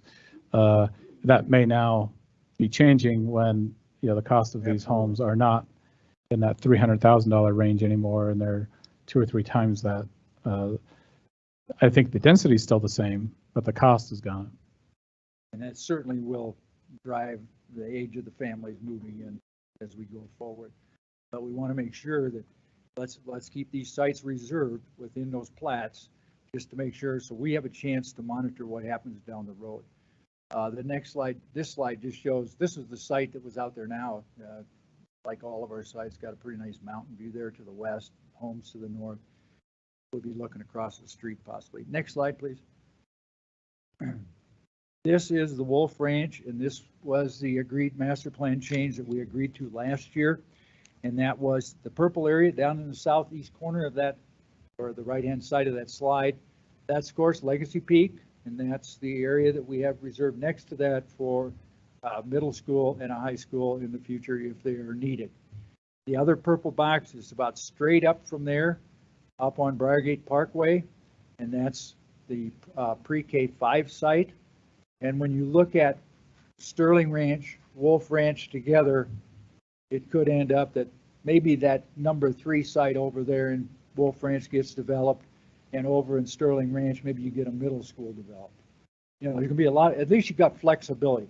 With that area of huge growth out there, you've got the middle school and high school next to Legacy Peak. You've got a 3rd elementary school site in that area, and then you've got the 2 sites immediately east of there. So you've got a lot of flexibility. Next slide, please. This is the one I was talking about, Highway 83 and Shoot. This is an old master plan, and out in that area they had a pre-K 8 and a pre-K 5 site because there's about 1,750 single family are envisioned in that area. Next slide, please. Okay, with all of that, where I think you're at, I think you're fine over the next 5 years. I think you have plenty of seats available to address the student growth during that time period, unless we see some significant changes. And of course, as we continuously monitor this year to year to year, you will have chances to adjust as you move forward. With that, if there are any questions, I'd be happy to address them. Mrs. Cloninger? Yes. I don't know if you addressed this already, but what is the situation with that piece that's running from Union onto the Milam? You know, that weird little, what's come of that? Because it still looks like a problem, right? It's still, I'm not sure what exactly the problem is there. I know that it started out with Bradley Ranch or Sorrento, the little piece up there along just be south of where we did our, we used to pick up Old trash. Ranch Road would go straight through over to Black Forest. Yeah. Okay. Just to the east and south of that intersection there with Milam, that was called Bradley Ranch or Sorrento, was that development. Okay. Who's the big dog next to them, to the south? Well, that's Cordero and La Plata. Cordero and La Plata said, we're not going to bring utilities up Union Boulevard for you guys to utilize. So if you want utilities, you're going to have to go over by the high school and bring them in yourself. Finally, they got that piece resolved. My understanding is what's supposed to happen there is that's supposed to be a roundabout. Okay? Old Ranch going this way, Milam here, and Union south. So if you're coming out of the forest down Milam, you can shoot right down Union. That's the way it's supposed to end up. Now, when that will happen, I'm not sure. I would think that La Plata would like to see that finished soon because they're trying to move out of the area. I mean, they bought all kinds of ground on the south end of town now, starting a whole new development. So I'm sure they'd like to wrap that up, even though they built their brand new office building up here. So they will still be in our area as well. The other question, and this is just random, but and I was just wondering this the other day as I was driving by that bank that is going up on the corner over by the village. And it almost seems stalled because the Chase Bank went up really fast and that one has stayed stalled. Is that because of price of, do you know what I'm talking about? No, I'm not sure, but if it's a project that's... Yeah, it's right where the Burger King was that came down on Academy. Okay. Yeah, sorry. Not stalled. I think probably what the problem is there is, can we get the steel and things that we That's need? what I was wondering, if it was stalled because of part of Nothing else has come through planning to say that wasn't going to happen. So as far as I know, it will be there. Just going to take time to get it done. Okay, that's what I was wondering. Mr. Lundberg. Don, you know, I've sat through a lot of your presentations. This is the biggest one yet. I got to tell you, this is shocking. Absolutely shocking. You think it's the biggest or the longest? Maybe it's the time of night. I don't know. Okay. It is big. I know. Could have been the longest too. Yeah. There's a lot of work, a lot of information in there. Mr. Temby. Don, it's getting late, but a quick question. I mean, these are stunning numbers. Looking at the number of single family in Sterling Ranch, that's just our portion. Right. So have you talked with anybody else, peers, about what are the ramifications of growth for D49? Because their numbers keep jumping. Right. And they will have about an equal number of houses in Sterling Ranch that we have, because that boundary line goes pretty much right up the middle. Yeah. What started out was it looked like we could have an invasion from across the boundary line, because if I can see the school, why do I want my kids to get on the bus and ride way down there to school? So they would cross the boundary line. Since that time, 49 has decided they have reserved an elementary school site in Sterling Ranch to the east of that boundary line. Okay. So we may still have some effect. It's hard to say, but not as much as we would have had if they had not, because when they first started, they said, we don't need it. We don't need a site in Sterling Ranch. Well, that district has plenty of land to grow on too. Yes. Yeah. Well, when you go south, and some of these school districts are just going to get overrun. Mr. LaValle. Thanks, Mr. Reynolds. Yeah, again, thank you. This is a great briefing, and it's really important because this determines when we go to the voters and ask for money. And I think it's important we don't go to the voters for money until we need it. Exactly. We don't need it, so we aren't going to go to the voters for bond money. My comment, and correct me if I'm wrong, on slide 30. So for every 4 single-family homes that you see in our district, 4 single-family homes, that generates 1 child that we teach. That's amazing to me. People aren't having children in our country. I mean, our birth rate has dropped, but I think people need to understand that just kind of blows me away when you see all these houses going up and you see all these apartments. You think, oh my goodness, we're going to have to build a school a week. Yeah. But there's no kids in there. Well, and then you got to take that piece and you got to look at this established area of the district and the west side of the district, which is really aging, and there aren't very many children there. We can see that in our enrollment on the west side.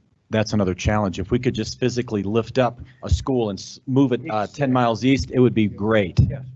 If you can figure out how to do that, let us know. Well, you look at the challenges of these inner city schools, and Colorado Springs included, District 11, as the core gets older, it creates a real challenge because all the kids are on the outside. And do you bus them all, or is it cheaper to build a place to put them in? Mr. LaValle, I just wanted to comment for a moment what you mentioned earlier and what Mr. Gregory mentioned about the 60,000-foot view and the 10,000-foot view. I think that is just one of the pieces that speaks to the excellence of Mr. Smith, because what a demographer in California might not see are some of these nuances of these differing yield rates. Because we know prices are going up and all of those pieces. I think that's what, he brings this level of expertise here locally to see these subtle changes and really factor them into his projections. So. Indeed. And a lot of it's working with the local developers. And you are the first group. If all goes well here, and I look forward, if you have any comments, you can send them to me, email them. My Dog and Pony Show starts the first week in October, and I'll have 5 or 6 with different stakeholder groups that week, and then DAC a little later on, and classified liaison group, I think, right after the first of the year. So if you have any comments you'd like me to make sure I include in here, just let me know. Well, thank you very much. And Thank you. It's really helpful for us to get this information as we plan for it. So thank you. Thank you, Mr. Smith. I'm going to. Oh, you're allowed to. Yes.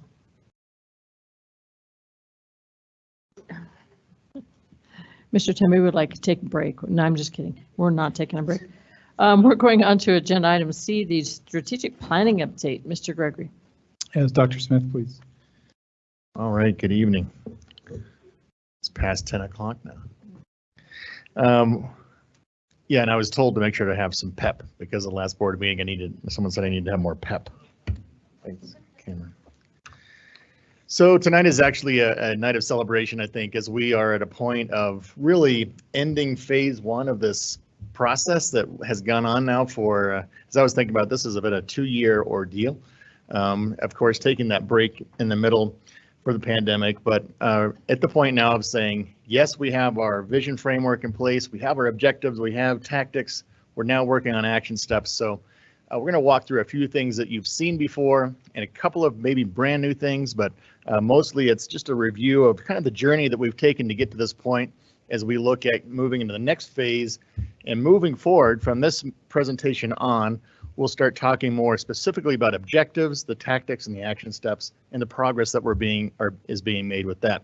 Also the metrics that we're going to be employing for each of those as well. Next slide, please.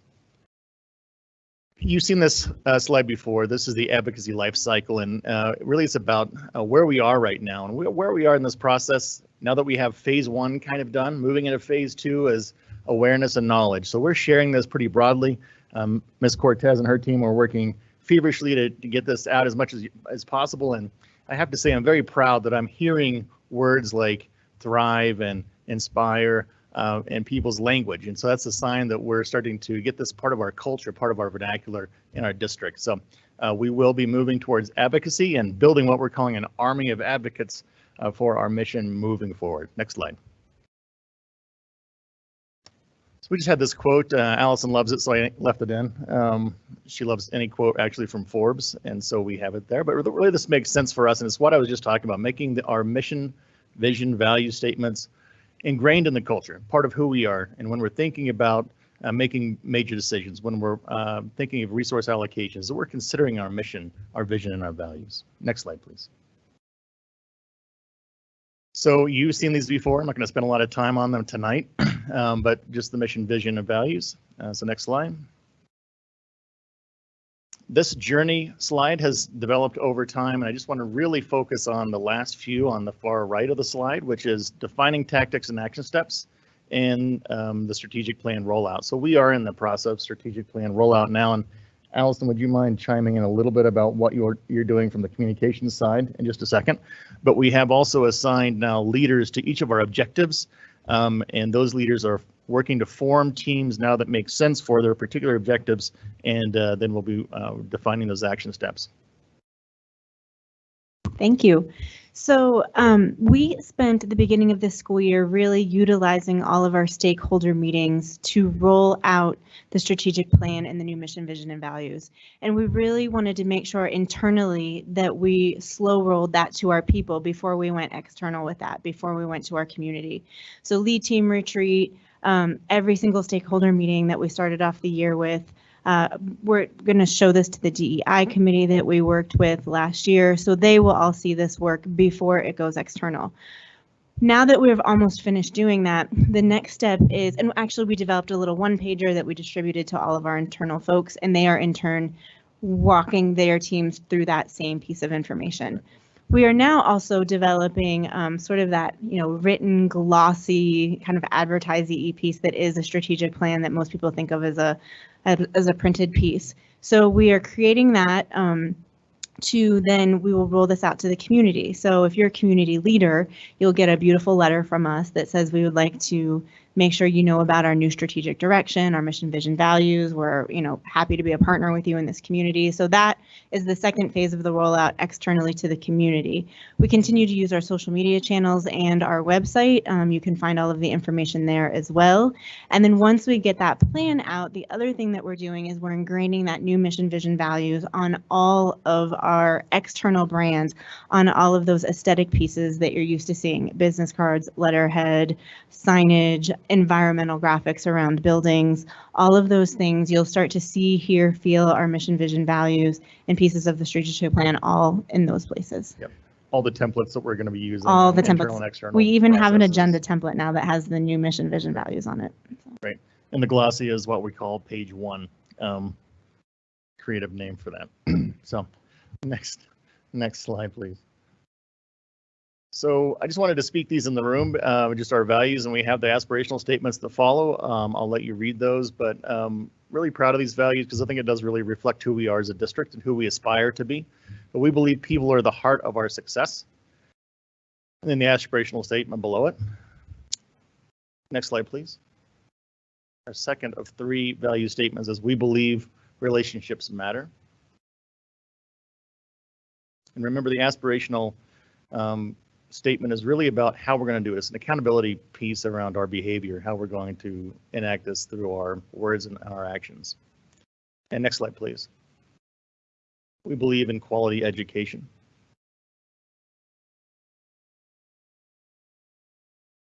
Next slide, please.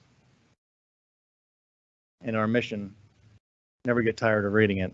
This is the why we exist. We educate and inspire students to thrive. And like I said, I'm so proud to hear when people quote the mission statement, because it is quotable, something that is living, or talking about inspiration or students or staff thriving. And so in many of the meetings that I'm leading, I think others are doing this as well. In the past, we would open with good things.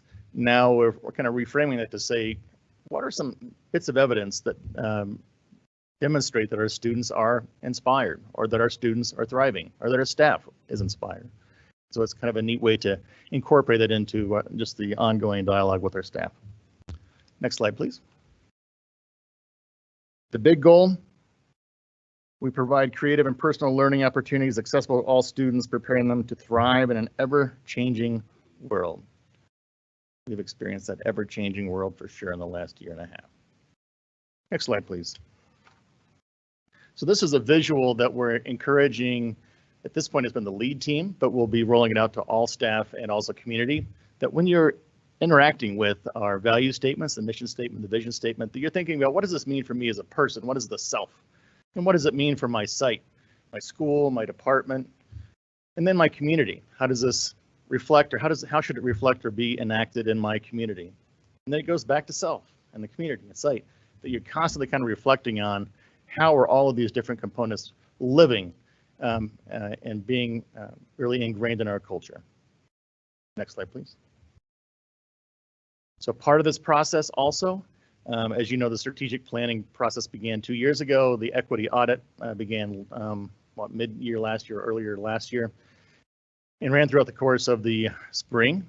And the idea was to look at all the data that we have in the district with a lens of equity, looking at student outcomes. Student outcomes meaning, what assessment data do we have that we can draw some conclusions around what students are performing really well, what students might need additional support, but always with the focus of all students performing at their absolute highest possible potential. Next slide, please. So we've used this kind of phrase to describe moving from audit to action. So it's not good enough for us just to simply audit and say, well, that's interesting to see. We have all this data that we've collected, we've drawn some conclusions, we've made some recommendations, and then it stops there. No, in fact, we want it to be actionable, and that's why we've folded in some of the recommendations from the equity audit into the strategic plan, and we'll talk about that just in the next slide here. So next slide. This is the framework you've seen before. The bottom row is really about the experiences that our different stakeholders have had. You'll see students, families, staff. We have collected information about that from really the Character and Climate Survey, played a huge role in that over the years. Our staff satisfaction survey as well. We looked at our Project Alert survey data, and really it's about any kind of piece of data that makes sense to fit into what is the experience that our students are having in the district, our families and our staff. The top row is a little bit different in that we're looking at resource allocation. How is that allocated across the district, and are there any areas of concern or question that we have? And access to opportunities as well. And then we talked a little bit about outcomes already, looking at student achievement data. Next slide, please. So you've seen this before, much like the strategic planning one, as we've added to it over time. We're really focusing on the recommendations developed and shared broadly. That has been done. We've posted the recommendations and the full plan onto the website, and also have used those recommendations in developing further out the strategic plan. And we'll be working with the task force next week to do a crosswalking exercise with the recommendations and the existing portion of the strategic plan. Next slide, please. This is just a picture of the moving from audit to action. You can find that on the website. In the middle is a picture of my daughter. She's the one in between the two on the side. I don't know how she got in there. Thank you, Allison. Next slide, please. So as you've seen before, we had 15 district recommendations. That's what we really focused on. There were 9 additional recommendations for ongoing learning for our district. But really, when we looked at the intersections with the recommendations from the equity audit and the strategic plan, we were looking at those 15. Next slide, please. So the strategic plan, how this all kind of comes together. Next slide. Talk about the mission, vision, values, and we haven't talked about anchors yet. Anchors are important here because we think of anchors really in terms of the outcomes, the ends. So if we do what we say we're going to do in the values, that we value relationships, that we believe in quality education, that people are at the heart of our organization, we do those things really well, then the anchors will be achieved. And the anchors you can see on page 1, I don't have it there, but the student, really it's about skills and knowledge and character, which you'll see that same language in our ends, and it's intentional to be that way. But the ends are the end result of the work that we'll be doing with the value statements and the mission and the vision. Next slide, please. So I've talked about the defining objectives. How do we get to this year's big goal? This year's big goal is about creating a culture of belonging. We do that through these 4 large, ambitious objectives. Equalize equity and resource allocation and distribution, defining culture of belonging, unpacking equity audit and use data to inform decisions. And really that one's about being more intentional about using existing data, the data that we pulled for both the strategic plan as well as the equity audit, to use that data in a more meaningful way moving forward in making decisions, and defining student voice. And like I said, we've assigned team leads to that, and we're beginning to form those teams right now. Next slide. And that's page 2. That's page 2. Okay. Right, yeah. And again, this year's rallying cry, or the big goal for this year, creating a culture of belonging for all students, staff, and our community of stakeholders. And I know that that was spoken about some tonight, and I hope that we can continue having the conversation about what our intent is behind that. Next slide. So what comes next? Quite a few things still. We've done a lot of work over the last 2 years to get us to this point. But we have identified the team leads, I've already said. We're going to reconvene with the DEI task force to do the crosswalk exercise with the strategic plan as well as the recommendation. Continuing that thoughtful rollout of the strategic plan, we want to be really careful not to just simply throw it out there or make signs and put them up all over buildings, but really to be thoughtful about rolling it out and building our army of advocates, as I said earlier, so that we have people championing the work that we're doing, not just reading the mission statement. Community engagement, we will be doing some of that throughout the course of this year. That will look like town hall meetings. It might look like meetings in schools and community buildings here at the EAC, and helping us to define what is the sense of belonging and what is student voice. Reviewing and revising tactics with each objective. That work is underway now. Defining action steps will occur once the teams have been formed. That will be happening very soon. And analyzing data from the 2-question survey that Allison sent out over the last couple of weeks. How many folks have we had respond, do you know at this point? Yes, so we actually had nearly 5,000 responses, which was really, really good for us. So, and of the staff teachers, we got up to around 25% or 30% of staff responded to that. Excellent. So we'll start the work of analyzing the 5,000 responses. I'm glad we only had 2 questions. I was smart. So we'll do that moving forward and thinking of how we can use that data in our planning moving forward. And then, of course, we'll be providing frequent updates to the Board of Education as well as to all the stakeholder members or groups as we have been doing over time. Next slide.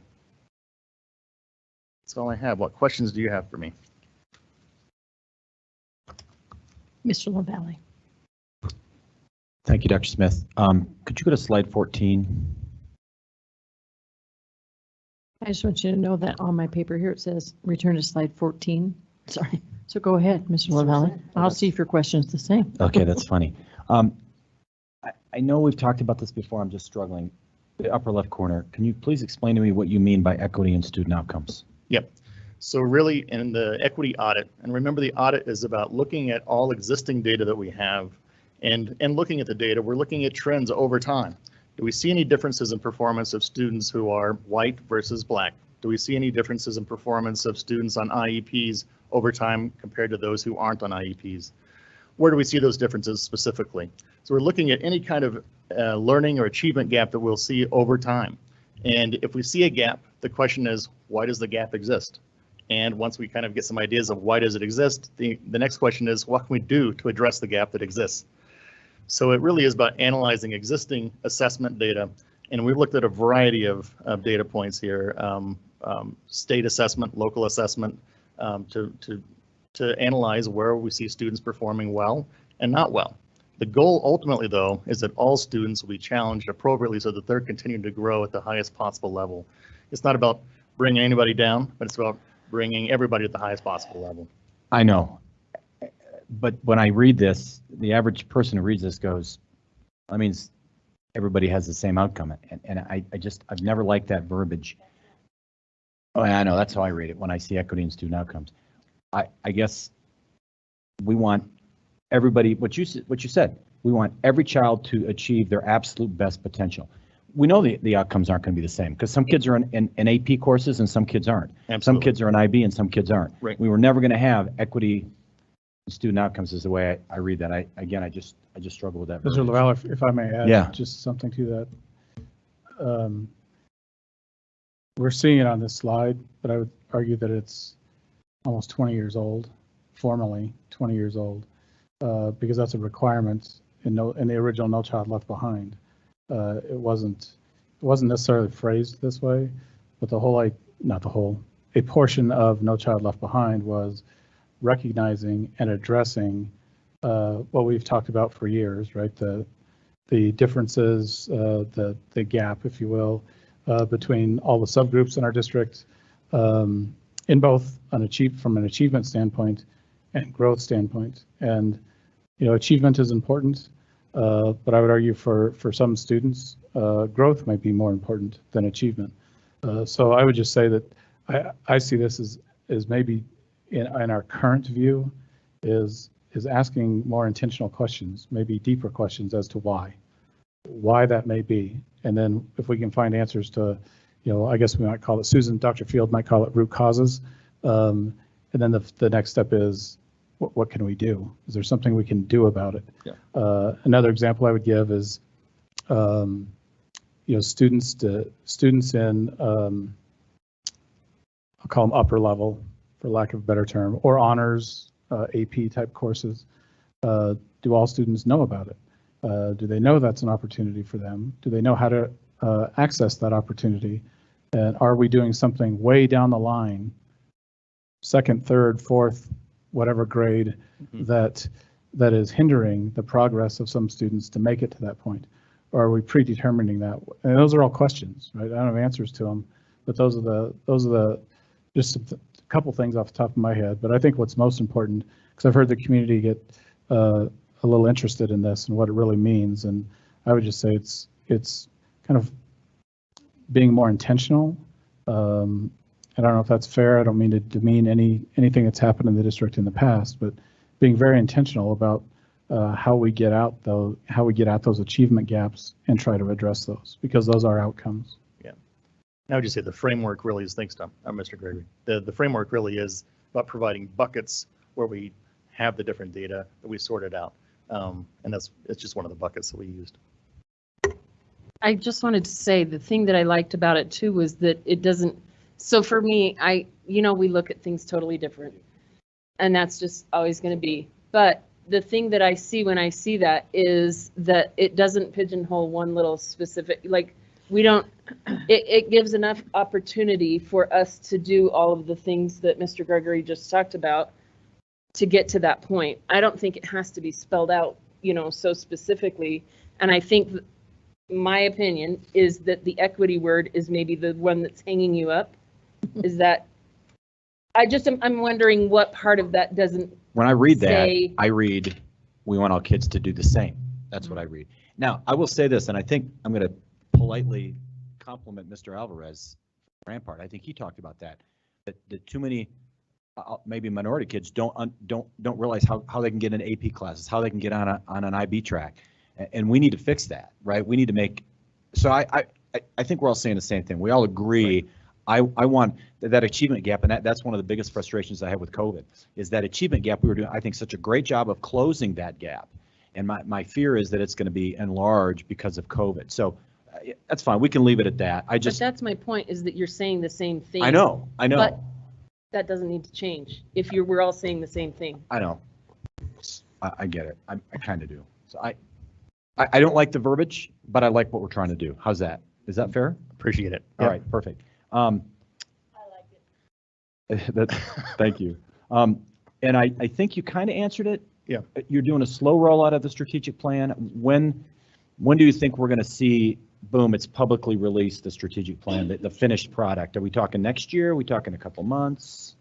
So I think I need to break it down a little bit and maybe ask Allison for her thoughts on the slow roll, but the page one, the glossy page one, that's the vision framework. That should be coming out soon. I mean, rolling out very soon.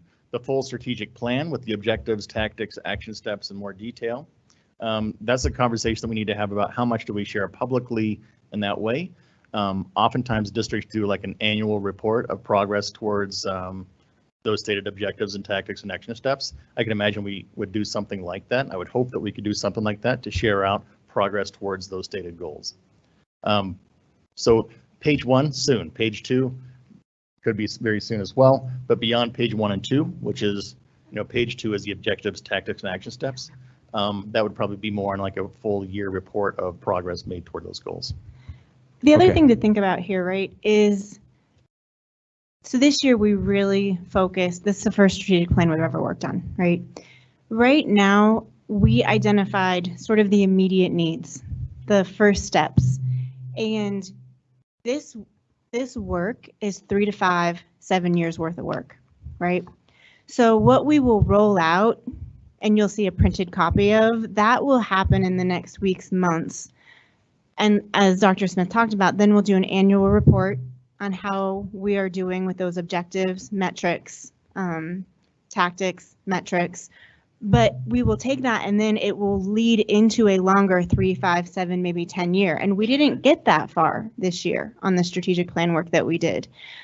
We didn't get to year 3, to year 5. And one of the things that we're doing later this fall is we're going to sit down and talk about, of these, when you look at our strategic priorities, this year we're focusing on culture of belonging.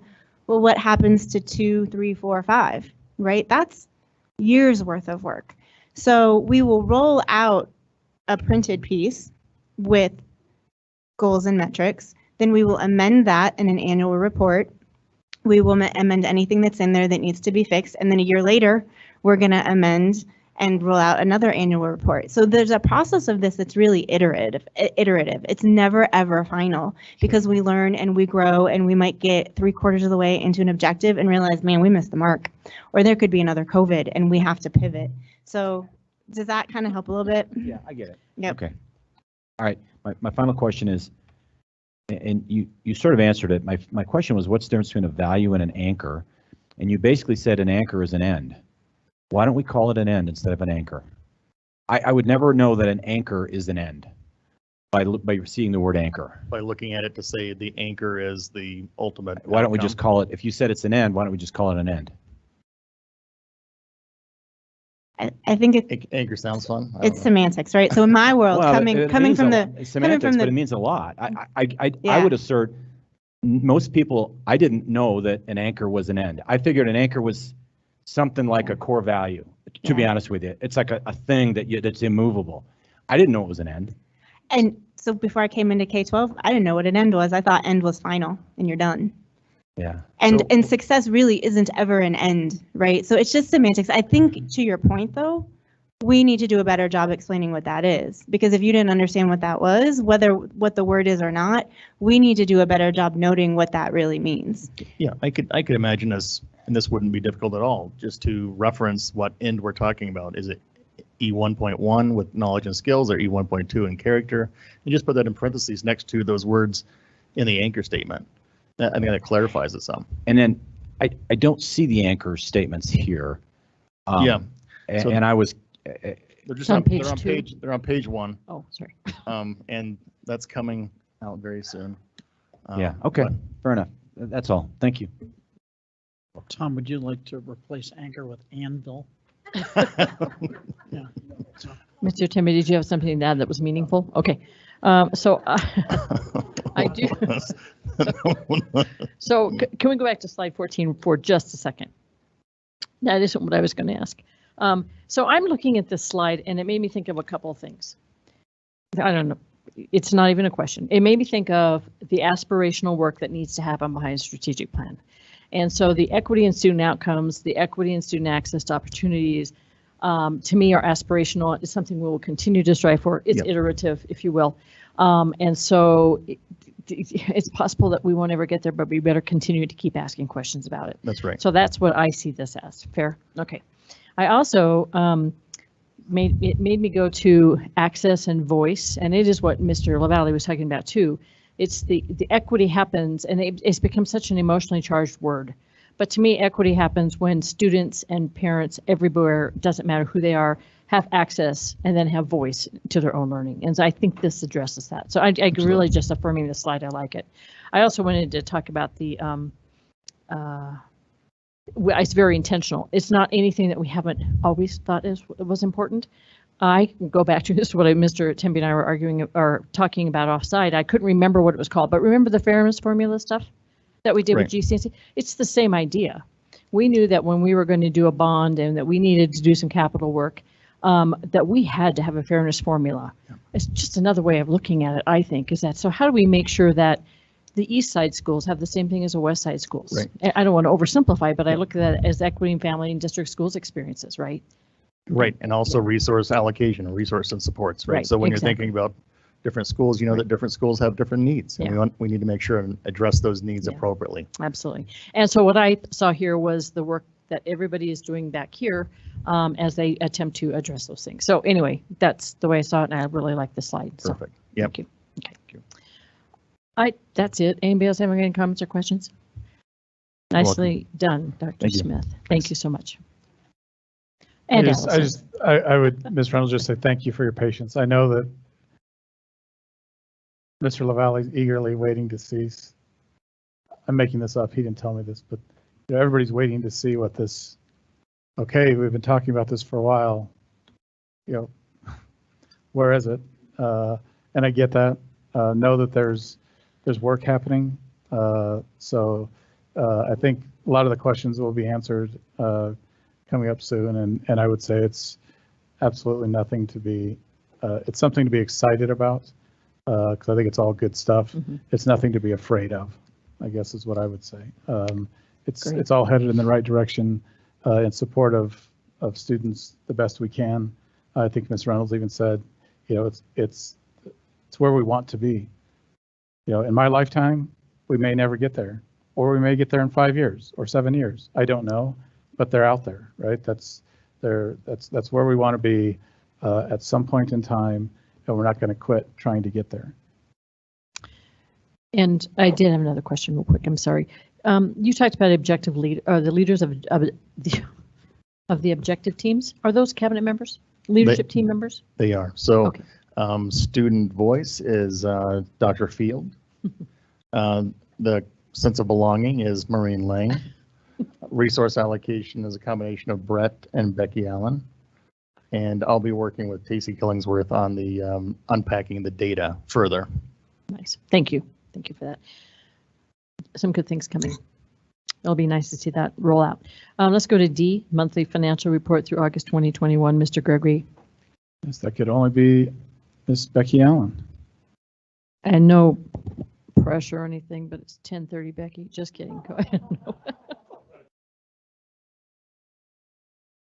You don't want me to start with like the War and Peace version of it? You can do whatever you need to do, and we'll be here Okay. for you.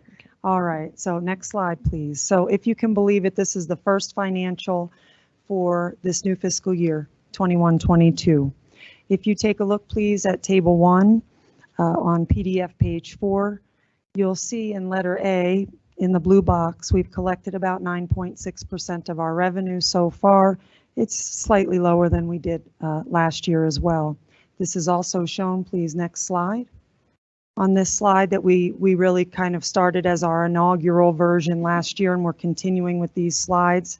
And it shows this relationship with the change in revenue amount. And it's detailed at the bottom of that slide what comprises that difference. Next slide, please. If you take a look, please, at letter B in blue, expenditures are at about 16.4%, which is a little bit higher than what we had last year. Next slide, please.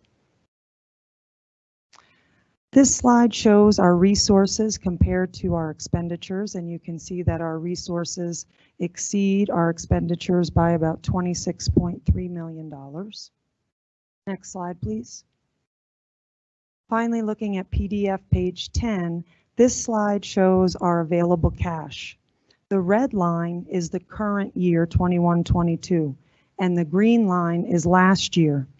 As you can see, the available cash this year at the end of August is lower than this time last year by about $1.7 million.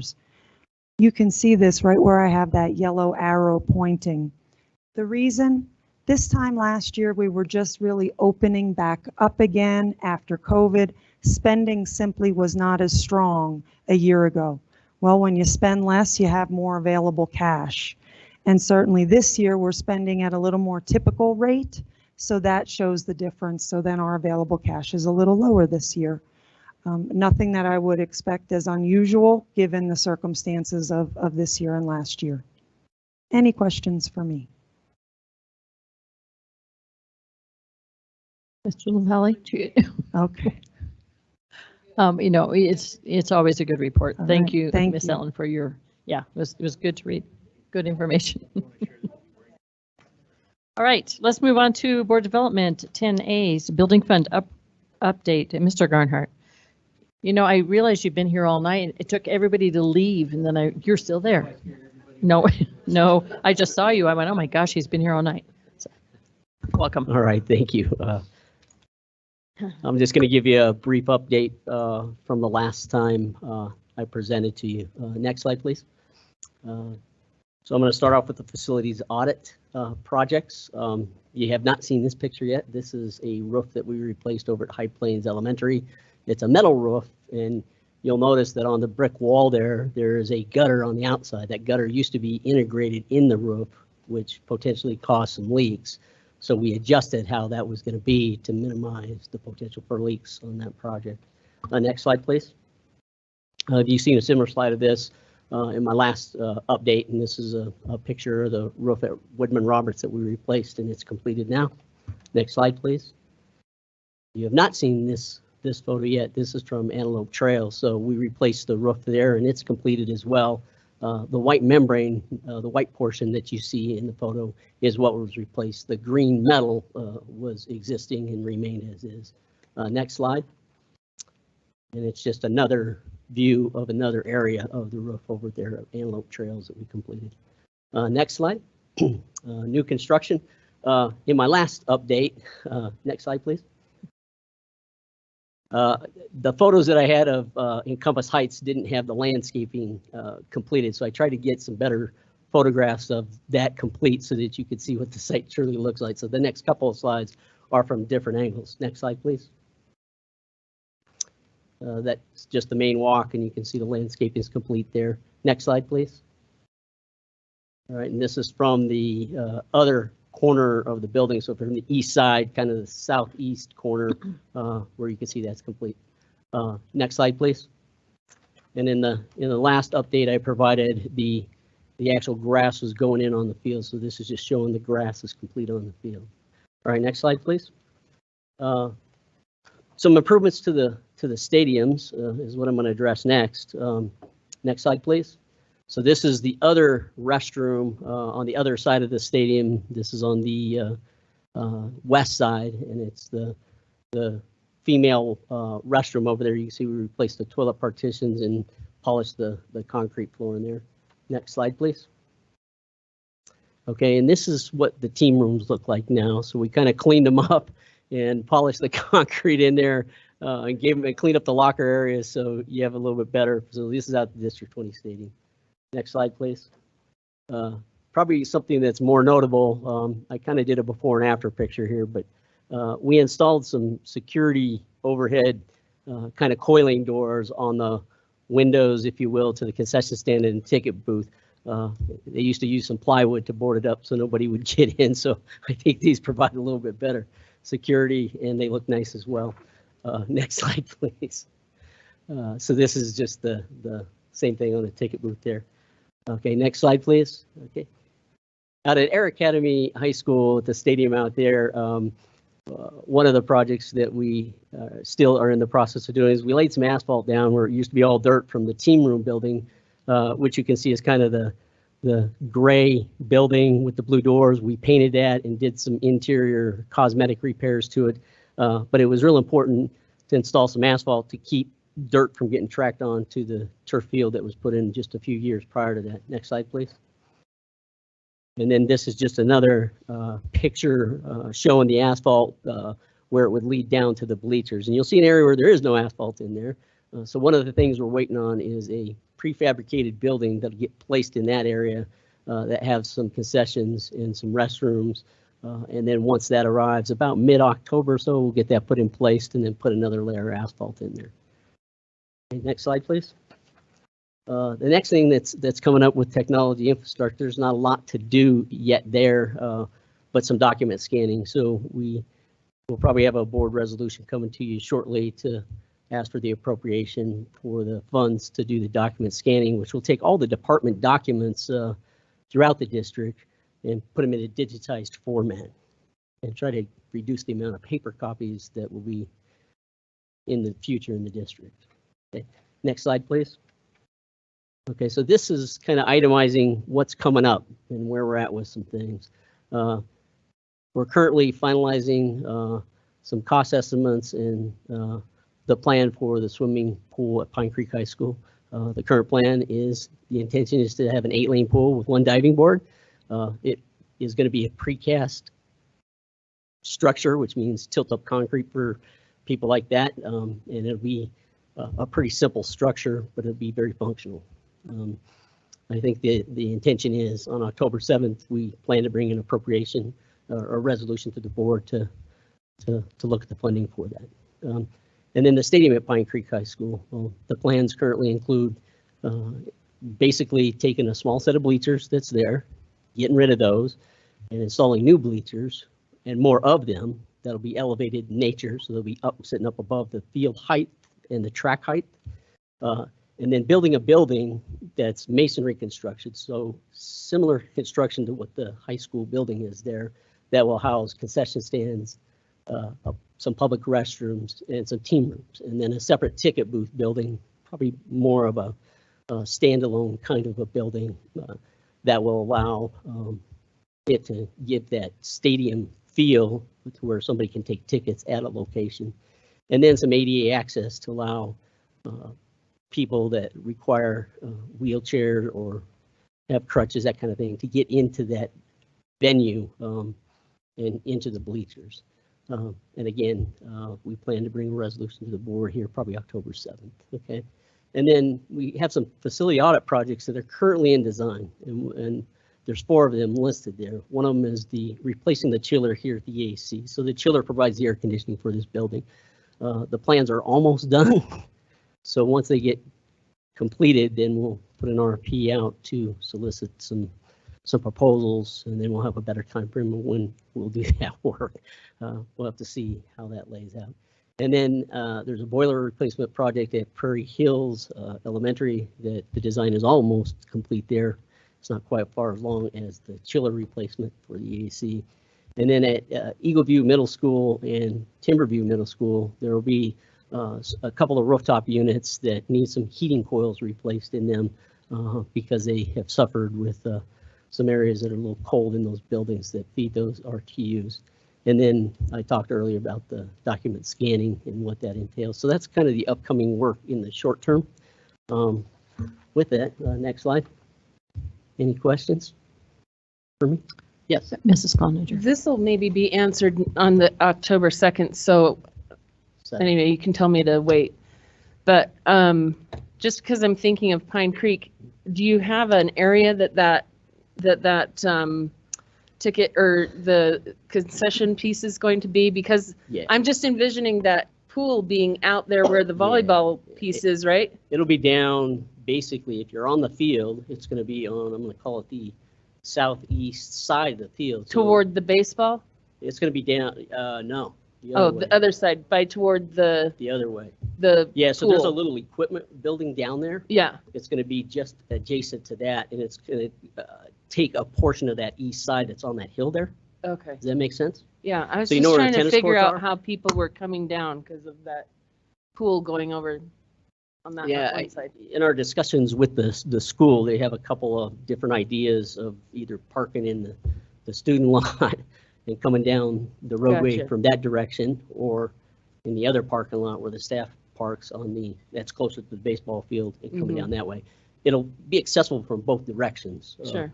To get into that area, but I think the idea or the intent behind what we plan to put in place there is to handle the sports that maybe don't have as many spectators, such as soccer and lacrosse and field hockey. It'll be a little bit more challenging to hold, say, a varsity football game there, but it should be able to pull some relief off of activities and events that would be typically occurring at the District 20 Stadium. Thank you. Okay. Mr. Lundberg. On the document scanning, we must have a lot of document scanning right now because we do all student records and everything like that. What else do we need? Well, earlier in the program, in the bond program, we did scan the majority of the student records. So this is going to take department records like documents that finance has, and documents that facilities has, and documents that procurement had that are all just housed in file cabinets right now. So there will be more documents of that nature than there probably are student records. Is that probably fair? That is correct. And actually, we're starting with the Board of Education files. But I mean, do we need additional scanning machines? No, this will be done by a Oh, company that has better tools to take the paper documents and put them in the correct formats that will allow So we're going to farm better it out? searching capabilities and that kind of stuff. What's that? We're going to farm it out? Yeah, yeah. Okay, It'll be to a company that has better, the equipment that can do it on a larger scale. Just Yeah.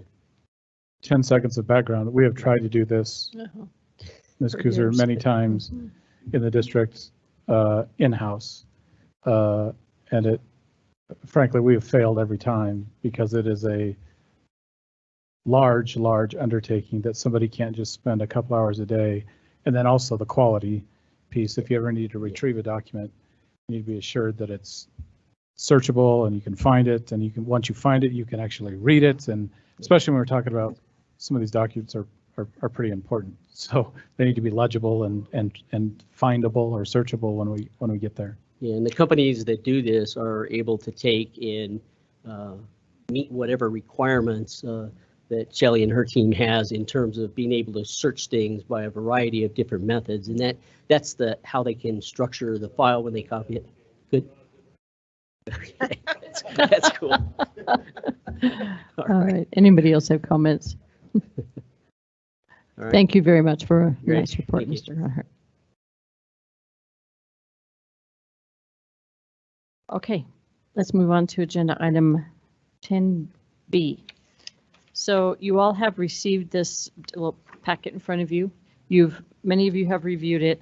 Really, I've gotten from you all feedback that it looks fine for our plan. The only question I have that remains a concern for me is the date that we will do this student linkage. Neither the 10th nor the 22nd, I believe that was our first choice. The 8th, what did I say? Second, I'm sorry. Yeah, okay, the 8th and the 22nd will not work for all board members. So we either need to move to a third date or we have to accept the fact that one board member may not be present. Yeah, I'm not using names right now, Mr. LaValle. So that's my question for you. Here's the deal. If we want to be, well, in any case, the students will, on the 8th, the students will not miss school. On the 22nd, they will. We can always go to November. There's no requirement that we have to do it in October. So we could look for another date in November. And if you say, let's do that, I'll work with Tina to pick a few. But tell me what you are thinking. You good with going to November 2 if needed? Yeah. Okay. I'd like to optimize board attendance. Okay. So that's November. Okay. Yeah. Okay. Mr. Lundberg? Yes, Mr. LaValle? November would be okay too. And so it would, and do we all agree that we kind of like the board meeting dates? The morning of board meeting dates. So Ms. Metzen, would you just send out invitations to the board on those 2 board meeting dates in November? Okay. You know what they are.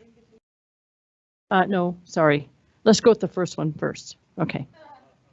We'll go with the first one first. All right. So if you have any other comments or questions about this, please send them to me. I'm not going to spend time tonight going through this in detail, but it looks like we're in a pretty good place with it. So any questions or comments about that? You guys are packing up. So I would like to go to the debrief, but before I do, I would like to invite 5 people to come up and grab a card from Ms. Metzen. The first is Matt Correa, but he's not here tonight, which is good because today's his birthday and that would have been really a long night. So happy birthday, Matt. David is here tonight. David Rogers. His birthday is on the 22nd of September. And so happy birthday, David. Thank you for being there. You know, it takes a whole team to make this thing happen with all our technology. So thank you and happy birthday. And the same is true for Andy Schmidt, who is here, and his birthday is on the 24th of September. So happy birthday, Andy. And this may seem far out, but we have 3 weeks before our next board meeting. No, that upsets everybody, but Allison Cortez, October 1st. Happy birthday, Allison. Thank you. And Maureen Lang, October 3rd. Happy birthday. It's a big one. Yeah. Well, yeah, and the good news is all those birthdays do not fall on a board meeting day. Okay. All right. Any other comments, questions? Was our business this evening focused on activities that promote and honor our mission statement, our belief statements, and our global end statement that reminds us that all students will have the knowledge, skills, and character necessary for successful transition to the next level and upon graduation will be fully prepared for success? I'm getting nods. This meeting is adjourned.